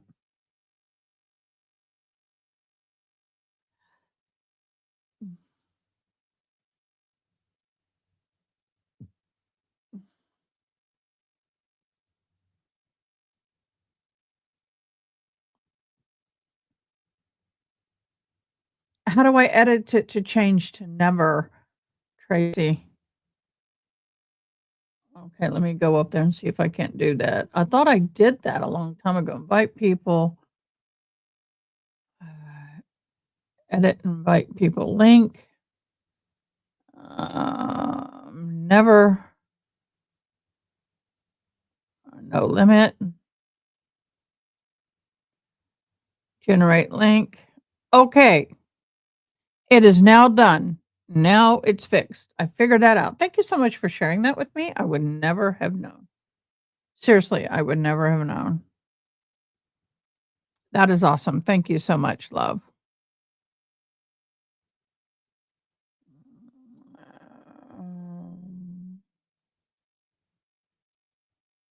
I need to create a thumbnail for tomorrow.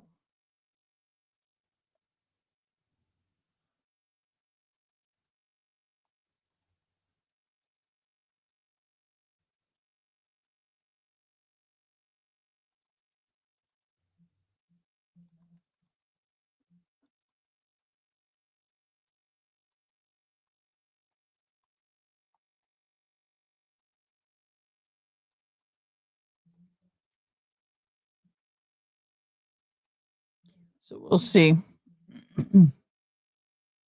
Somebody told me to try and use the AI to create thumbnails, and I'm like, yeah, that may not work for me. May not work for me.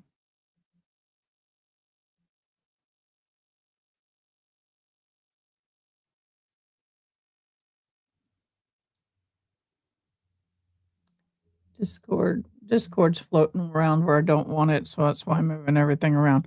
So they're getting ready to come back.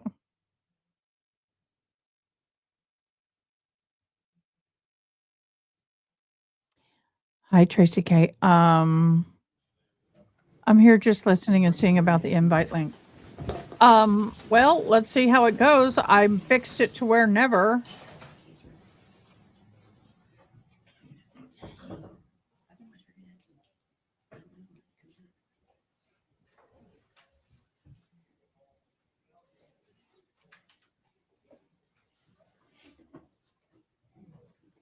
Everyone stand, please.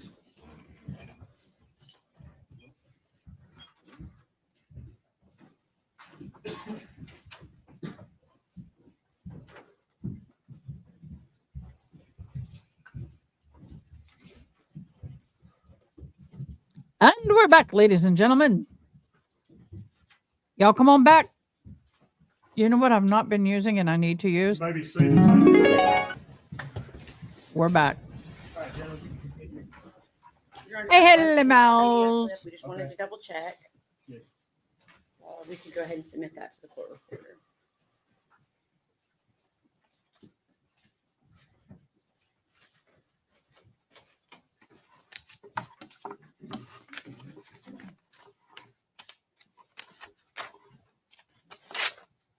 It was exhibit number 184. Okay. Okay. Anything else that you did personally involving this investigation other than continuing to be a liaison between the different agencies involved? That's it. Okay. Please answer any questions the defense has for you. Thank you, Judge. She kind of stole one of my questions. This is the absolute only involvement you had in this case. I'll go back to that a little bit, other than I guess your administrative roles as a liaison. That's correct. And these two interviews that you initiated or done with Ms. Boswell, those both the same day? Yes, sir. What date was that? February the 20th. Now, did you Mirandize her? No, sir. Were you the first person to interview her on the 20th?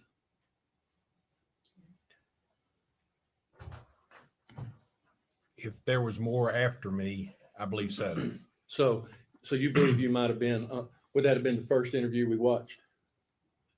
I think so. And that would have been before Detective Gillum or Lieutenant Williams?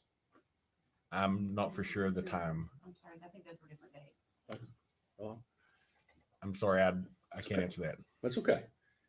Do you recall anybody else interviewing Megan that day? No, sir. So it was just you and you alone? I believe so. And then you interviewed her a second time on the same day? That's correct. And how much space was in between those two interviews? How much time? I'm sorry, I don't recall that. Well, I'm not trying to trick you, but is it an hour, 2 hours, or just? I'm sorry, I don't know. That's okay. You interviewed her on the first one, and I imagine you stepped out of the office for some time. Would that be a fair statement? I can't. In 5 years, I'm sorry, I can't. That's okay. You eventually come back and interview That's her. correct. That's correct. She never left No, and came back for a second interview.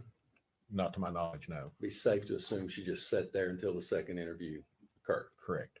Okay. Do you remember what time that was? No, I sure don't. What would have been your normal duty hours that day? With an investigation like that, it could have been at any given time. I don't know. My normal work day would be like 0800 to 5 o'clock in the evening, but it could have been prior to that or even after. Possibility these interviews could have occurred after 5 p.m. Yes, You just don't know. correct. Fair enough. Have just a second, Judge. Yes.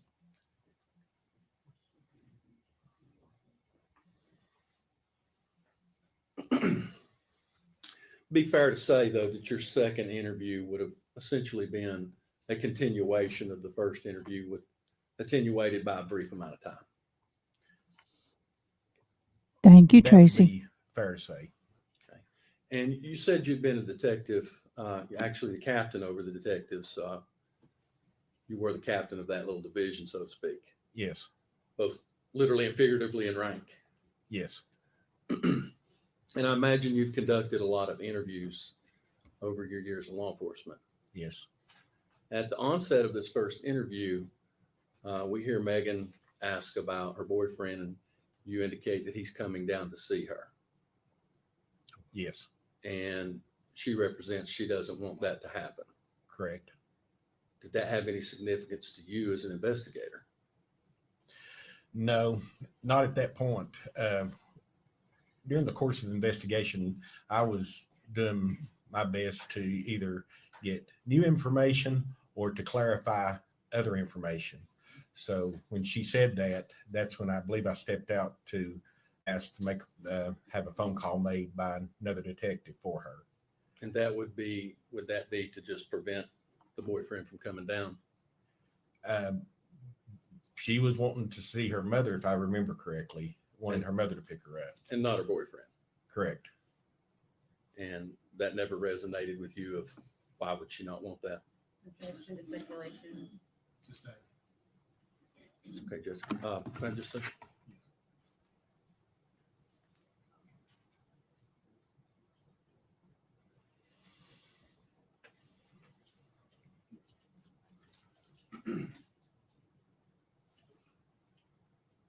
Really what you were interviewing about on this day was essentially the same subject matter, a missing child, that Detective Raz and Lieutenant Gillum interviewed. Yes, on. sir. So that was the focus of all of these interviews. Yes, sir.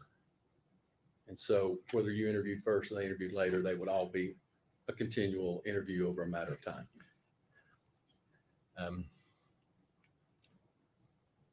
It was a continuing effort. I'll take that. That's all the questions I have, Judge. Thank you. Redirect. No, Your Honor.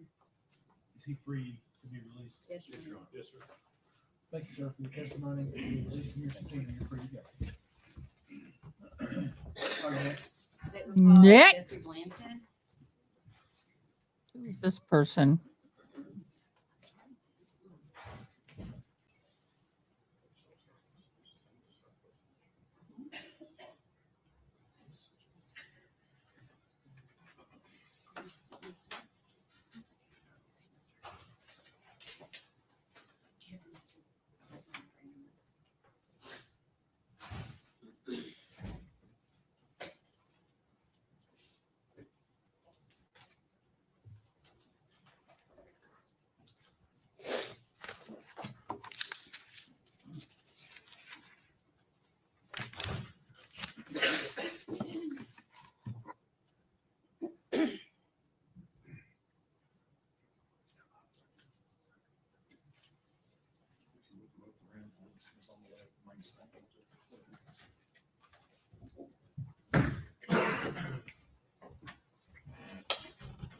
raise your right hand. State your name. Jeff Blanton.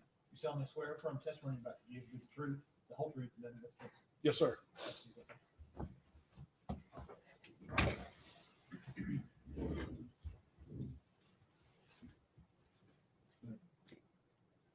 So your name is Jeffrey Blanton. Yes, ma'am. That's correct. And your last name spelled Blanton. Is Yes. that correct? Yes, ma'am. Okay. Where are you currently employed? I'm currently employed by East Tennessee State University. Okay. And what is your title there? I'm the Associate Vice President of Administration and Operations Okay. How long have you been with ETSU? since January of 2021. Okay. And is that where you were employed in late 2019 and early 2020? No, ma'am, it was not. Okay. Where were you employed during that time? By the Federal Bureau of Investigation. Okay. In what capacity? At that time, I was the supervisory senior resident agent in charge of the Upper East Tennessee. Okay. And how long did you work for the FBI? Just shy of 25 years. Okay. Were you always employed with Upper East Tennessee Division? No, ma'am, I've traveled other Okay. places. Okay. Were you a member of the state or Safe Streets Task Force? Yes, ma'am. I actually started the Safe Streets Task Force in Johnson City in 2012. And during 2019, I supervised the Safe Streets Task Okay. Force. Can you tell the jury what that is? Yes, the Safe Streets Task Force is made up of federal, state, and local officers and agents. And the purpose of the task force is to combat violent crimes. The typical violent crime you think of in bank robbery, drugs, extortions. And we also got involved in crimes against children as it relates to the Lindbergh Law from 1932. Okay. And were you employed in that capacity on that task force along with the FBI when you were asked to aid in the investigation of missing child Evelyn Boswell? Yes, ma'am, I was. Okay. What were you tasked with doing? Detective Strickler from the Sullivan County Sheriff's Office notified me that there was a missing child in Sullivan County under the tender age, which by statute is 12 years old. Okay. That gives the FBI jurisdictional authority to assist local agencies in trying to find that missing child. Okay. So I actually didn't have any agents available to come talk with Detective Strickler. So myself and another task force officer came here to the Sullivan County Sheriff's Office and met with Detective Strickler in regards to missing juvenile. Okay. So in order for it, to make sure I'm clear, in order for the FBI to be able to have jurisdiction and to provide aid, it needs to be a child 12 years of age or younger. By our policy, we use the Lindbergh Law, the tender age law of 12, Okay. it gives us jurisdiction to work those cases. Okay. However, we're not restricted by that if someone asks for help either. Okay. So tender age being 12 or under 12? Or younger, yes, ma'am, Okay. that's correct. And at some point in the investigation, did you yourself speak with Megan Boswell, the defendant? Yes, ma'am, I did. Okay. Was anyone else present when you spoke with Megan Boswell? Yes, ma'am. Task Force Officer Todd Wilcox Okay. was also present during that interview. Okay. And what agency was Todd Wilcox employed with? Todd was assigned full-time to the FBI Safe Streets Task Force, but his home office was the Irwin Police Department. Okay. And on February 19th, 2020, is that when the interview took place with Megan Boswell, with Todd Wilcox being present as well? Yes, ma'am, that's correct. And where did that interview take place? That interview occurred here at the Sullivan County Sheriff's Office. Okay. And where in the sheriff's office did it occur? There was a room, I'm going to assume it was an interview room outside of the detective's offices. Okay. Is that located in Sullivan County, Tennessee? Yes, ma'am, it is. Okay. Was this interview video or audio recorded? No, ma'am. Okay. Can you explain to the jury why it was not? Certainly. FBI policy does not allow us to audio or video record interviews outside of FBI space. Okay. If we are in FBI space, then certainly that's an option, but this interview was not recorded. Okay. Let's see. Do you know how Megan Boswell got to the Sullivan County Sheriff's Office that day? I don't have, she volunteered, she spoke with me, she said voluntarily, but I'm not sure exactly if someone dropped her off, if she Okay. walked there, I don't know how she got. Okay. So you sat down with an interview with her, and what did she tell you regarding her missing child, Evelyn Boswell? She told me, and Agent Wilcox, that she had last seen Evelyn Boswell on December the 25th of 2019. Okay. And where did she say she had last seen Evelyn? She last saw Evelyn at the residence of Ethan Perry's grandparents. I believe their names were Carl and Sherry. Okay. And did she state that she left Evelyn there, or did she state that she took Evelyn back after she went to that residence? Yes, ma'am.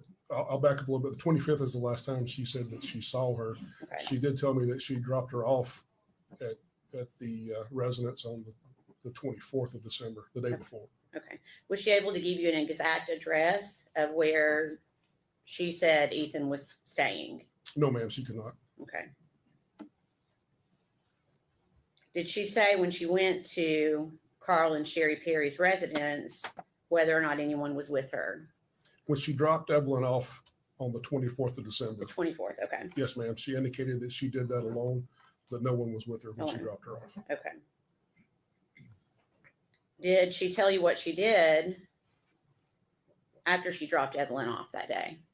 Yes, ma'am. She informed me that she and her family then went with her boyfriend at the time, a fellow by the name of Hunter Woods. Okay. That Hunter and her family went to Margaritaville in Pigeon Forge, spent the night in Margaritaville, and then came back to the Sullivan County area on December the 25th. Okay.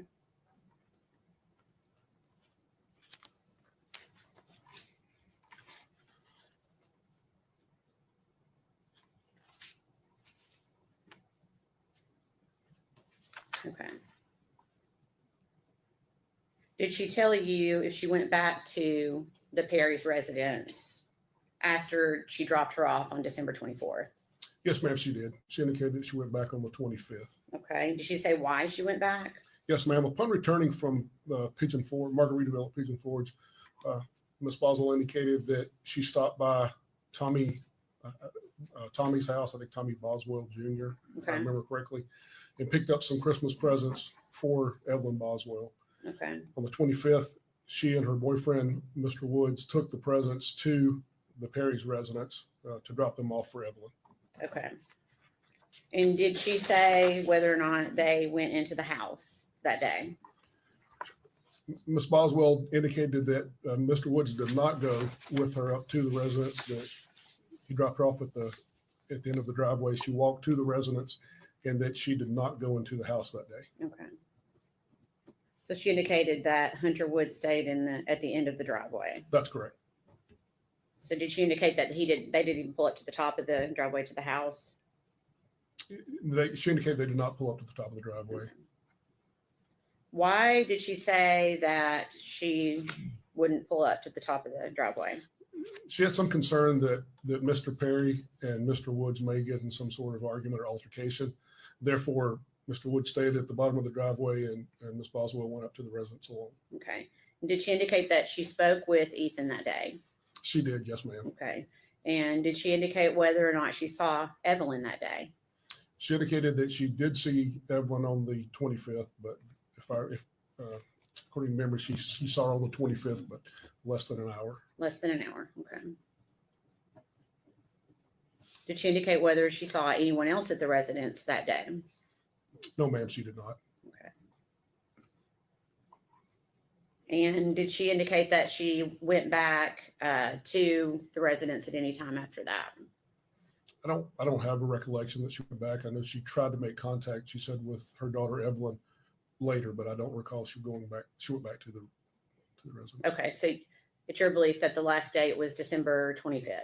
Yes, ma'am. Okay. To your knowledge, did she tell you whether or not she'd ever left Evelyn with Ethan Perry prior to this time? I don't recall that she indicated she had ever left her daughter with Ethan Perry prior to this. Did she talk at all about the fact that Ethan was in the Army? Yes, ma'am, she did. Okay. What did she say about that? She told me that Ethan was in the Army, that he was home on break, and that she was going to let her daughter Evelyn stay with Ethan, who she indicated was his biological father, for the holiday. Okay. And that he also indicated that his contract was up or was soon to be up with the Army. Okay. Okay, so after that date, December 25th, did the defendant indicate that she continued to go over to Ethan's house to try to see Evelyn? No, ma'am, she did not. Okay.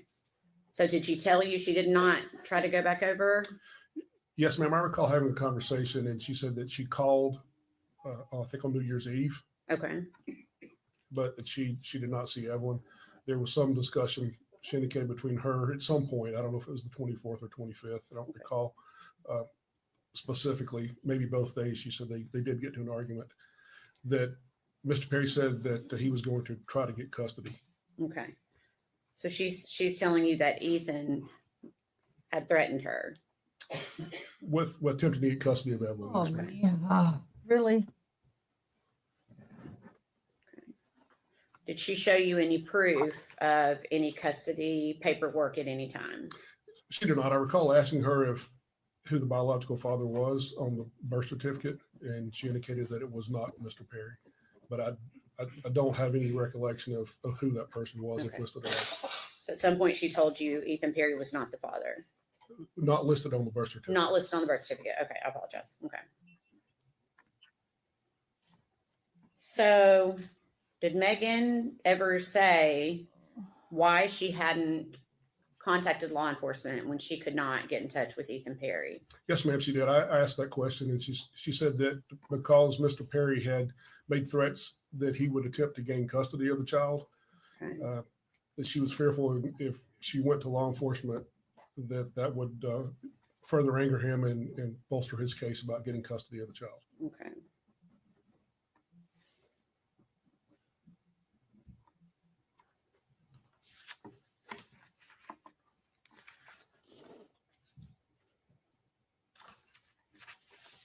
Okay, so Megan has told you that she's never left Evelyn to stay with Ethan.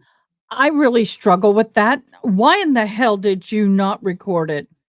That's what I want to know. I'll be right back. Let's keep going. Oh, no, we're good. Before this date. Did she ever explain to you why she felt like it was okay to leave Evelyn with essentially a stranger to Evelyn? She indicated that she was, I recall her using the words worn out, Okay. that Evelyn was attached to her at the hip and Okay. she needed a break, that she had taken care of Evelyn for a year and she felt like it was time for Mr. Perry to step up. Okay. And that she had also been taking care of her father or stepfather's children, other children in the home, Okay. and she was tired. Did she indicate whether or not she could handle Evelyn herself? When? She indicated she was just getting too much to handle. Yes, ma'am. Yeah, she's mobile now. You know, she's mobile. Did you explain to Megan Boswell that the repercussions of lying to an FBI agent? Yes, ma'am, I did. Did she indicate that she understood? Yes, ma'am, she did verbally. Okay. Did she ever tell you she wanted to correct any of the information that she had given you? No, ma'am, I went through all of the information in the notes that were taken and read them back to Miss Boswell, and she indicated she had nothing to correct. Okay. So she continued to say that everything that she told you about Ethan was true. That's correct. Yes, ma'am, she Okay. did.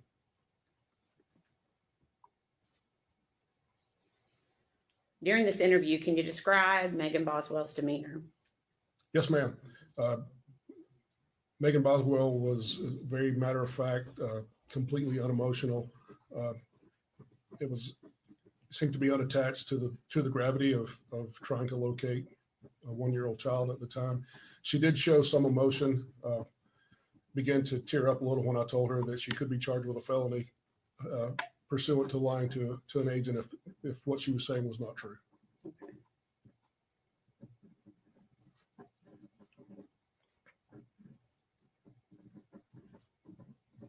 Okay, so after that date, as the investigation continued, were you able to confirm whether the story she was telling you on that date was true or not?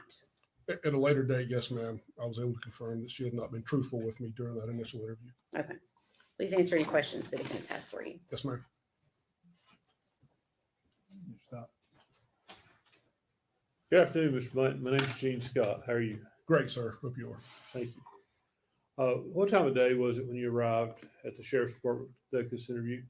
It would have been in the afternoon. I can't give you an exact time, but I recall Detective Strickler calling me. I was actually sitting at my desk, so it was in the afternoon, if I recall correctly. And as I understand it, it was at your behest that the interview was not recorded in that room. You had the cameras turned off because of FBI policy. Yes, sir. The FBI, we take copious notes and document thoroughly and go back over with the person we're interviewing to make sure the person is true and accurate in what we have documented. And our policy at the time, I know I've been retired for a few years, but our policy at the time was not to record those interviews. Okay. Not unless they occurred in FBI space. Prior to conducting this interview, had you watched any other interviews of Megan Boswell with law enforcement? No, sir, I had not personally watched any. Okay. Had you been made aware of other interviews with her? It seems like Detective Strickler may have spoken with her prior to me speaking with her, but I don't know the gist of those interviews. Okay. That's all the questions I have. Thank you. Yes, sir. Redirect, No, Your Honor. is he free to go? Yes, sir. Yes, Your Honor. Thank you, sir, for your testimony. Yes, sir. You're released from your subpoena.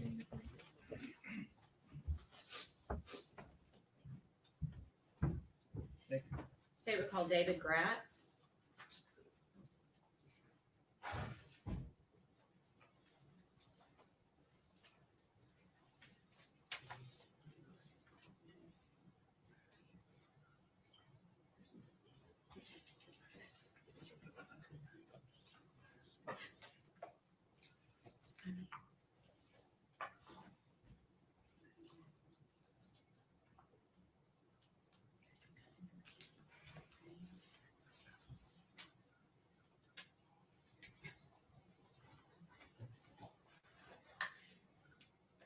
Okay, guys, I want your opinion. We're going to stop this for here. I'm going to put this, I need your opinion. And I mean it. She was awful trying to get that poor guy to take responsibility, bad enough that she lied and told him he was the father. Yeah, she's throwing him under the bus like you would not freaking believe. Okay, I really need your opinion. I don't normally do this, but I am. This is what I'm thinking about doing for my logo. What do you think? What do y'all think?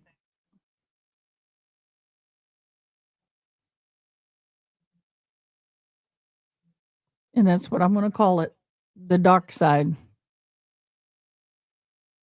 But she's awful. I'm struggling to listen to her because I just want to walk in the room and smack her on the back of the head and tell her to wake up. Okay.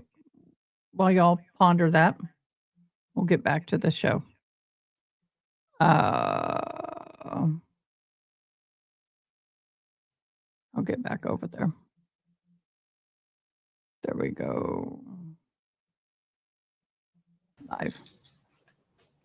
Should I do it tonight or should I do it tomorrow afternoon?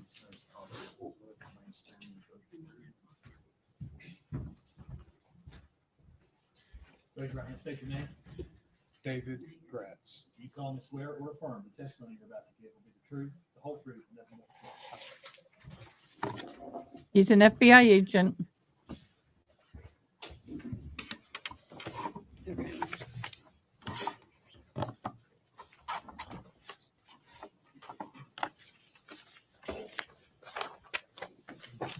Now, my question, Please tell the jury tonight your or name tomorrow and please spell your afternoon? last name for them, please.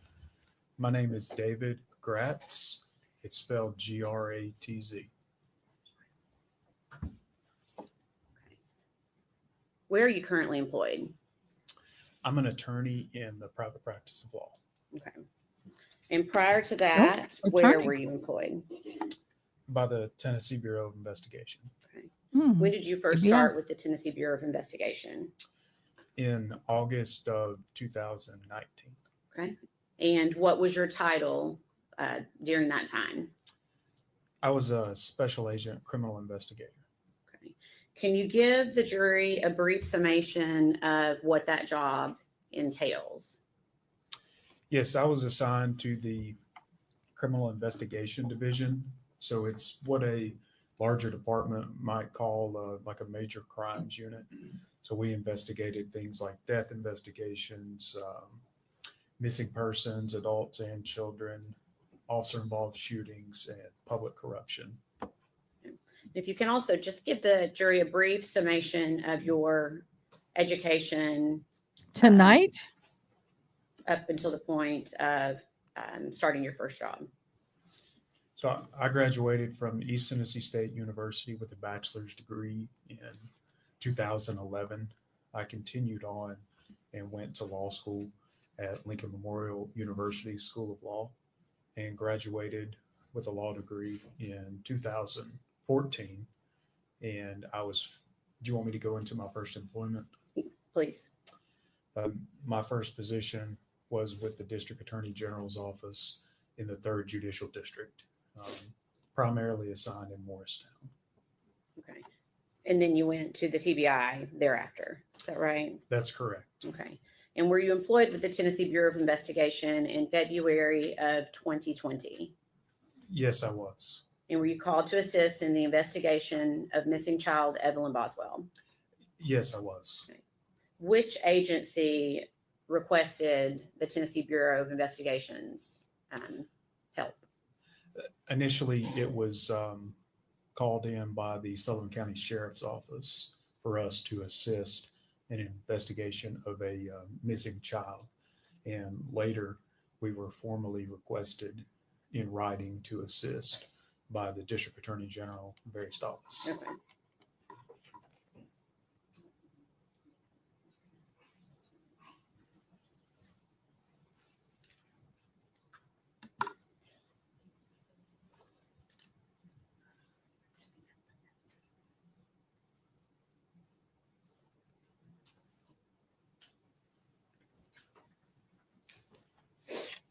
If I do it tonight, I got to have mods because this subject.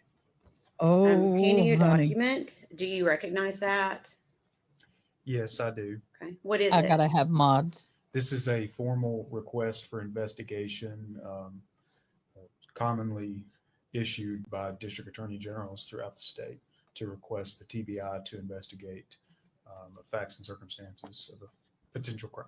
Okay. And is that how the Tennessee Bureau of Investigation essentially is officially called in to investigations? In a lot of what CID does, yes, we are requested by the district attorney general. Okay. And on this specific request, what were you being asked to do? It's essentially just to gather the facts and circumstances of the whereabouts of a missing child. It Okay. was Evelyn Boswell. Okay. Were you given any background information to help you start your investigation? And like most cases, you receive very little background information. Initially, I was just essentially told that she was missing, that her mother had been located, and law enforcement had talked to her at that point. And I think that's about all I was told initially. Okay. And we can pass that back. We're not going to put that into evidence. I just wanted you to be able to see that document. Thank you. Thank you.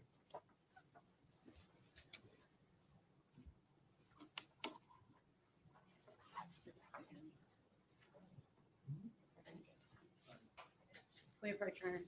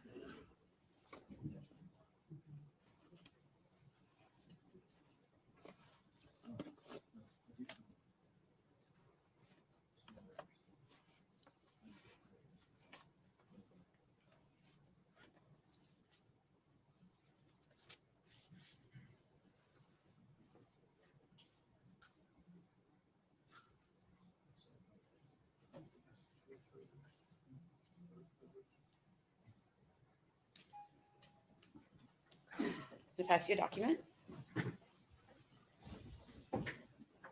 I'll be right back. And I'm going to ask if you recognize that document. Yes, I do. Okay. What is it? This is essentially a standard form made by TBI in Nashville of an Amber Alert poster. And it was issued specifically for the victim here, Evelyn Boswell. Okay. Is that a fair and accurate representation of the Amber Alert that was prepared and in regards to missing child Evelyn Boswell? Yes, it is. We'd ask that be made exhibit number 185. Would be 185. Thank you. Defense.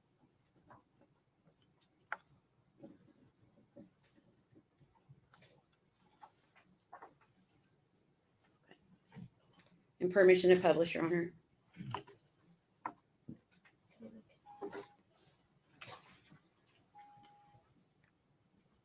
Okay. I'm going to ask you a few questions about this. You said this is the Amber Alert that was sent out in regard to missing child Evelyn Boswell. Is that right? That is correct. Do you recall when the Amber Alert was issued? Yes, it was in the evening of February the 19th, Okay. 2020. Okay.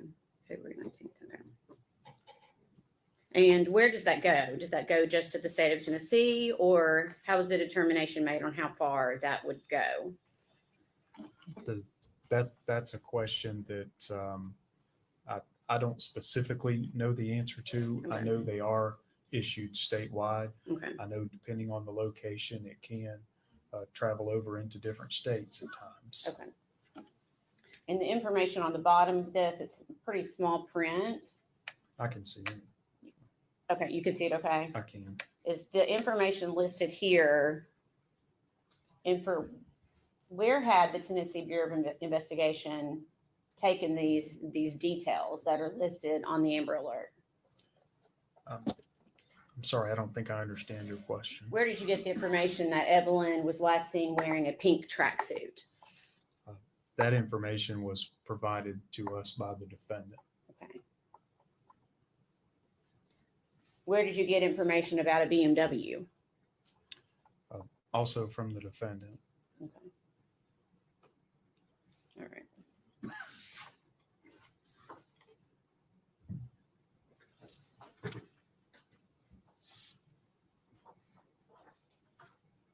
Okay.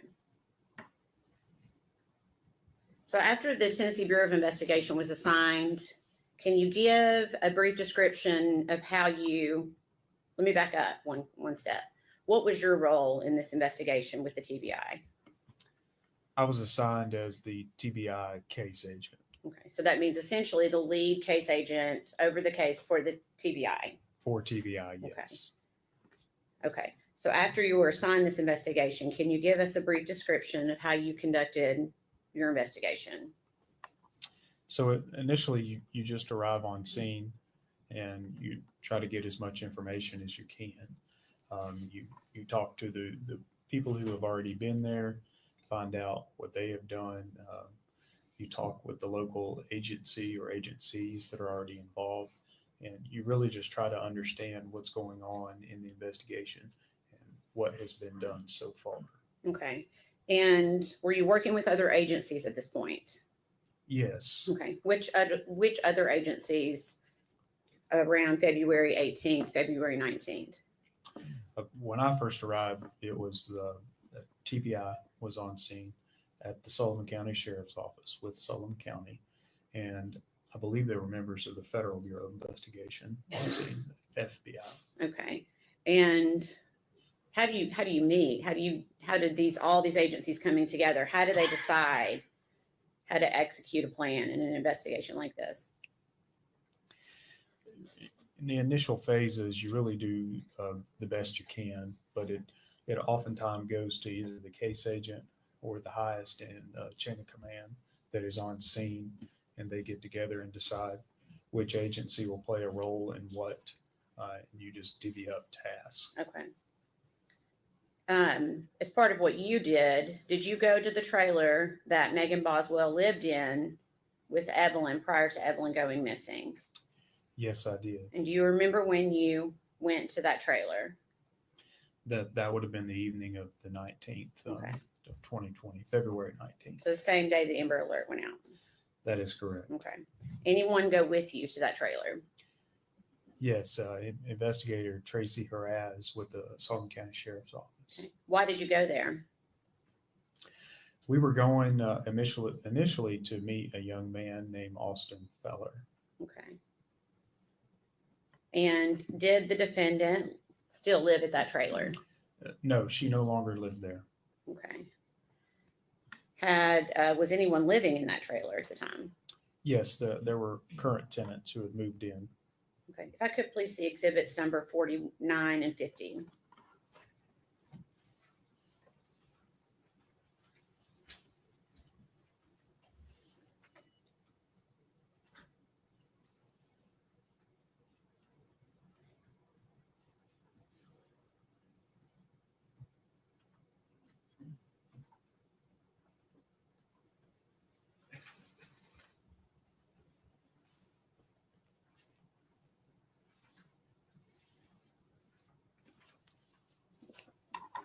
I'm going to show you two documents that have already been introduced into evidence. Is this the trailer that you were describing as being the defendant's trailer? Yes, Okay. Just another view. Is that an accurate view of that trailer? it is. Okay. And do you know the street address for that trailer? I believe it's at 976 Sugar Hollow Road. Okay. Is that located in Sullivan County, Tennessee? It is. Okay. Were you able to determine who actually owned the trailer? Yes, I believe it belonged to the defendant's family, either her dad or her brother, some type of association owned it. Okay. Were you able to determine if the defendant had left any property behind when she moved out?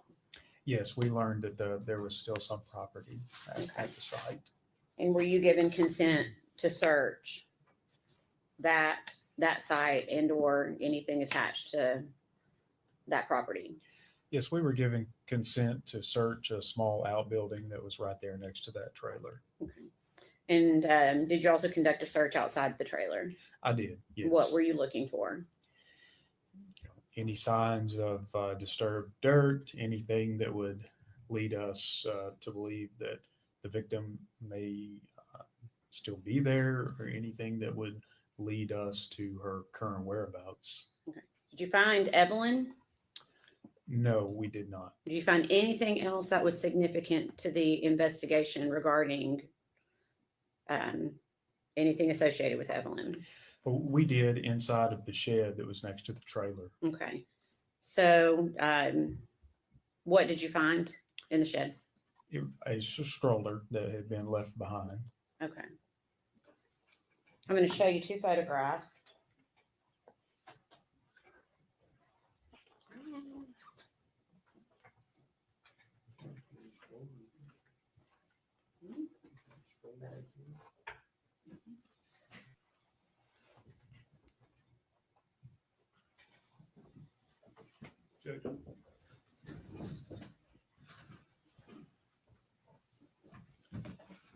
Sorry about that. I'm going to stop beating for a moment. I will do it tonight, but I really need and would love your support because it's not going to be an easy live to do. And I may get some backlash. Just saying.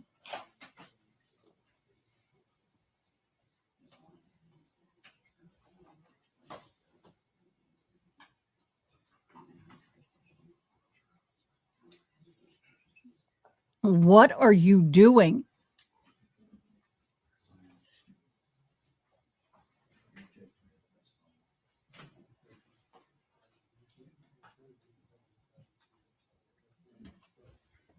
Thank you, Kale. I'm going to need people to kick people out if they get out of control, because this can be met with a lot of support or a lot of bad stuff.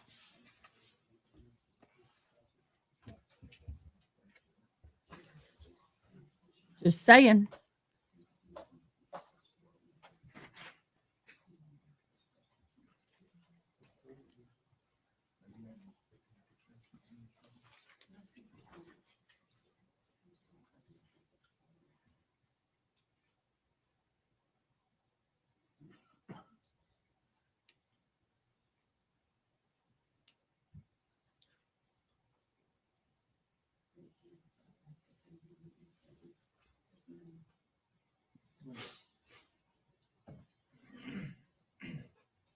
I see all y'all's pet pics.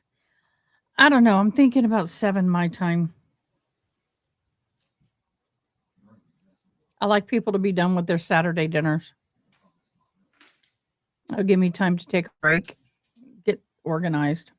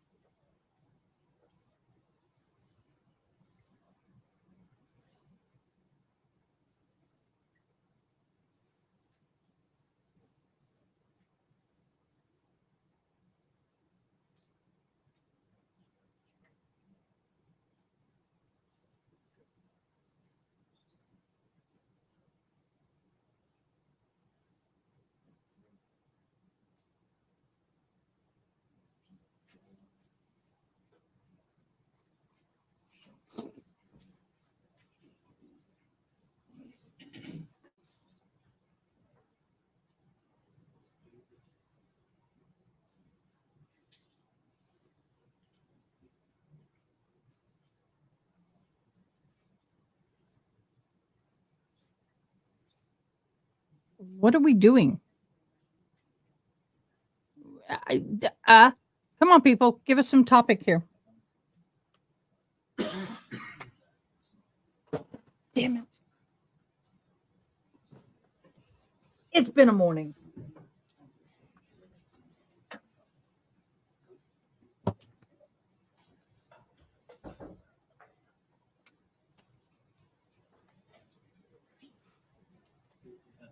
Tomorrow's a football game. I can't do it tomorrow night. It would have to be like at 1 PM, and everybody will be pre-footballing. Do you still have the photographs? I'll think about it. Yes, I do. You still have the photographs? Okay, I do. okay. Do you recognize those photographs? Yes. What is it? These are 2 photographs of the stroller we found that evening. Okay. And were you able to determine whose property that was? Yes, this belonged to the defendant. Okay. So when you say belonged to the defendant, you found it where again? In the shed that's essentially not attached, but very close to the trailer where the defendant was living. Okay. So did not buy, you said there were new tenants in that trailer. That is correct. Okay. They indicate that was their stroller. No, they. Really?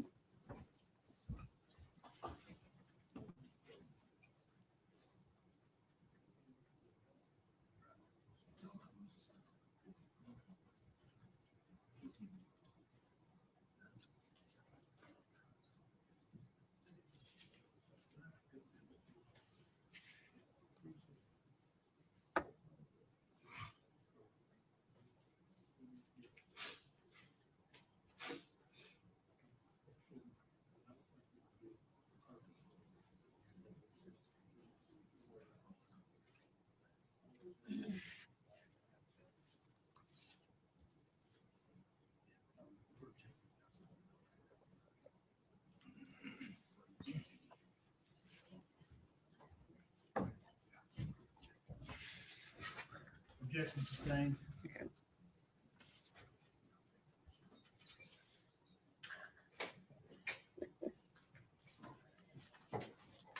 Did you locate anything else of relevance to this investigation inside the shed? Not that I can recall.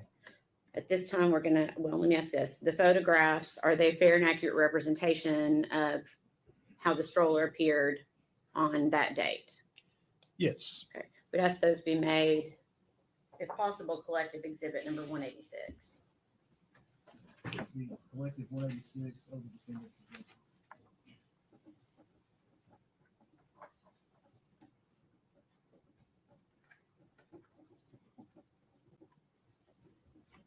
Permission to publish.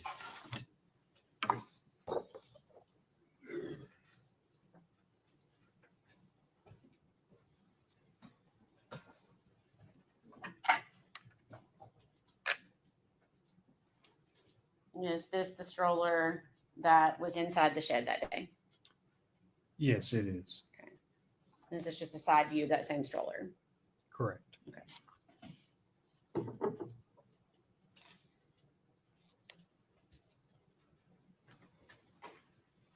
Did you also take the stroller itself into evidence?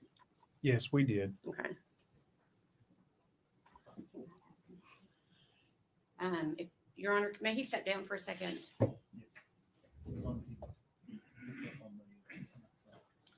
If you could step down to where the microphone is. And I'm going to ask if you can identify this piece, if you can recognize what that is. Yes, I recognize that. Okay, and what is it? It's the stroller we found at the defendant's former trailer. Okay. We'd ask that be made exhibit number 187. Be full exhibit 187 over objection.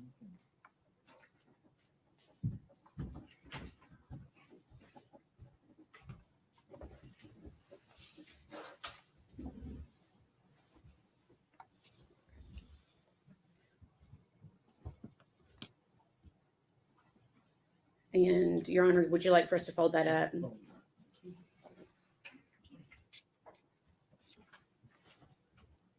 They're not always the easiest. Ooh, good job.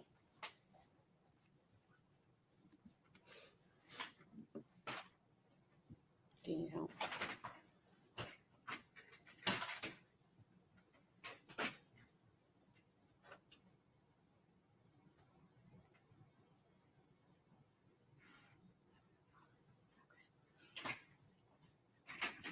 Just roll it up. See if we can roll it under the table.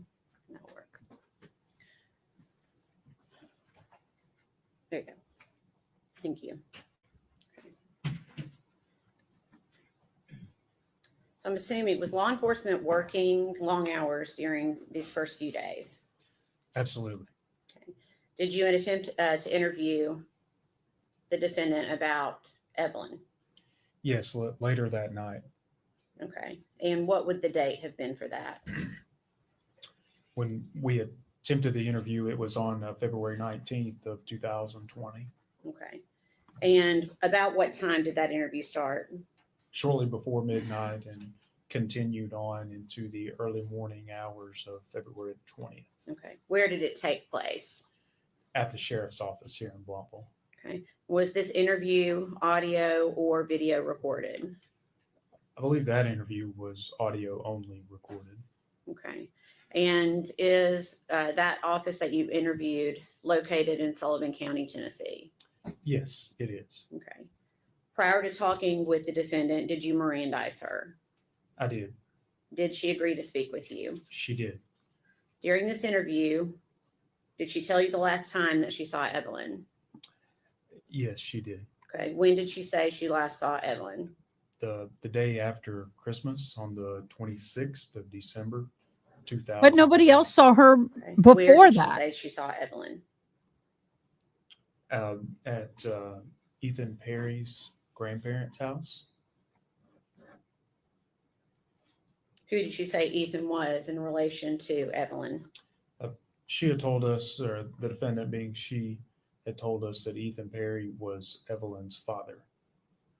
Did you talk with her about where Ethan was living? I did. Yes. Okay, what did you tell her? Told her that, we had learned that Ethan was full-time in the military and was currently living on a base in Louisiana, I believe, and was living in a barracks on a base. Had law enforcement already talked to Ethan at this point? Yes, they had the Army's branch of CID. Okay. And did you tell the defendant that? I did. What did you tell her about Ethan and Evelyn? I essentially just told her that law enforcement had cleared that idea that Ethan had Evelyn inside of a barracks. And Okay. Did Megan stay with that story about Ethan? at that time, she maintained that all she knew was that Ethan had Evelyn. Okay. And where did she say that she had been living? As of recently, she told us, the defendant told us she had been living with her boyfriend, Hunter. Okay. Did you ask her if Hunter could have hurt Evelyn? I did. I asked that specifically. What did she say? The defendant said that Hunter would not do that. Did you ask her if Hunter had been around Evelyn at all? I did, yes. And what did she say? Essentially, no. At that point, she said Hunter had never been around Evelyn. Okay. Did she say if Hunter had ever babysat Evelyn? We were told by the defendant that Hunter never babysat Evelyn. Did she say if Hunter had ever held Evelyn? The defendant told us that Hunter had never held Evelyn. Okay. Did you ask her if Evelyn had ever stayed at Hunter's house over on Sandy Point? Yes, I asked her about that, and the defendant told me that no, Evelyn had never stayed over at Hunter's residence. Okay. Prior to when she said she left Evelyn with Ethan, did she indicate whether she'd ever left Evelyn with Ethan in the past? She told us that Ethan had never kept Evelyn alone prior to that day. Okay. Did she tell you whether or not Evelyn had met Ethan before? They had been introduced, I believe, briefly prior to that day on a trip to Texas. Okay. Did the defendant tell you how many times she'd seen Evelyn after leaving her with Ethan in December? I believe that we had talked about that, yes. Okay. Do you recall how many times she said she'd seen Evelyn? I don't think she had seen Evelyn at all after that December 26th date. Started to object. I'll not make the objection before we approach the bench.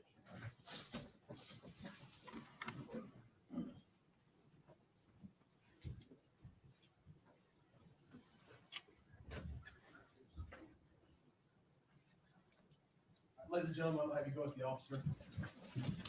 Really? Stand, please.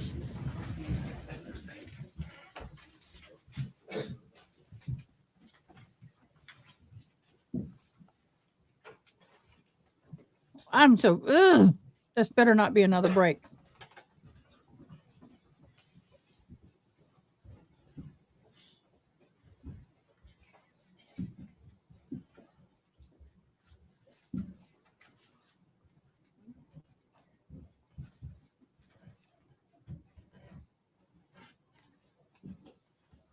You may be seated. Thank you.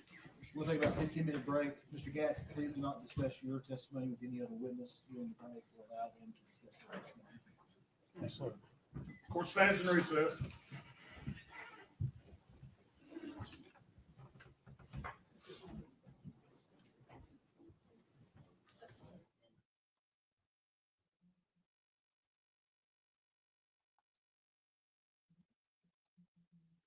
Really? When was the last time we had a break? Let's see.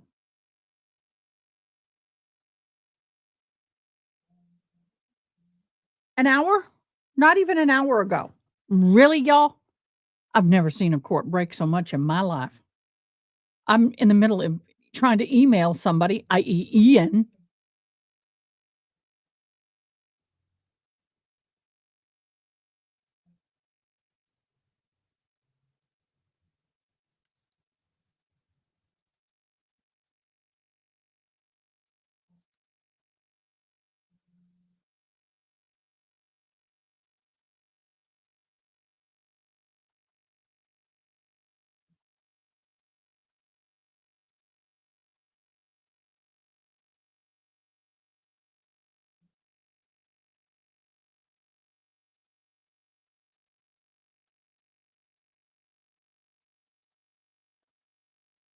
Y'all,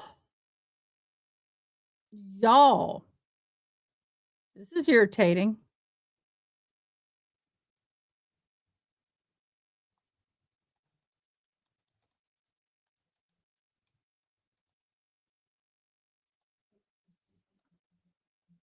Irritating.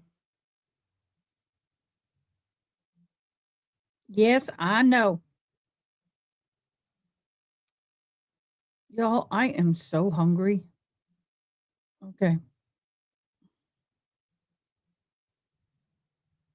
Sent. Yay. Okay, I'm trying to set up a live, and I don't know if he'll do it, but I would like to set up a live um with Ian and maybe even Rob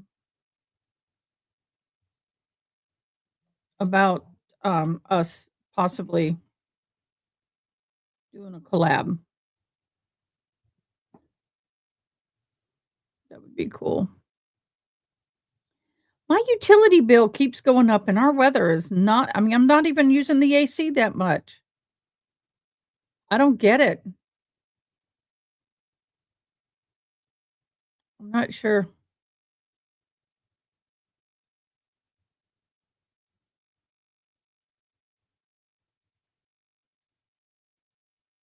Not sure.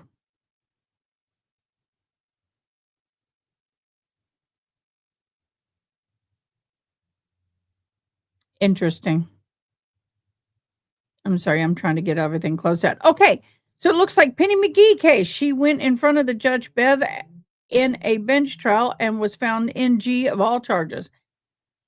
Auntie Bev is just a crazy judge anyway, but I'm a little disappointed. I ordered The Witch and they said that it's out of stock, but I should be getting an email when it's back in stock soon.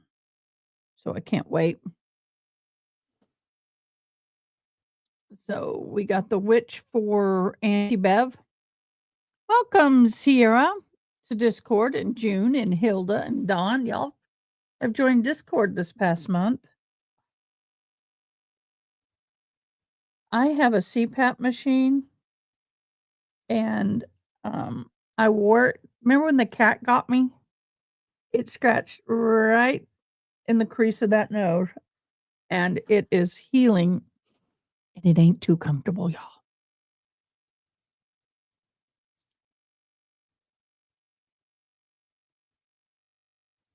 Well, that has been known to happen. Um, so y'all, so basically what I'm understanding is a lot of y'all are saying that tonight would not be a good night for me to do the dark side of the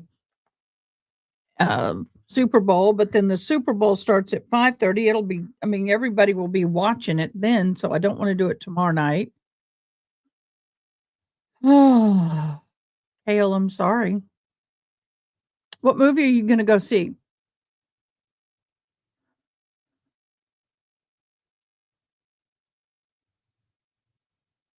Well, you're going to the movies at 5:30. What are you going to see? Mufasa. I haven't seen it yet. That'll be a good movie. Good movie.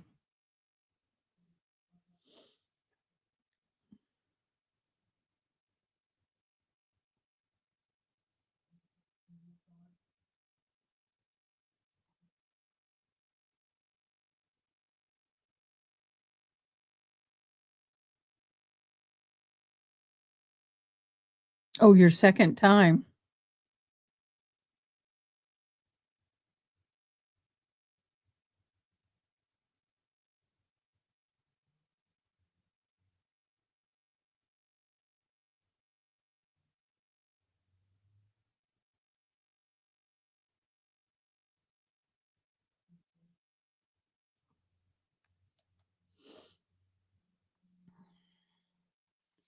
I will be running this banner.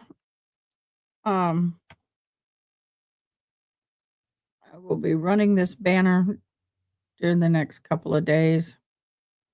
Might as well do it now. Because people sit there and say, "Oh, it's not true. It doesn't get it's not any more or any worse during this time." They have no idea.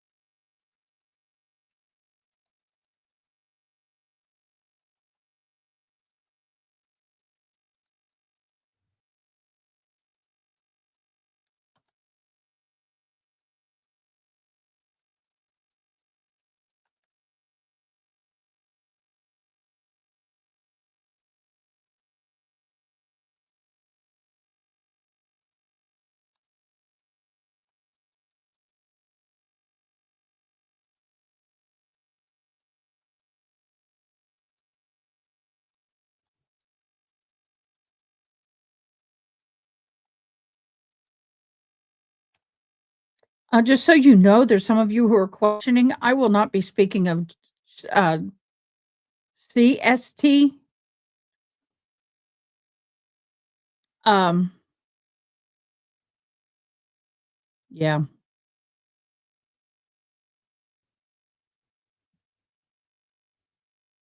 Oh, that's sweet. Girls' night out. Girls' night out. See, one thing that irritates me about doing something like what we're doing here is that people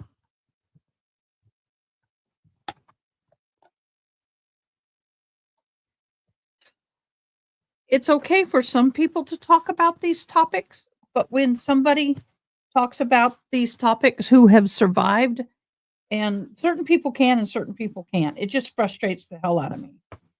And there's a lot of backlash. So I'm risking a lot.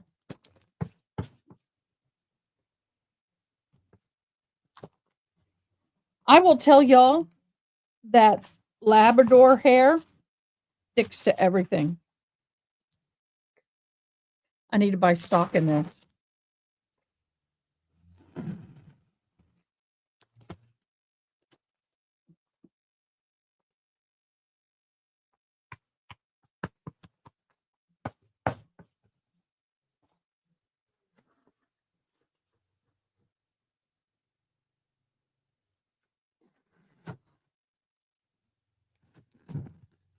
I mean, it does. It sticks to everything. And then when you try to get it off, it's like embedded. My heating pad is what I'm, look at that. Covered in dog hair. And it doesn't even belong to me. I borrowed it. Go figure. Well, I'm done with that.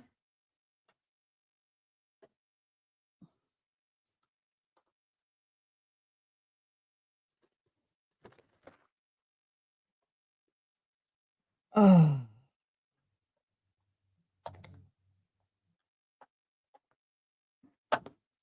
Yes, I'm putting it on my back.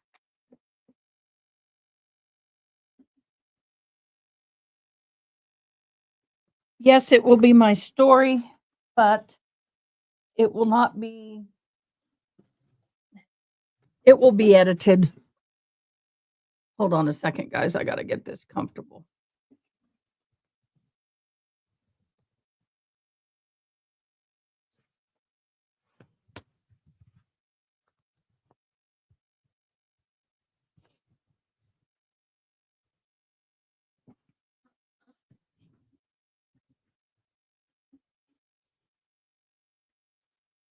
You're okay, boo. We're glad you're here. Glad you are here. Um, so yes, it will be my story to a point. Um, someone told me I need to write a book. And I'm like, yeah, I don't know if I want to I don't know if I want to memorialize it in a book.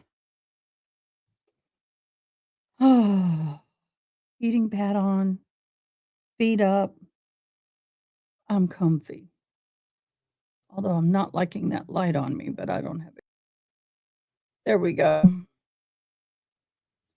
Please do what, babe?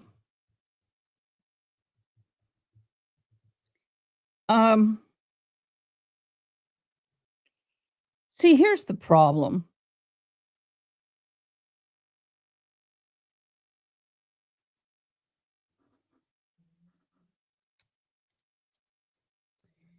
Here's the problem. When people hear someone's story like mine and they know the person, even those who don't know, a lot of times would rather say, that's not true. It didn't happen. How could that be? If that would have happened, you would have done this, that, whatever. And I'm like, have you ever been in that situation? How can you tell someone what they should have, would have?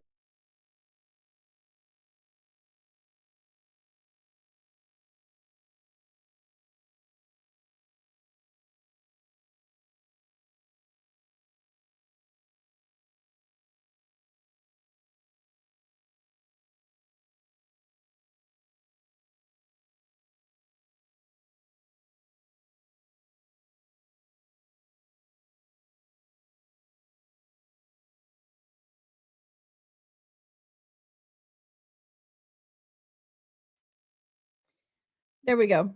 You totally believe in what these people have said they're going to do. You will do whatever you can to, yeah, I pushed a button. You will do anything and everything you can to protect your loved ones, even if it's at your own cost. And it makes me mad when people come up and say, oh, I don't believe that would have happened to you because you would have told somebody. You have a mouth on you. And people just don't understand. And I don't want any. So if I do this, I'm going to have to accept the fact that there's going to be backlash. And I'm going to be, I don't want to mute comments because I don't mind questions, but we're going to have to really filter this. And I'm going to have some mods who are on the ball to ready to boot people out. Because this also can draw in people who get off on this stuff. Maybe seated, thank you. General, you may continue your direct. Thank you, Your Honor.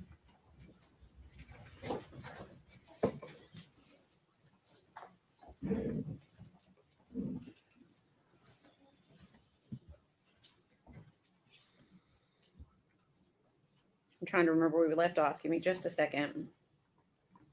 Yeah, that's creepy for her to have to come back in. That's hard on her. I think we had left off on me asking you if the defendant had told you how many times she had seen Evelyn after leaving her with Ethan. Is that the last question I asked you? I think we were somewhere in that area for Okay. sure. And do you remember what she told you? I believe what she said was that she had not seen Evelyn since that day. Okay. Did she tell you that she had been trying to get in touch with Ethan? I think she said she'd reached out to him maybe one time, once or twice. Okay.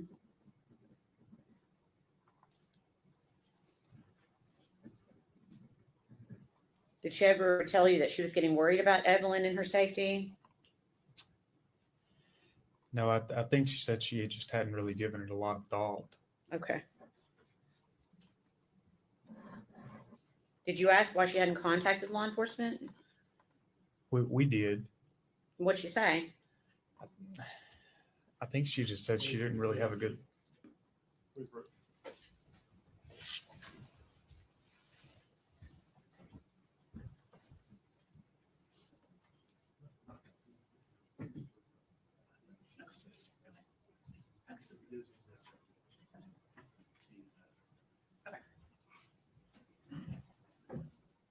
Sustain. Okay, so I'm going to ask, when I ask you a question, if you don't know the answer, you don't have to tell me. Sure. We try not to speculate with words like I think or things like that, okay? So I may back up just a few questions All and right. ask you those questions again, okay? Did Megan say she tried to get in touch with Ethan after the last time she had seen Evelyn? I know she said that, yes. Okay. Did she say she ever got worried about Evelyn and or her safety? She said she had not. Okay. Did you ask her why she hadn't contacted law enforcement? We did ask her that. And what was her response? Specifically, I don't recall what she said. Okay. What was her demeanor during this interview? I would describe it as just very nonchalant. Okay. And on this same day, do you recall being present when she was interviewed again? Yes. Okay. And was anyone else present during that interview? Yes. And who was present? At the time, it was Sergeant Matt Price. Okay. Was the interview audio and video recorded? It was. And where did it take place? It was also at the sheriff's office. Okay. And is that in Sullivan County, Tennessee? It is. How much time had passed from the interview we just talked about to this interview that we're getting ready to talk about? Something like 8 hours. The interview we initially discussed ended at around 3 a.m. The interview at the next day was around midday, noon. Okay. So you said the first one ended around 3 a.m. Is that right? That is correct. And what time do you believe the second one began? It was around noon the following day, the Okay. 20th. Okay. Without going into the details of that interview, we're going to go ahead and jump ahead to the following day, February 21st. Was the defendant interviewed again on February 21st? She was. Was anyone else present for that interview? Matt Price, Okay. sheriff's office. Okay.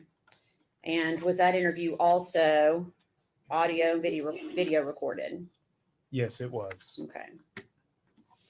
Prior to that interview, had the Tennessee Bureau of Investigation collected some of Megan Boswell's property from the residents of Hunter Wood? Yes, a couple of our agents had collected some of her property. Okay. And did Megan Boswell give you consent to search and collect those items? She did. Okay.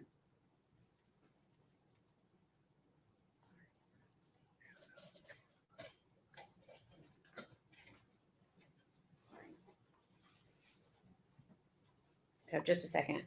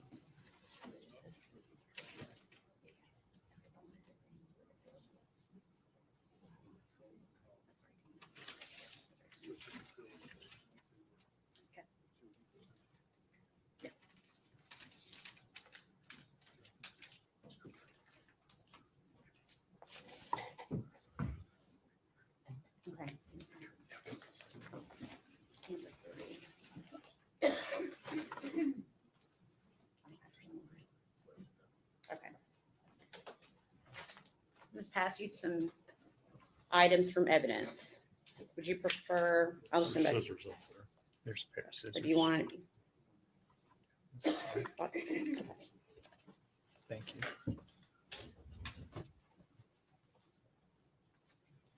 If you could, just, there should be some gloves up there. Do you see gloves up on the table? I do. I'm putting them on now. Okay.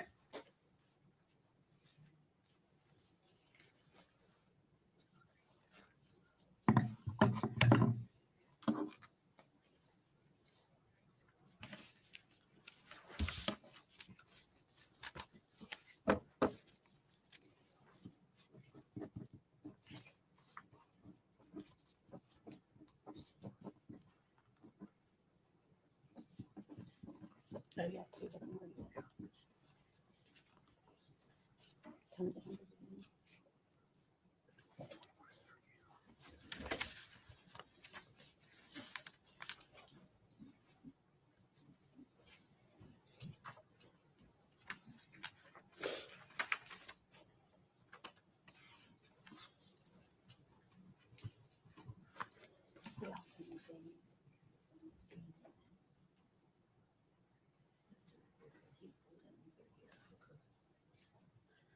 You have that one opened. No, I was sort of waiting on you to It's ask a okay. question. If you could go ahead and open that item.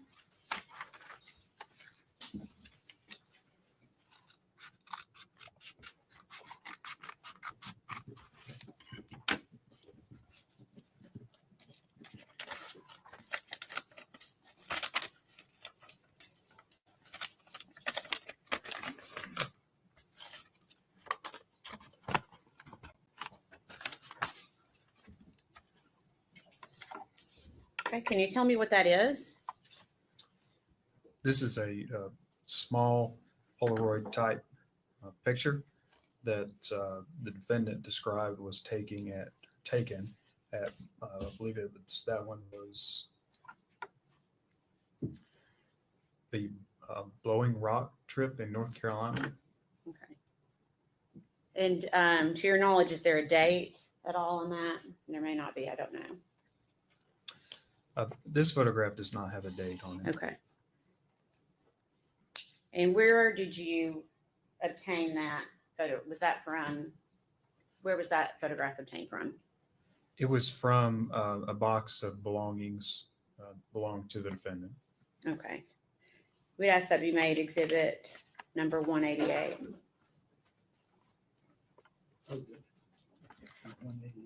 You want it back in the envelope?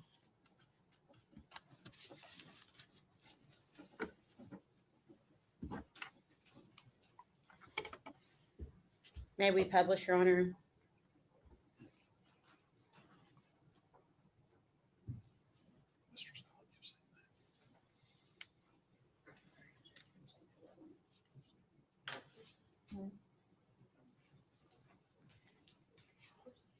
Sorry, guys. My daughter's calling me about college stuff.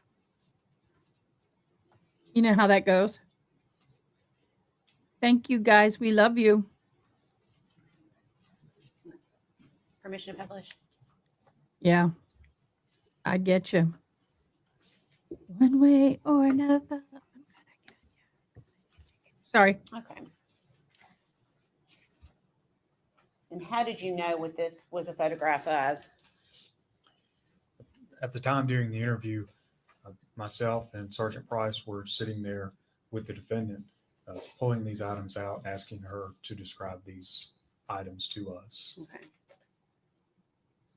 And she described that as being from Blowing Rock. That's correct.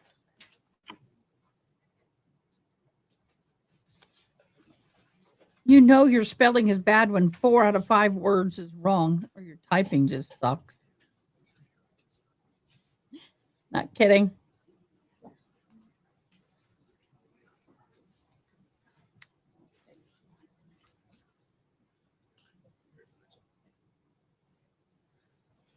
Okay. Oh, actually, I want to.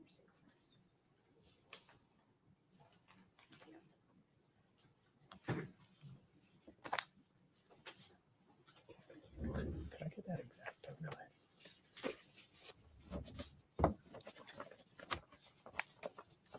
Okay, again, I'm gonna ask to open it and see if you can identify it.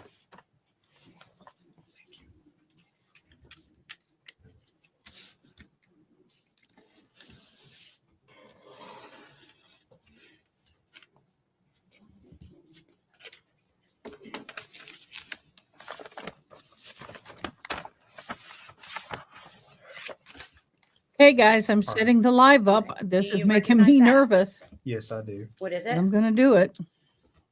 These are a couple of the brochures the defendant described as coming from the trip that they had taken over to North Carolina. They being the defendant and her boyfriend Hunter. Okay. So how many documents do you have in front of you? 3. Okay, and what are they individually?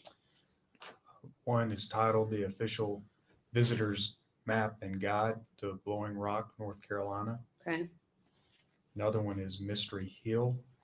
Which has I a need you map of guys North to share Carolina, this as much as you can. It's there. It's North ready to go. Carolina's Natural gravitation And I'm gonna be anomaly. X Okay. and Another on one YouTube. is North Carolina's I did it. oldest tourist attraction, the Blowing Rock.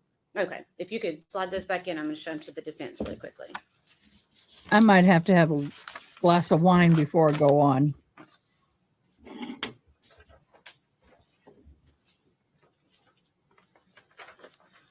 Y'all have no idea. It is so hard. There's a lot of people that don't know, who know me, don't know this. And there are a lot of people who will sit there and say it couldn't have happened because they don't Turn want we to offer hear the this as truth. Exhibit number 189, please. Any objection? I'm going to try not to get explicit, but I will give Exhibit 189. enough information.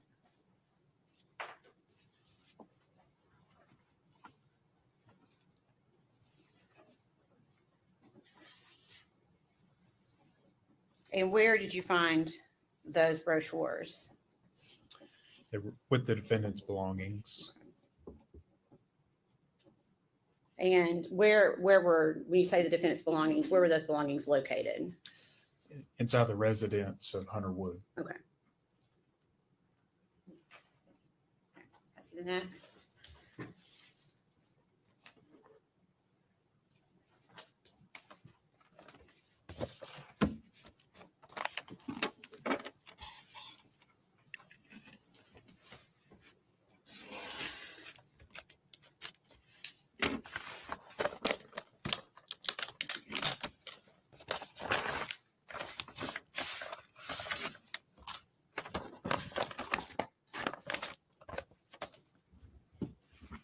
Okay. Okay. Do you recognize that? Yes, I do. Okay. What is it? These are photographs of the defendant and Hunter Wood. Okay. And is that also something that you collected from her belongings? Yes. Okay. Is it any, does it appear, well, if I could just pass those back first and let Mr. Scott take a look at those.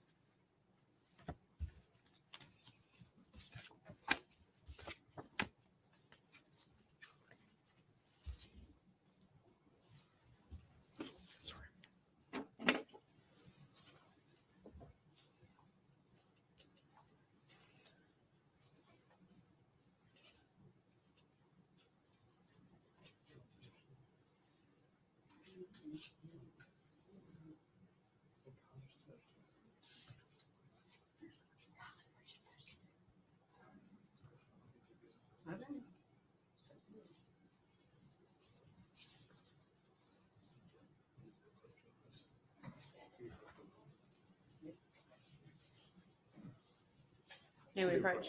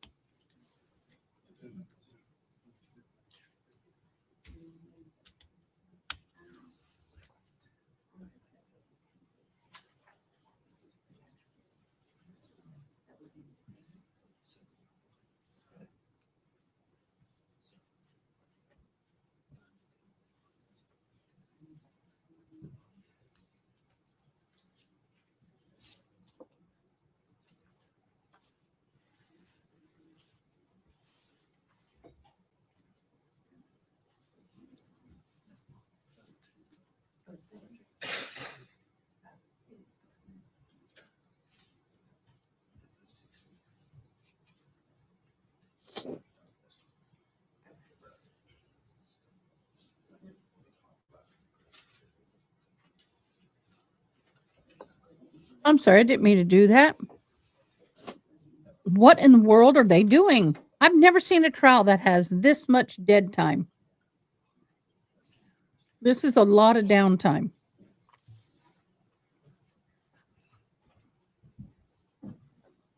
All right, sustained in part, overruled in part. And we'd ask these be made Collective 190. 190.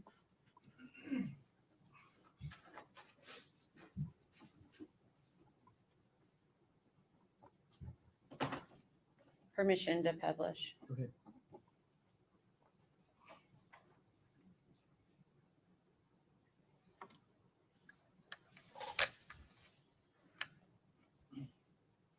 Is that a fair and accurate representation of one of the photos that you took from the defendant's property?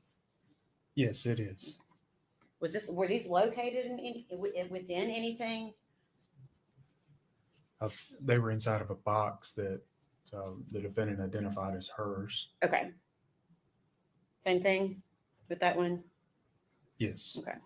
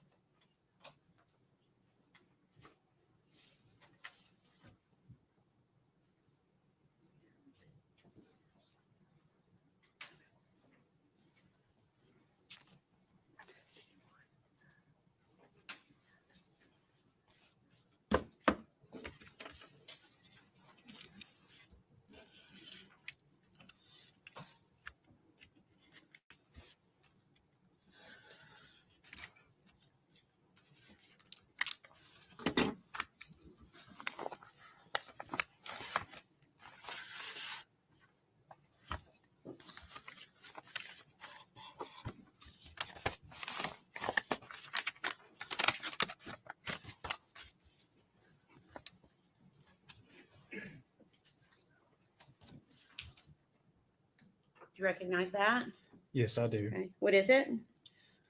This is a card titled Thinking of You with Love. Okay. And does it have any names on it? Yes, the names on it are Maggie and Hunter. Okay. And can you tell the jury where that was collected? It was with the defendant's belongings. Okay. You could pass that back, please.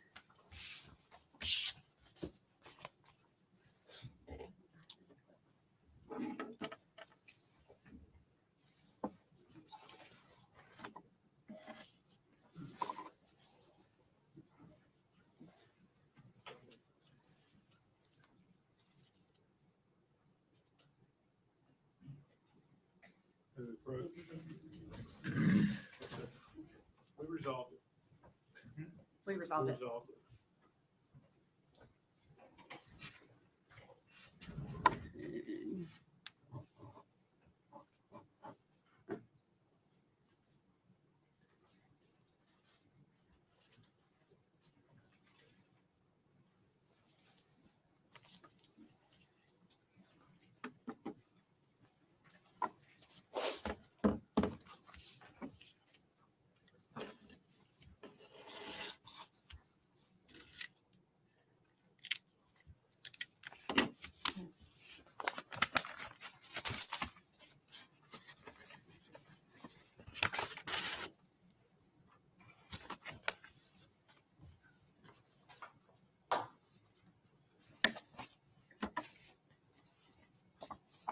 You recognize that? Yes, I do. What is it? These are photographs of the victim, Evelyn, 2 photographs of Evelyn, 1 photograph of Evelyn with the defendant, Okay. And where were those found? with the defendant's belongings. Okay. If you could pass those back, slide them back in the envelope and pass them back.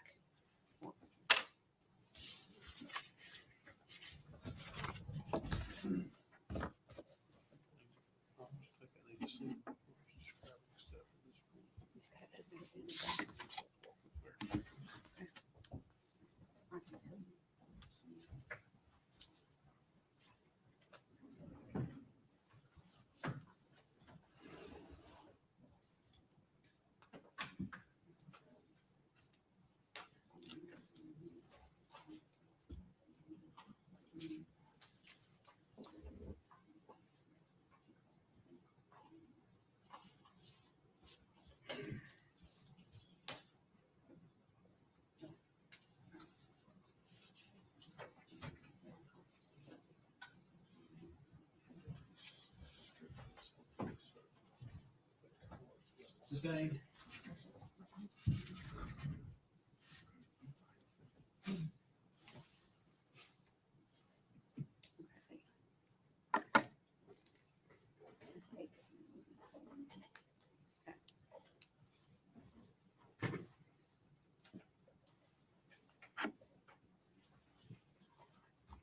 Sorry, my daughter I sent my daughter some money for college so she could get food. And then my son comes in and he's eating cookies that he hates because he's hungry. And I'm like, there's tomatoes. And he's like, oh.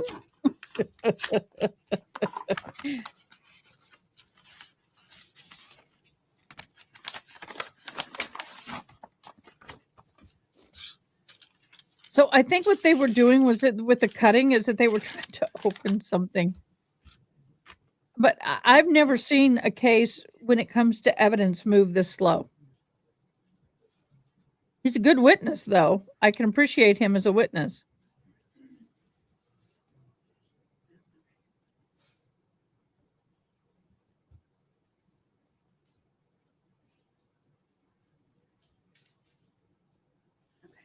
Mm. You recognize that? Yes, I do. What is it? This is a receipt from the Olive Garden on Northeastman Road in Kingsport, Tennessee. Okay. Was that also taken from the defendant's property? It was. Okay. Okay. We'd ask that be offered as exhibit number 191.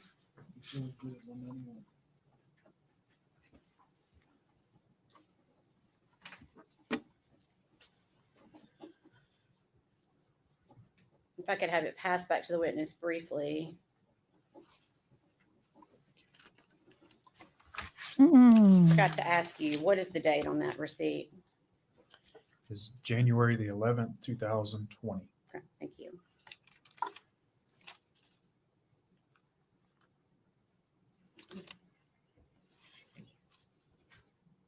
Thank you, baby. Did you put tomatoes? Did you get tomatoes?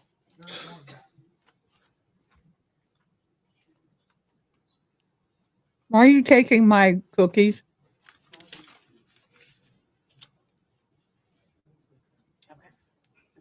I'm going to ask if I could please have, and you saw that exhibit with you? You can pass that back down to the clerk. And then ask if exhibit number 29 or 21 can please be passed to the witness.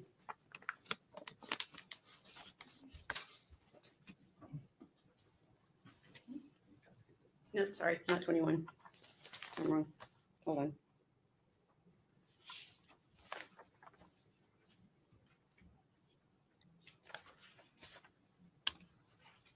It would be number 91. Sorry. I'm going to ask if you could take a look at that.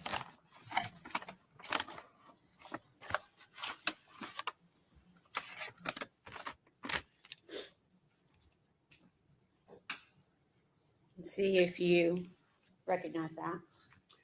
Yes, I recognize this. What is it?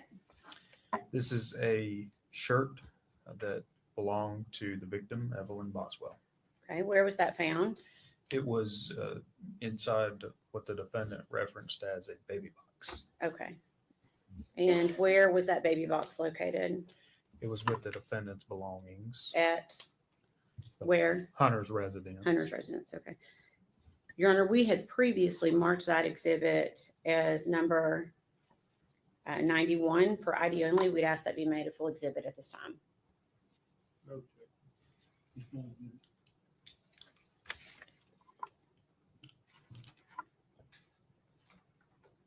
Agent Gratz, I'm going to ask for you. Well, let me ask the court, may I publish it, Your Honor? Agent Gratz, I'm going to ask for you to take it out of the package and show it to the jury, please. Do you just want me to hold it up? Yeah. Yeah, I'm going to stand up so everyone can see it. Thank you.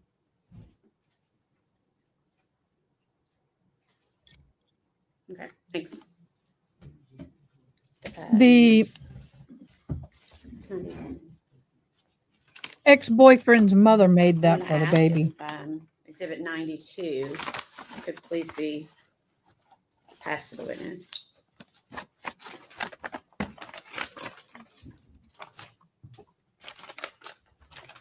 same thing. I'm going to ask if you could open that exhibit and see if you can identify it.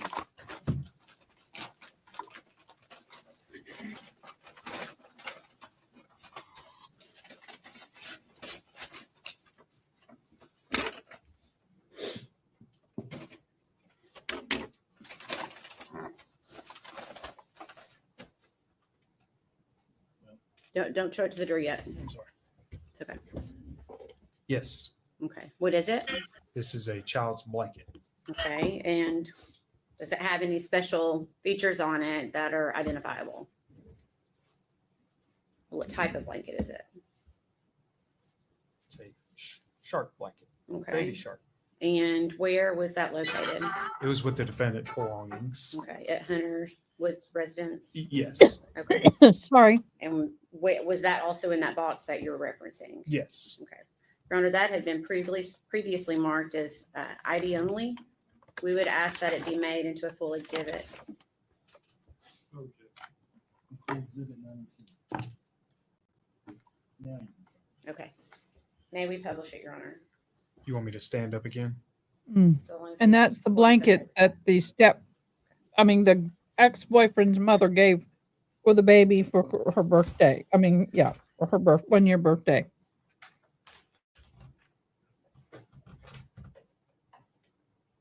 That she was wrapped in when they found her deceased. Okay, thank you.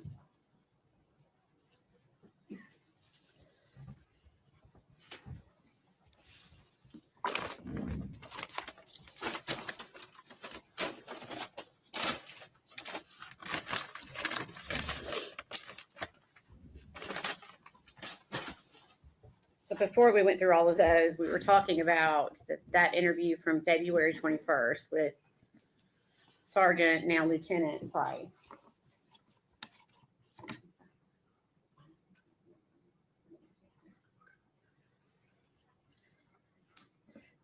Was that interview audio and video recorded? Yes, it was Where did it take place?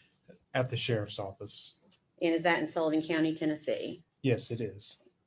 During this interview, you discussed a second ago the term memory box. At some point, did you have an interview with the defendant regarding this memory box? Yes, I did. Okay. Can you tell the jury a little bit about, just briefly, what you did with the defendant?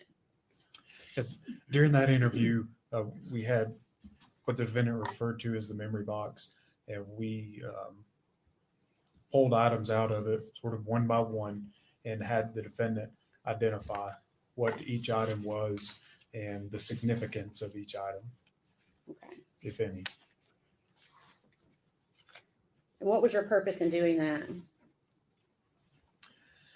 You know, at that point, we were just following whatever leads were coming in. We had received that property, and we were trying to identify what it was, determine how it was relevant, and also establish a timeline for the last known whereabouts of Evelyn Boswell.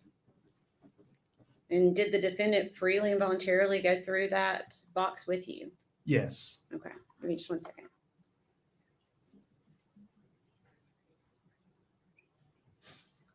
Your Honor, may we approach?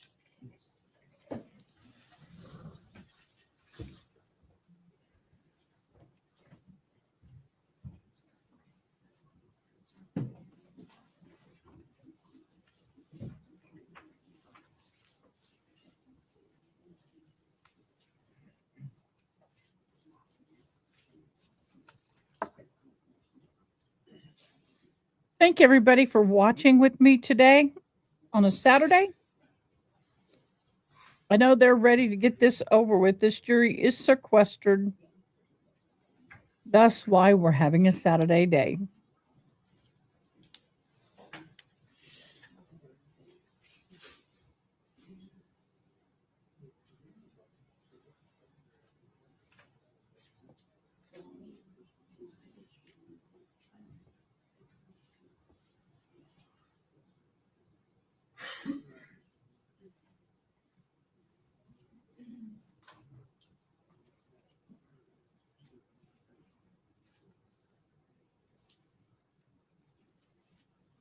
They've been going through the physical evidence. I just don't understand the long downtime in court. Sir, you're going to put fresh gloves on because you just drank out of your water bottle?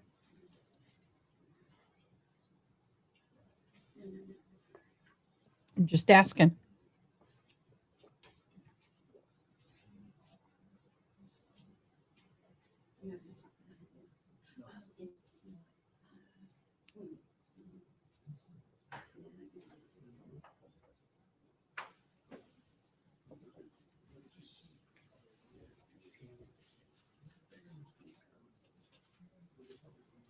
Yep, that was my lunch. I just had a cup of cottage cheese and 4 tomatoes. Ladies and gentlemen, if we go with the officer. One stand, please.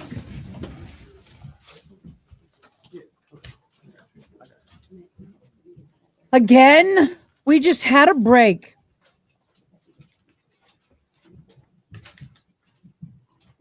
Oh, no.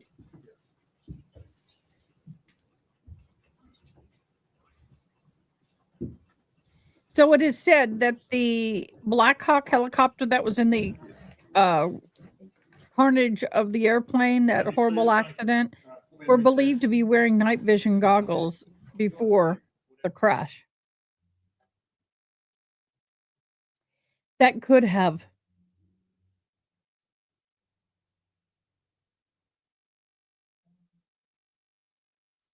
caused the wreck. Night vision goggles with all the, I mean, it can very disorienting when you have as many lights and everything on and all the planes and everything. I mean, I don't know. They're great, but boy, when you're wearing them in the wrong situation, they could be very bad. Looking on the news, just kind of catch up. I haven't seen.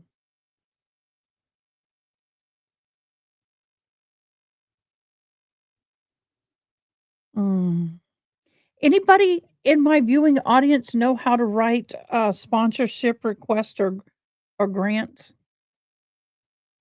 I was looking for someone.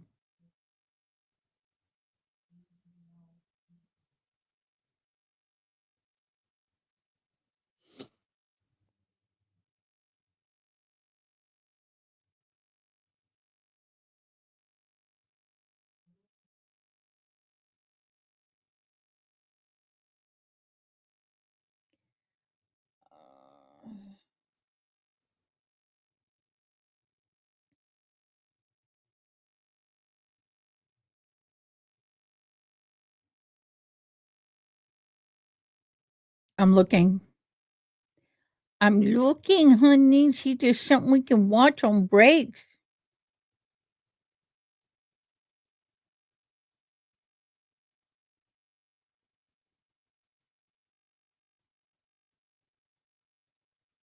How are people? I want to get some of Sarah Boone's. Not cool. I want to get some of Sarah Boone's ex bunkie mates from prison. Anybody know how to get me an inmate from her prison? I want to see. I want to hear the tea. How do people get these people? Y'all know how to get these people? Help me out.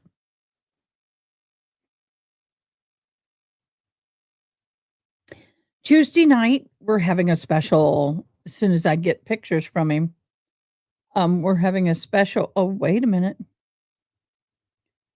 Let me get this guy the email. I have a guy that's going to come on and he's going to talk about prisons. He's been in prison. And ROR at, hold on. AKBjur at Gmail.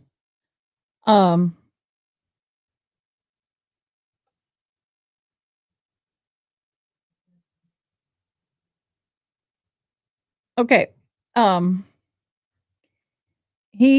I have him coming on. He's going to talk about prison.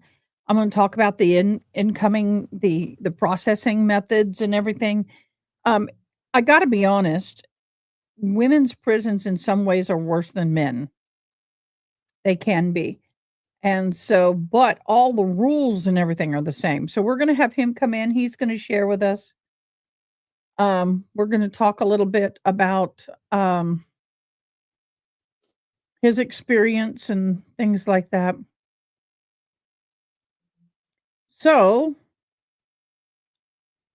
we're going to go to this. Hold on. While they are on break.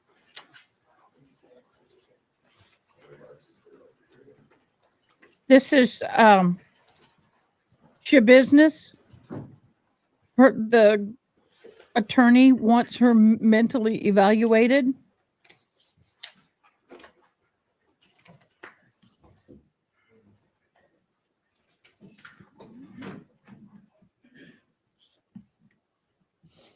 She's one crazy woman, y'all. I've still got her eyes on the other. We're good.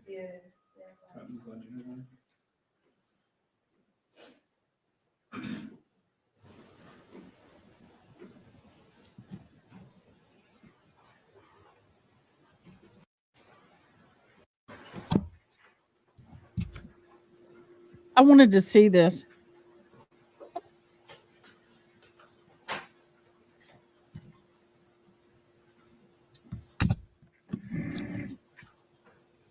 Before I call the case to order, if at any point I order the courtroom to be cleared, I'll ask everyone to step out. And then I will ask that our media turn it off, because then it will no longer be an open courtroom. It won't be an open courtroom?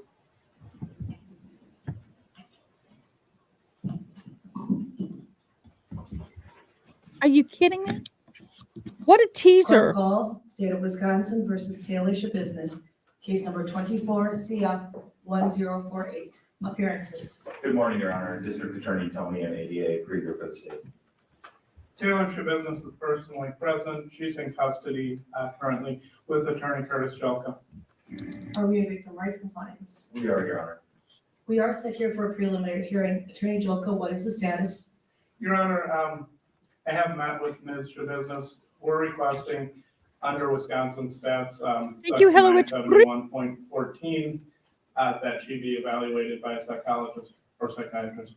And that's based on your personal observations? Correct. Is there any objection from state? Not under these circumstances. Well, I would note that the court has reviewed the criminal complaint. They would find there's probable cause for purposes of suspending the proceedings to allow for a competency evaluation to be done. We will order that a competency evaluation is done by the department, and that we will hold a hearing upon its return. It's my understanding Ms. Business would like to be present. We'll have her present for all required hearings. Is there anything else from the state? No, the court indicated it found probable cause from the complaint. I did. Nothing additional, thank you. Defense? Nothing else, thank you. All right, with that, we are adjourned. Why has she shaved part of her eyebrow? 1, 2, 3, 4, 5, 6, 7, 8 sheriffs for one person? Oh my gosh, y'all. That is so cray, y'all.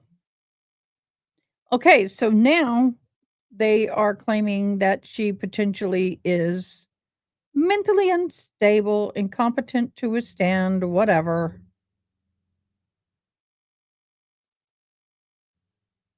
Oh, yes. I want to do this.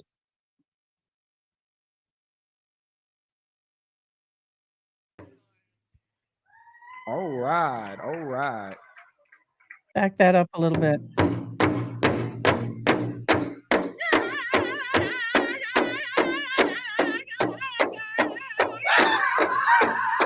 Okay, I'm going to turn it down. It gets loud. The lady in the red with the little, those are metal cones. That's called a jingle dress. There she is. All those little things on the bottom are called, we call it a jingle dress. That's a type of dancing.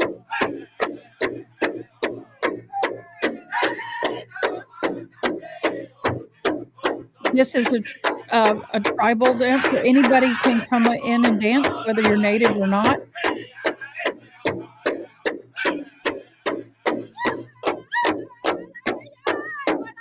Intertribal. See, oh, you see this long thing where my arrow is? That lady is wearing? That is what I'm making. All of those individual medallions are going to be sewn on a cloth together. I'm going to have some decorative in between, connecting them. Just thought people didn't understand what I meant by drag. That's a drag. So that's what I'm making. With a bunch of these. They will be hung that way. All right, they're going to be working a Sounds couple like of my different perfume. things out, getting things together.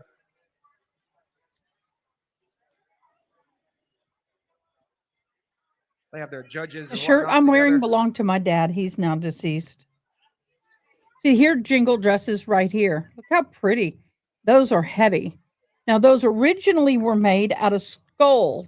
You know, that dip tobacco cans. Mr. Clarence. They'd take the lids Debonair. and then they'd curl them up over a piece of ribbon. And that's how they did it.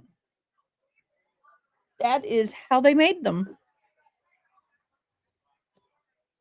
Native people are very, very creative and resourceful. If you're looking to build top quality dance clothes for competition, we have you covered here at the Wandering Bull.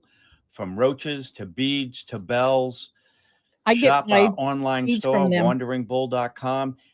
So go to the Wandering Bull. You can save 15% on this weekend's powwow. Thank you, Wandering Bull. So when they dance, those cones hit together, Okay, and it sounds almost like a So rain, the light first song, rain. the first song will be from High Crossing. Then the top five will be selected for the championship song, and the family has requested Ho Chunk Station for that championship song. So that's the top five, but they'll be selected after this song. High Crossing is going to have This this powwow song. So is if you're looking sponsored or forward, put on go by a ahead. family, usually to honor It will be someone straight songs who's passed. for both of these songs, straight songs. So straight song from High Crossing, and then for the top five, a straight song from Ho Chunk Station. Straight means not double time. All right. Hey, Lotus Looking for the Spider family 7, and how to the are AD, you? let me know when to go ahead. We have our judges. Stick boy, feeling good? We're just waiting for the courts. And a 1, and a 2, Mm-hmm. She did. and a 3. All right, High Crossing. Here we go. Each there are different dances per different dresses. So the jingles. Okay, these right here are fancy shawl. You can see they do a lot of spinning, and they always have their try to open the arms like a butterfly or a bird. This is this lady here just going up and down with her arms. That's an old fashioned. The ones in the buckskin with all the little long tassels, which are coming up. Oh, these girls are covering them. But these two right here in the blue here. The two here over here in the blue with the fringe, that's a traditional buckskin. That's different. Jingle dances are different. These two are probably family members. They're dancing in unison.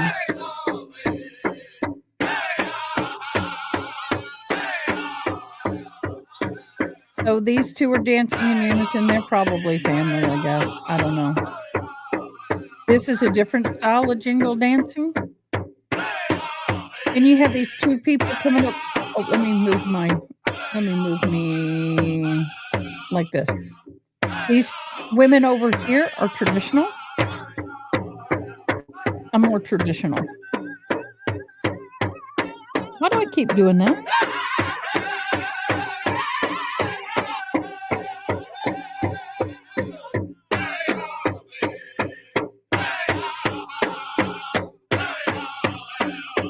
I'm enjoying the beat of the drum. I can't hear the music, but I can feel the beat on my ears.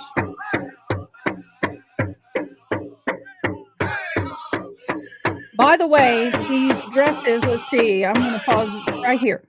See this one here in the red where my arrow is? That's the material that I have. It is 100% wool, $150 a yard wool.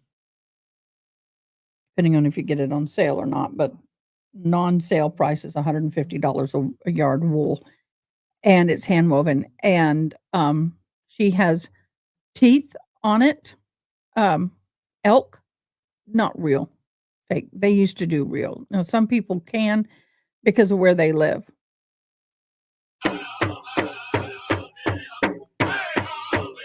I'll be right back.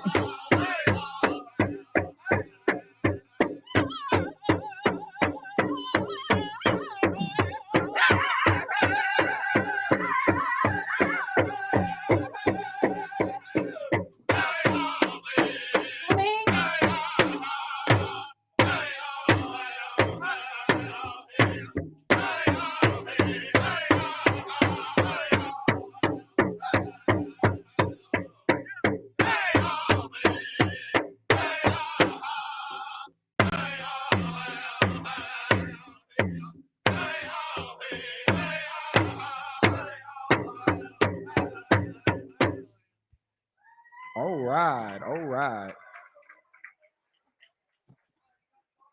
I run all the way to the front door. So all And the they just dancers walk come and out. They line up look and at follow me the and direction leave. of I'm the like, AD. He's going to get you spaced out.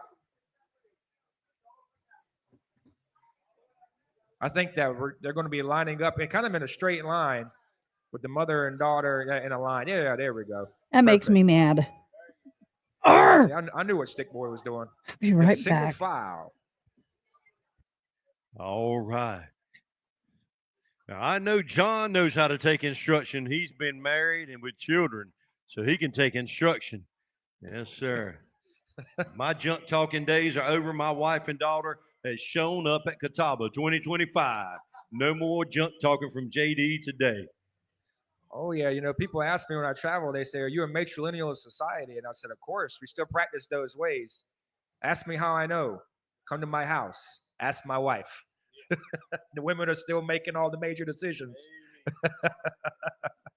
All right, they're going to be selecting the top 5 at this time. The judges are going to be selecting the top 5 with the championship song coming from Ho Chunk Station. Ho Chunk Station is going to have the song for the top 5 coming up here in just a moment. Really appreciate the mothers and daughters coming out and participating, and the family for hosting this awesome special.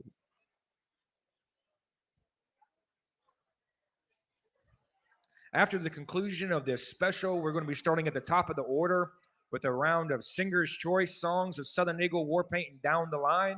And that should bring us to our dinner break. That should bring us to our dinner break, ladies and gentlemen. So we're going to start at the top of the order after this with Southern Eagle, then War Paint, Stony Creek, Ho Chunk, Down the Line for just some Singer's Choice songs.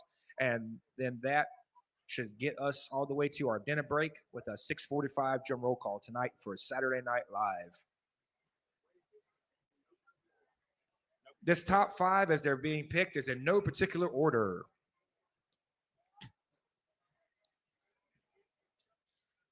All right, there we go. Our first finalist. Our second finalist. Third finalist.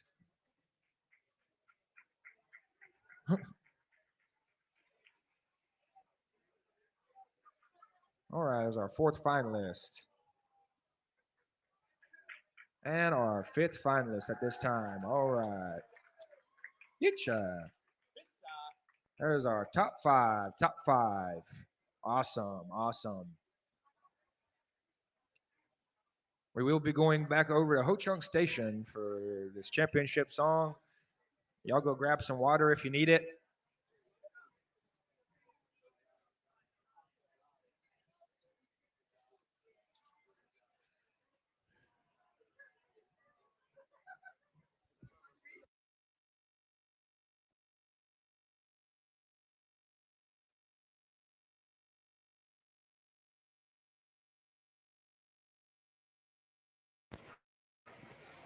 If anybody's needing any water before we get started back up, please make sure and visit your pit crews.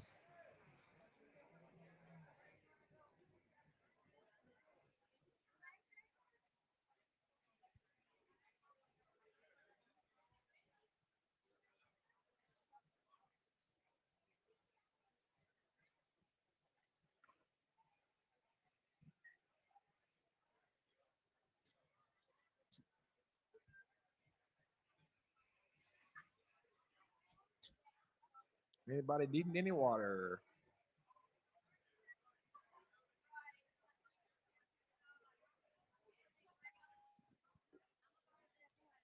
Believe everybody's good. We'll count it down. Our judges is here.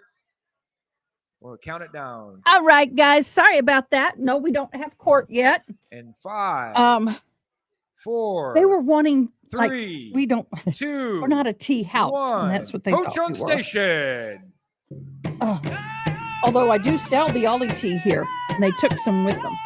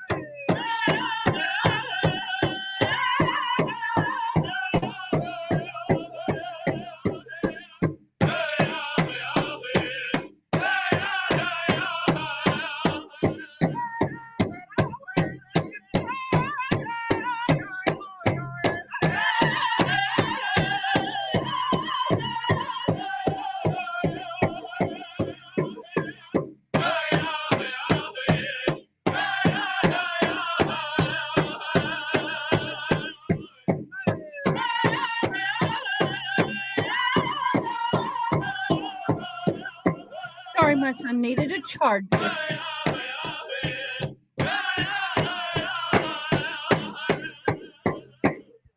It's like a memory book that says "Hello, baby" on the front, and it appears to have an ultrasound. And where was that found? It was with the defendant's belongings. Okay, at what location? Hunter's residence. Okay. Okay. We will ask to be moving that as exhibit number 192. Any objection? No objection for our agreement. You know what? You're right. She didn't clean up after herself very well. She left a lot of things undone, which does not help her.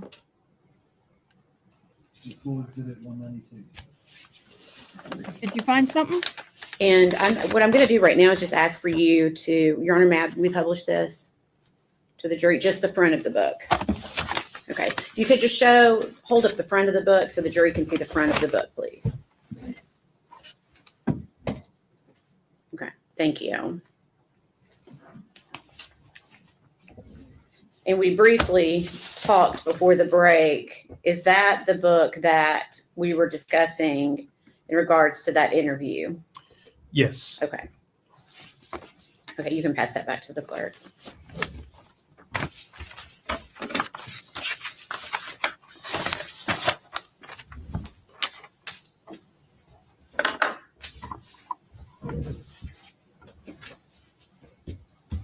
At some point, did the defendant tell you someone other than Ethan allegedly had Evelyn? She did, yes. And who did she allege had Evelyn? After a period of time, the defendant told us that her mother, in fact, had Evelyn Boswell. Okay, is that? I'm sorry, go ahead. And her mother's name is Angela Boswell, also referred to as Angel from time to time. And were you able to locate Angela Boswell? Yes, she was located And where was she located? in Wilkes County, North Carolina. Okay. Was she with anyone? She was with a man named William McLeod. Okay. Did Angela have Evelyn? No, she did not. Okay. At this point in the investigation, had anything led you to believe that Angela had Evelyn at any point? No. Okay. Did you yourself end up going to North Carolina? Yes, I did. And why? To Her interview lies Angela keep getting worse, Boswell and and it's pissing William me McLeod. off. Okay. Moving forward a few days, do you remember meeting with Megan Boswell again on February 23rd, 2020? Yes, I do. Okay. Who was present for that interview? Sorry, or now Lieutenant Matt Price Okay. Where did that interview take place? at the sheriff's office. Okay. Is that located in Sullivan County, Tennessee? Yes, it is. What was the purpose of that interview? At that point, we were still Can speaking you have with the other one the back? defendant, trying to get as much information as Oh, we you gotta could find it, 'cause I regarding gotta- the investigation. I got to put in my iPad somehow. Had you started developing a timeline at any point? Yes, that's one thing that we worked on throughout this investigation that is important when you're looking for a missing person to determine their last known whereabouts. Okay. And were you continually working in and out of the sheriff's department during this time? Hello, Yes. Jolia Golia. Did you have a scheduled interview with the defendant on February 25th of 2020? No, we did not. Okay. Did you see the defendant that day? Yes, she showed up at the sheriff's office. Okay. And is that located in Sullivan County? It is, yes. Okay. Did the defendant tell you why she showed up that day? Initially, or throughout talking with her, she gave a couple of different reasons. Okay. What did she say? She was concerned about having her body spray returned to her. She was talking about forming a search party to go to an area she kept referring to as Mendota. And she was asking about whether she would be, or whether there would be any issues with tampering with evidence.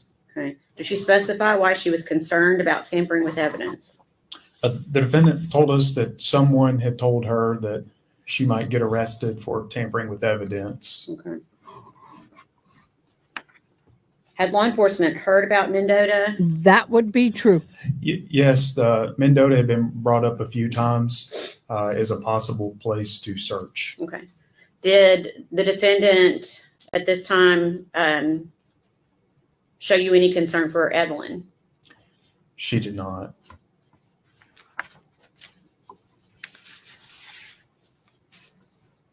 Do you recall speaking with her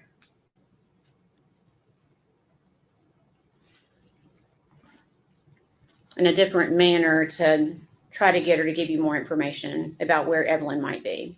I'm sorry, could you clarify that for me? Did you get a little more Did you give her breath, honey any boo? possible scenarios?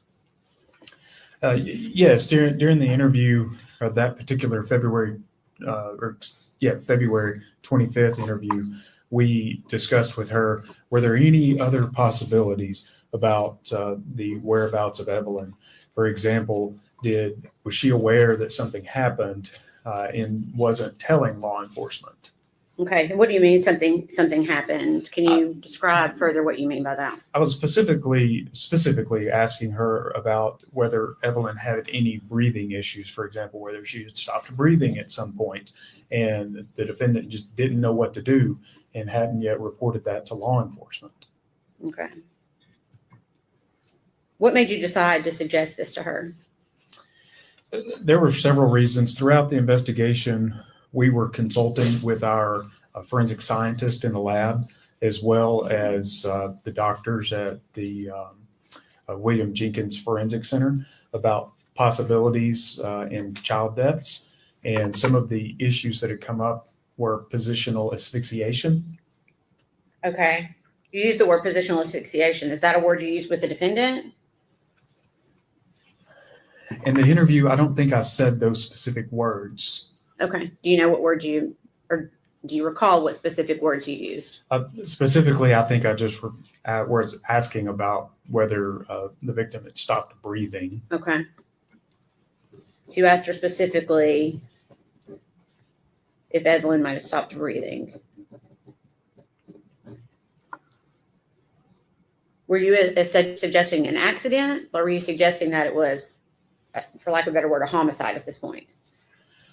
You know, we were open to all types of theories at that point, but we did want to know whether an accident had occurred sometime in the past and she had done something and just not told us about it at that point. When you discussed these things with her, did she continue to maintain nothing like that had happened? She did. She denied that there was ever any breathing issues. Okay. Did she maintain she told you everything? Multiple times the defendant had told us that she had told us everything that she knew. Okay. And do you recall that interview ending? Yes, I do. Okay. And do you recall where that interview took place within the building? It took place in several parts of the building. At one point, we were upstairs in the sheriff's office, and another point, we had walked the defendant downstairs to essentially escort her out of the building. Okay. So you walked her down yourself? I believe now Lieutenant Price was with me. Okay. When you got to the door, did you see anything outside? Yes, at that time, the news media was just right outside the front door. Okay. What did you do when you saw them? We offered out of a courtesy to the defendants, you know, do you want to go out another door so you don't have to face them? Okay. And did you, in fact, walk her to a different door? Yes, we walked her out a side door at the sheriff's office. Okay. And did you see the defendant after that moment? Yes. What Yes, did you we see? did. What did you see? She had walked from that side door back to the front of the building and then gave an interview with the news. Why would you sneak out the back? And Only to looking go for to the front Evelyn, to give how an many interview? times did law enforcement search that trailer park where the defendant was living with Evelyn? I know multiple. I know I was there twice, and I know other law enforcement officers had gone in addition to that. Anything ever found other than the stroller we've already talked about that was helpful to the investigation? No. Okay. Can you please tell us how many law enforcement agencies had been called in to help find Evelyn Boswell? The specific number, you know, I don't know. However, it was a large amount of law enforcement, essentially all of the TBI resources out of the Johnson City office, several from the Knoxville office. Many people from Nashville were helping. I know our aviation unit, several pilots assisted with a plane, the Federal Bureau of Investigation, all of Sullivan County Sheriff's Office, and probably every local agency in the greater East Tennessee area. The United States Marshal Service was involved at times. Our partner agency in North Carolina, the State Bureau of Investigation, assisted, along with the Wilkes County Sheriff's Office. Hundreds of thousands of dollars worth of assistance. Was a tip line established in order to try to find Evelyn? Yes, in scenarios like this, we use a tip line, the number being 1-800-TBI-FIND. Okay. And do you know approximately how many tips came in during that time? A couple of thousand. How does a law enforcement agency determine which leads to follow? At different times, especially early on in the investigation, we man the tip line with different agents. Different analysts in Nashville are keeping eyes on every tip that go in, and we essentially use our experience and determine which tips that maybe we should look at first and try to prioritize them and continue to working them until we can close them and move on to others. Okay. Are you confident that every credible lead was followed to the end? Absolutely. Okay. And were you given leads based on information that Megan Boswell gave you directly? individuals to look at? I'm sorry, I'm not sure what you mean. Did you follow the leads based on information that Megan Boswell gave you? Oh, absolutely. Yes. Okay. Can you tell us what, like just one at a time, what was one of those leads that she gave you as to where Evelyn was? So we got the initial story that Evelyn was with Ethan, and us and other law enforcement agencies and the Army CID essentially eliminated that lead. Okay. Do you feel confident that That was you were held able with to that young eliminate man. Ethan And as it a wasn't even suspect? his Yes. daughter. Okay. What about Angela Boswell? Same answer. Yes. Okay. Did you investigate Angela Boswell? Yes. Did you investigate her boyfriend, Will McLeod? Yes, we did. Based on your investigation, were you able to confidently eliminate Angela Boswell and Will McLeod as suspects? Objection, Your Honor. We approach. What, you don't like this?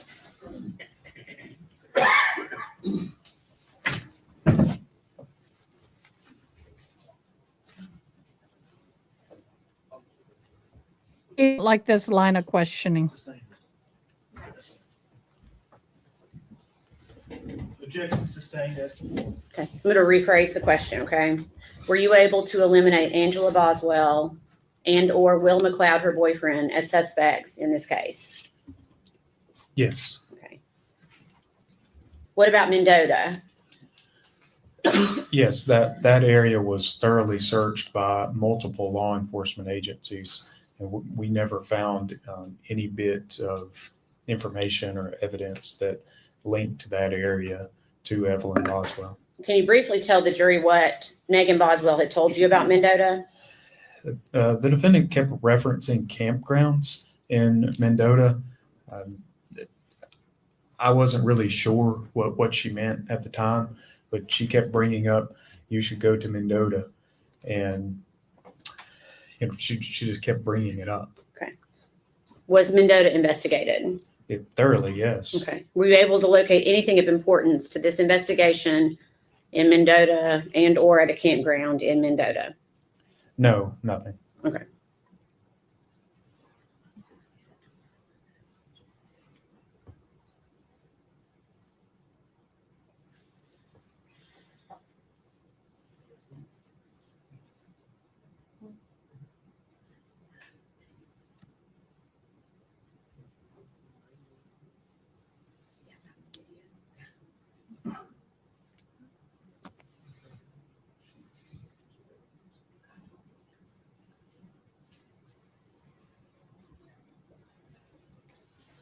Pass your document.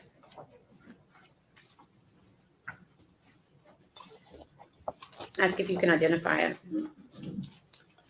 Yes, I recognize this. Okay. What is it? This is an application for applying for a residence at Overlook Apartments. Okay.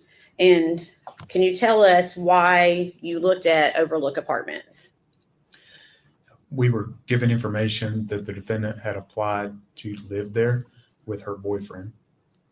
Okay. Her boyfriend. Hunter Wood. Okay. And is that something that was collected from Overlook Apartments? Yes. Is that a fair and accurate representation of what was collected from Overlook Apartments? Yes. Okay. We'd ask that be. Yeah.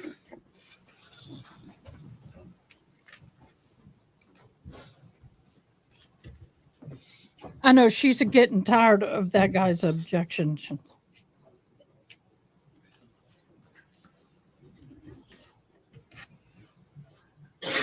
I don't blame her.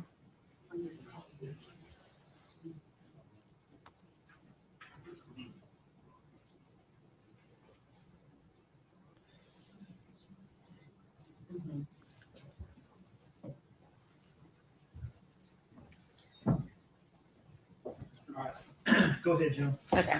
Objection is withdrawn. We would ask that be admitted as exhibit number 193. Be full exhibit 193.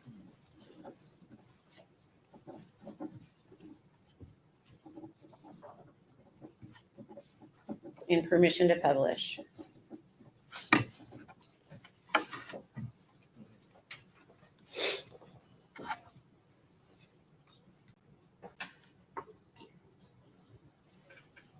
Okay.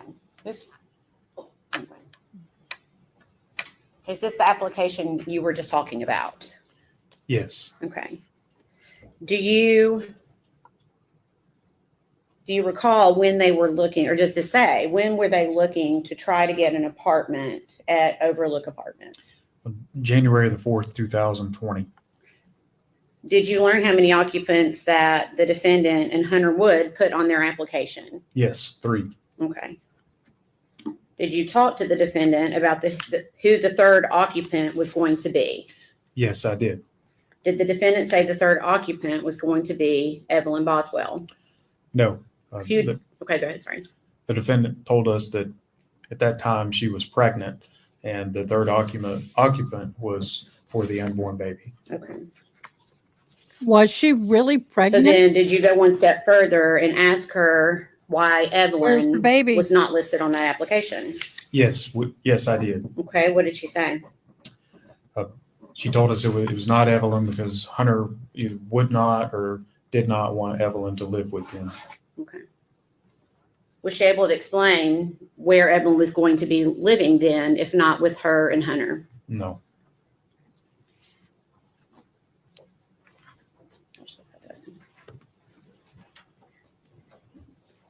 Jumping ahead to March 6, 2020, do you recall being contacted by the defendant's father, Tommy Boswell? Yes. And without going into hearsay on what he told law enforcement, did law enforcement go to Tommy Boswell's property? Yes, initially myself and Detective Haraz. Okay. And is that located in Bluntville? Yes, it is. Do you remember the street name or address? Muddy Creek at 539/543. Okay. And is that located in Sullivan County? Yes, it is. What was the purpose of going there? We were under the impression some of the defendant's property was at that location. Okay. Do you recall what time you arrived at that location? It was around 5:30 that evening or afternoon. Okay. And did Tommy Boswell give law enforcement consent to search that day? He did, yes. Okay. If I could please have exhibits number 6, 8, 9. Well, 6 and then 8 through 12, please.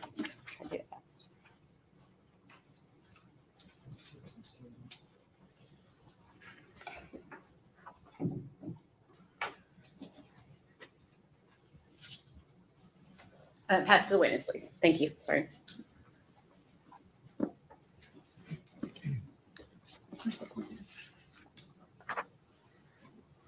Okay. First, if you could take a look at exhibit number 6. Do you recognize that? Yes, I recognize Okay. What is it? This is a drawing or a sketch of the scene at 539/543 Muddy Creek. Okay. Is there a pointer device up there besides you? There's a flash. That's it. Okay. If you could pass the exhibits to me, we'll try to do it that way to make it quicker.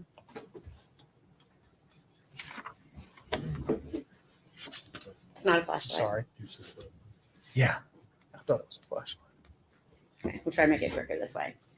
These have already all come into evidence, so we'll just discuss each one. Is this a diagram of the property as it was on March 6th of 2020? Yes. Okay. Can you show the jury? I'm going to try to zoom in a little bit. Can you show the jury where you first searched? Are you wanting me to point at that screen? Yes. It should work. There you go. Would have been in this area right here. It's excuse me. It is labeled as shed. Okay. And did you search anywhere else on the property? Yes. Okay. Can you tell us where else you searched? That building there that's labeled as Playhouse. Okay.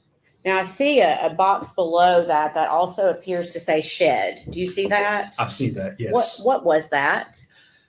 That was another outbuilding that was full of, I believe the business name is Tommy's Paving or something like that. And it was full of paving or asphalt related equipment. Okay. All right. I'm going to show you next. what's been marked as exhibit number 7. Is that the outbuilding that you were talking about a few moments ago? Yes, And exhibit number 8, is that the outbuilding and the playhouse that you were talking about a few moments ago? yes. Okay. Exhibit number 9, can you tell us what that is? That is a photograph of the outbuilding or shed where it shows either the defendant's or some of Evelyn's belongings. It's essentially the shed with the door open. Correct. Okay. Number 10, is this what you're calling, did you call it a playhouse? That is correct. Okay.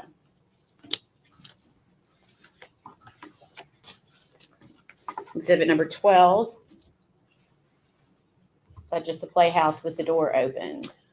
Yes. Had anything been disturbed at the time this photo was had taken place? No. Okay. I think I might have gotten side orders. Okay.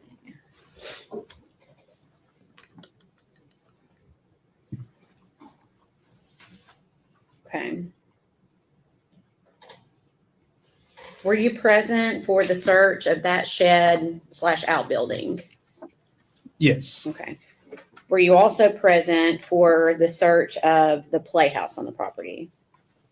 Yes. And were you aware of whose playhouse that was? Yes. It was the playhouse of the defendant. Okay. If I could please have shown exhibits number 13, 14, 16, and 17, or just if I could have this passed to me, please. 13, 14, 16, 17.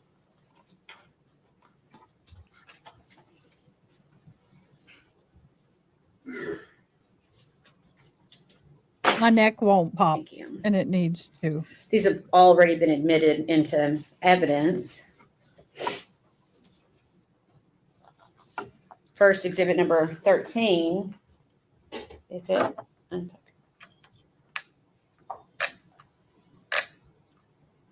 okay, I just made it worse. There we go. Okay.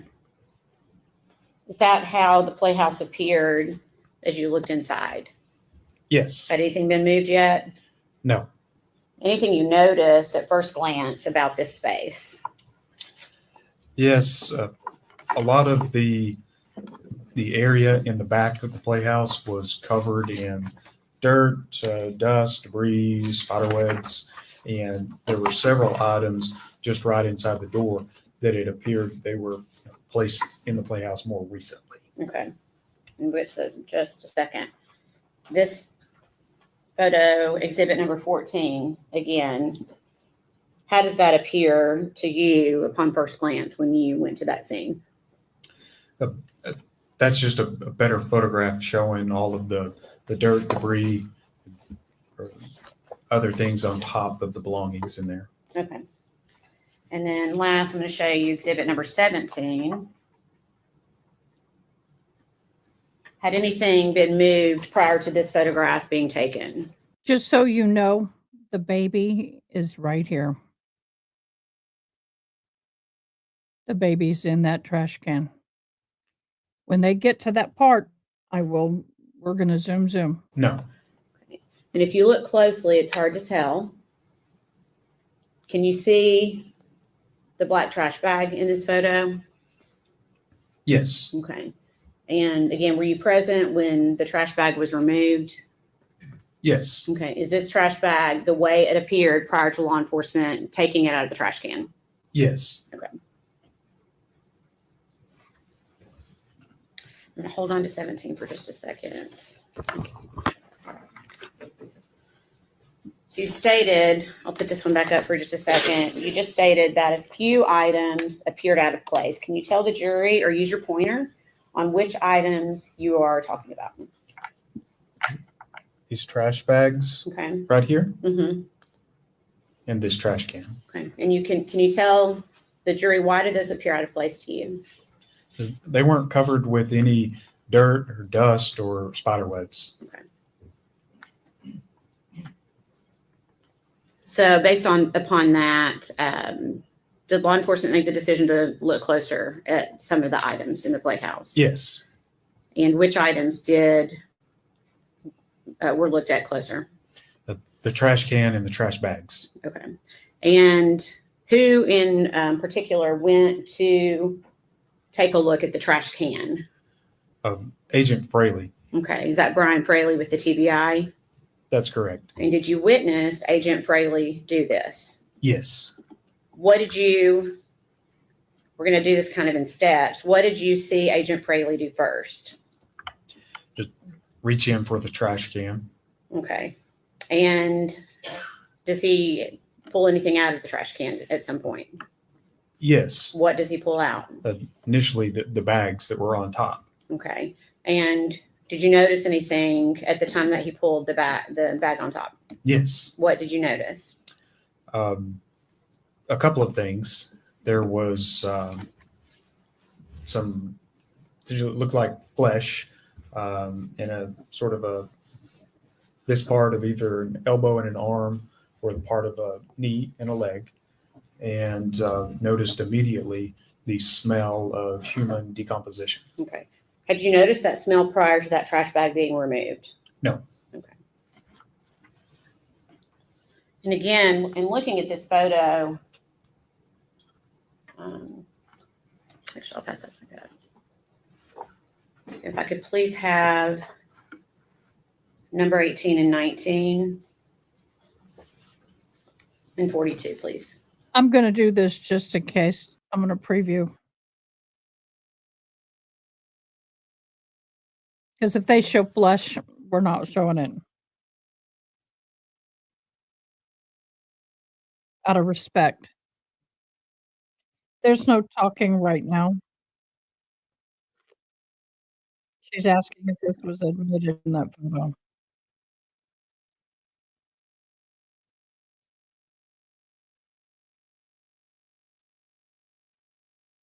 Okay, they're not showing it. This photo was taken after the black trash bag was removed. So now, did you think that was a baby's leg? Initially, when I first saw it, I really thought that it might have been a baby doll. It looked like an antique, kind of a flesh color, and it was, it's hard to describe the look of the skin, but it almost did not look real. It had like a shine to it. And as you can tell, it's at least getting dark at this point. We're in the evening, in the wintertime, and we're shining flashlights on it. So I specifically remember that it had like just kind of a shine to it. And initially I thought, is that a baby doll? Okay.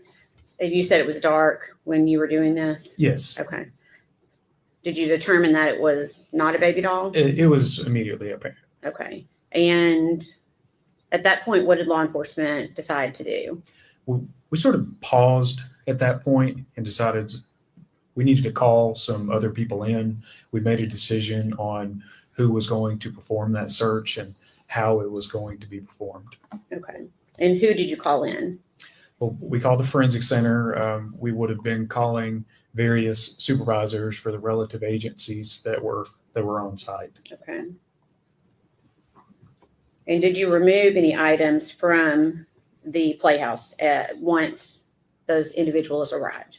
Yes. Okay. And what did you remove? The trash can and the trash bags. Okay. Let's see. If I could see 42. Did I already ask for that one? I'm sorry.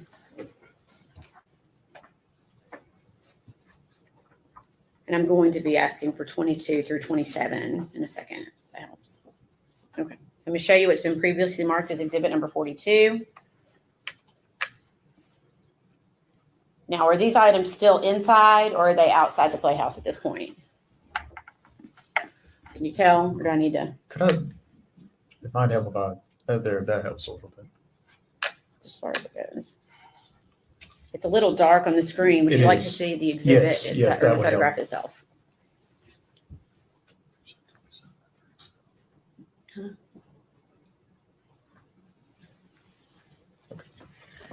That's much better. 22 through 27.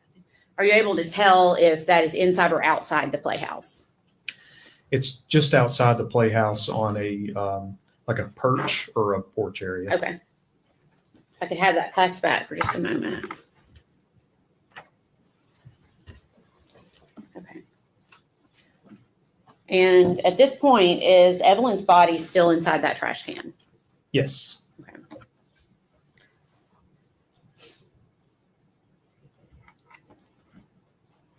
Did law enforcement start the process of removing Evelyn from the trash can?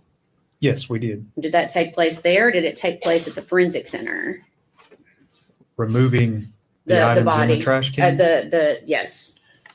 It took place there on scene. Okay. I'll show you what's been previously marked as exhibit number 22. Is this the start of that process? Yes. Can you please use your pointer and show us where Evelyn's head would be located in this photograph?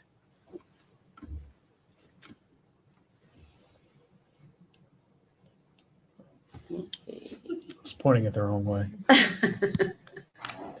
It would be down in this area. Okay. So essentially she was head down in the trash bag. Is that right? That's correct. Objection, Cliff Roach.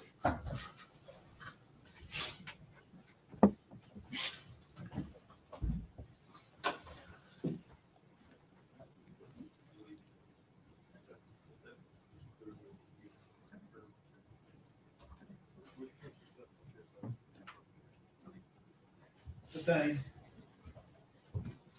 General, you can rephrase. Okay.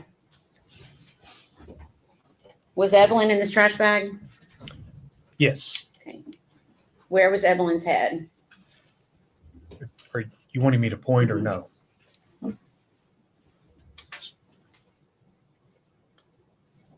In this area. Okay. Can you tell me, well, that's all I need on that one. Okay.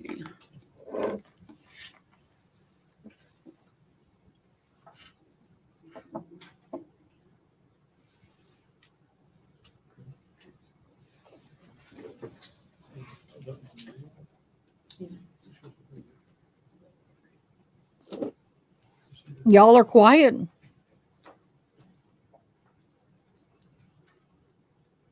This is heavy testimony.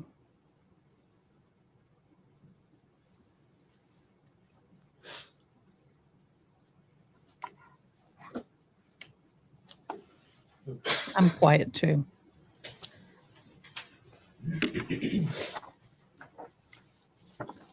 Okay. Do you recognize that photograph? Yes, I do. Okay. What is it? This is a continuation of the photographs that were being taken at the time I was taking the photographs. Okay. You can see the continued process of removing the contents from the trash can. Okay. Is that a fair and accurate representation of how that looked on that date? Yes. We'd ask that be made exhibit number 194.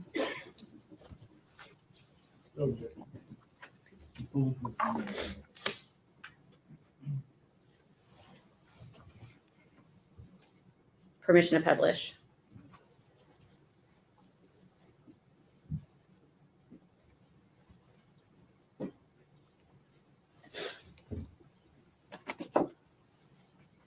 Okay. Can you tell the jury in particular what you noticed about the trash bag here, if anything?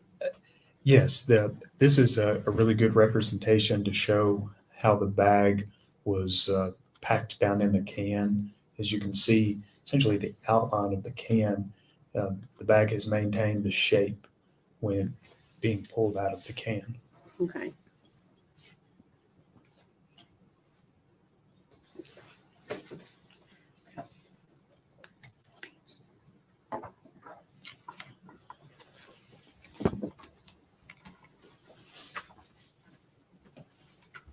This has already been previously admitted as number 24. Can you tell us what we are looking at here? This is a continued photograph in the process of removing the items from the bag. Okay. Is Evelyn in that bag? Yes. Can you tell us where her head is located? Do you want me to use the pointer? Yes, please.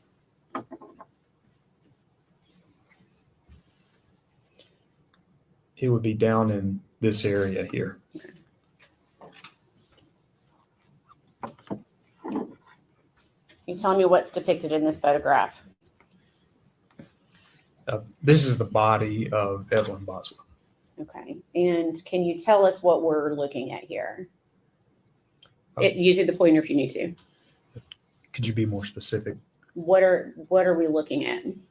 Okay. So again, the body is inside of these contents or this blanket. Right here is a blanket. It's grayish, and you can really start to see it's a little difficult to see on the screen with what it's doing with the colors, but right in this area, you're beginning to see the outfit that Evelyn has on. And in addition to that, you're beginning to see the shape of the head of Evelyn right here. And this is aluminum foil that is formed around the victim's head. If that aluminum Previously marked foil exhibit number gets 26. her off, Can I'm you gonna- tell the jury what we Yes. are seeing here? This is a photograph of the trash bag after Evelyn's body was removed from the trash bag. Okay.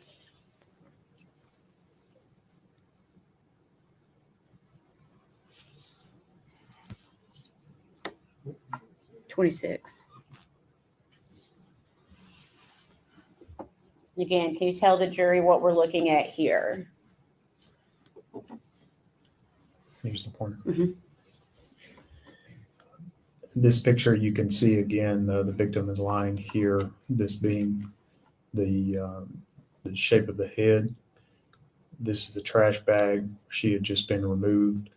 And at the bottom of the bag were trash contents. Okay. So what was anything else in that bag that had been removed? I'm not sure what you mean. You've got a bag there full of food debris. Yeah. Was anything else located in that bag other than that food debris? Along with the things that were already removed, What else had been removed?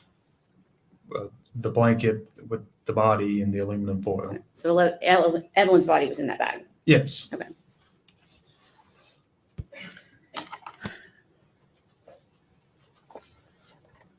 Please, 34 and 40.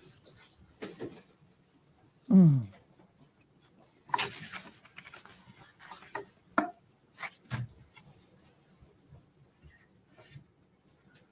Yep, she's not looking. It's probably very gruesome.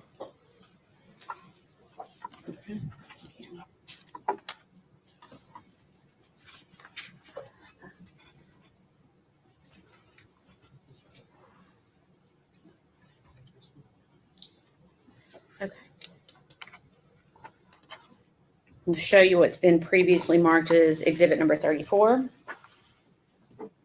Can you tell the jury what they are seeing here?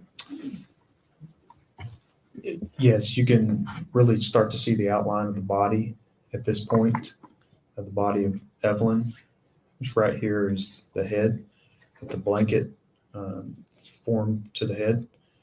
This is the outfit. That is Evelyn's hand, and this is a blanket that is wrapped around Evelyn. Okay, can you tell us where Evelyn's face is located?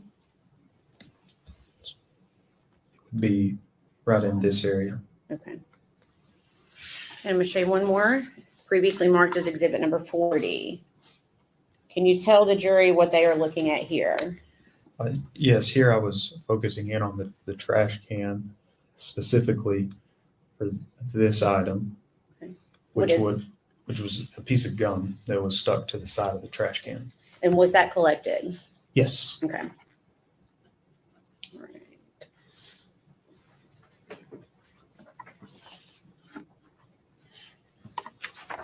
Okay. After Evelyn's body had been taken out, what was done with the foil, if anything? The foil was collected and ultimately sent to the TBI lab initially in Knoxville, And later on, it was sent to our lab in Nashville. Okay.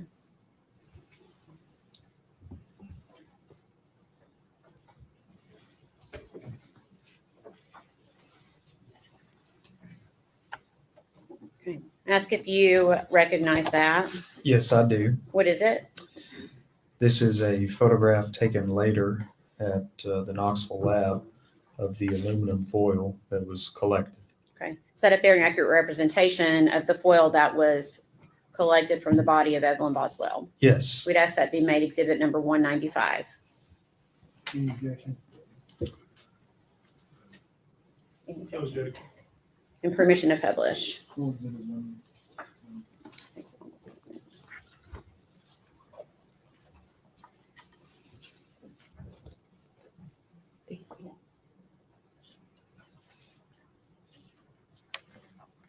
Okay. Can you tell the jury what they're looking at here?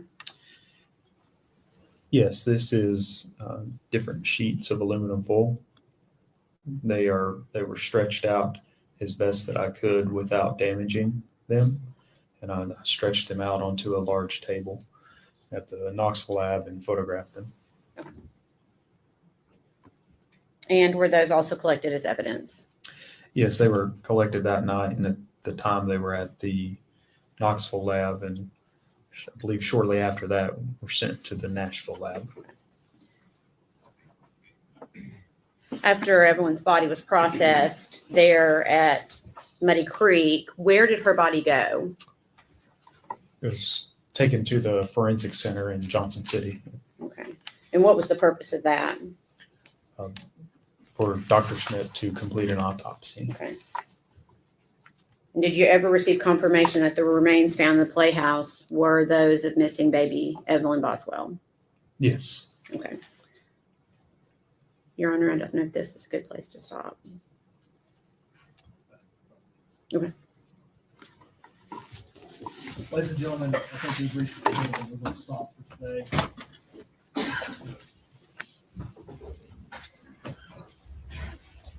Wanting to admonish you not to communicate with other jurors or anyone else regarding any subject connected with this trial.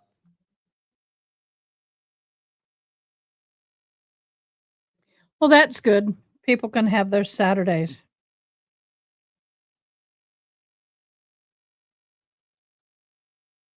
Oh, man.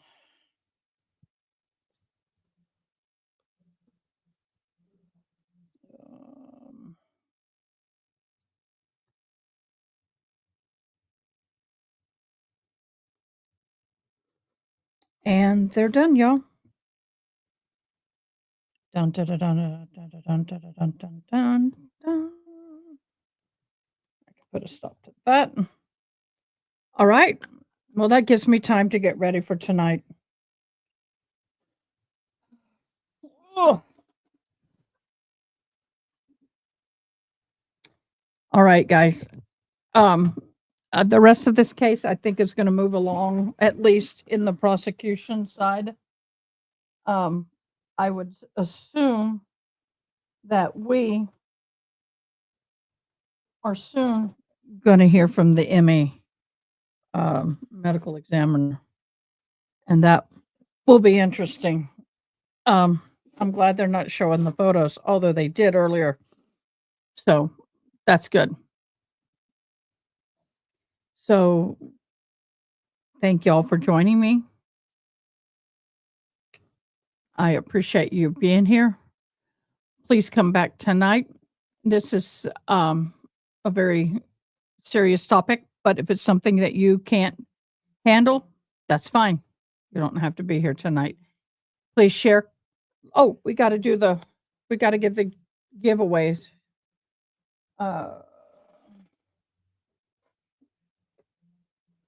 Let's do the giveaways.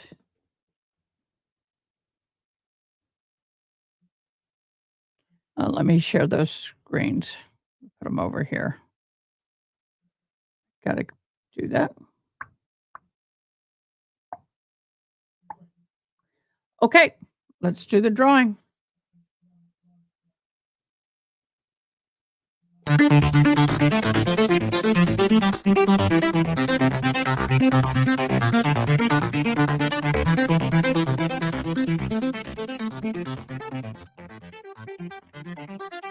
Penny! Yay!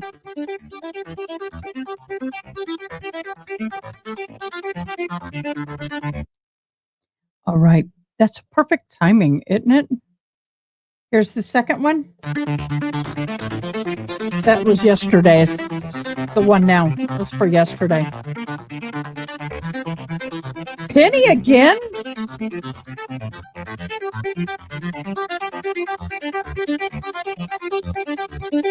Yay! You girl. You did double duty today.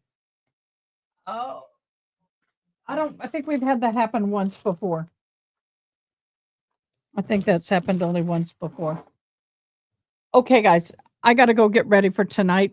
I got to wrap my mind about what we're going to do. I got to get everything going. So y'all have a great evening. I'll see you 7:00 Central Time. Until then, you have a great evening and then enjoy tomorrow off. And then Monday, back to court.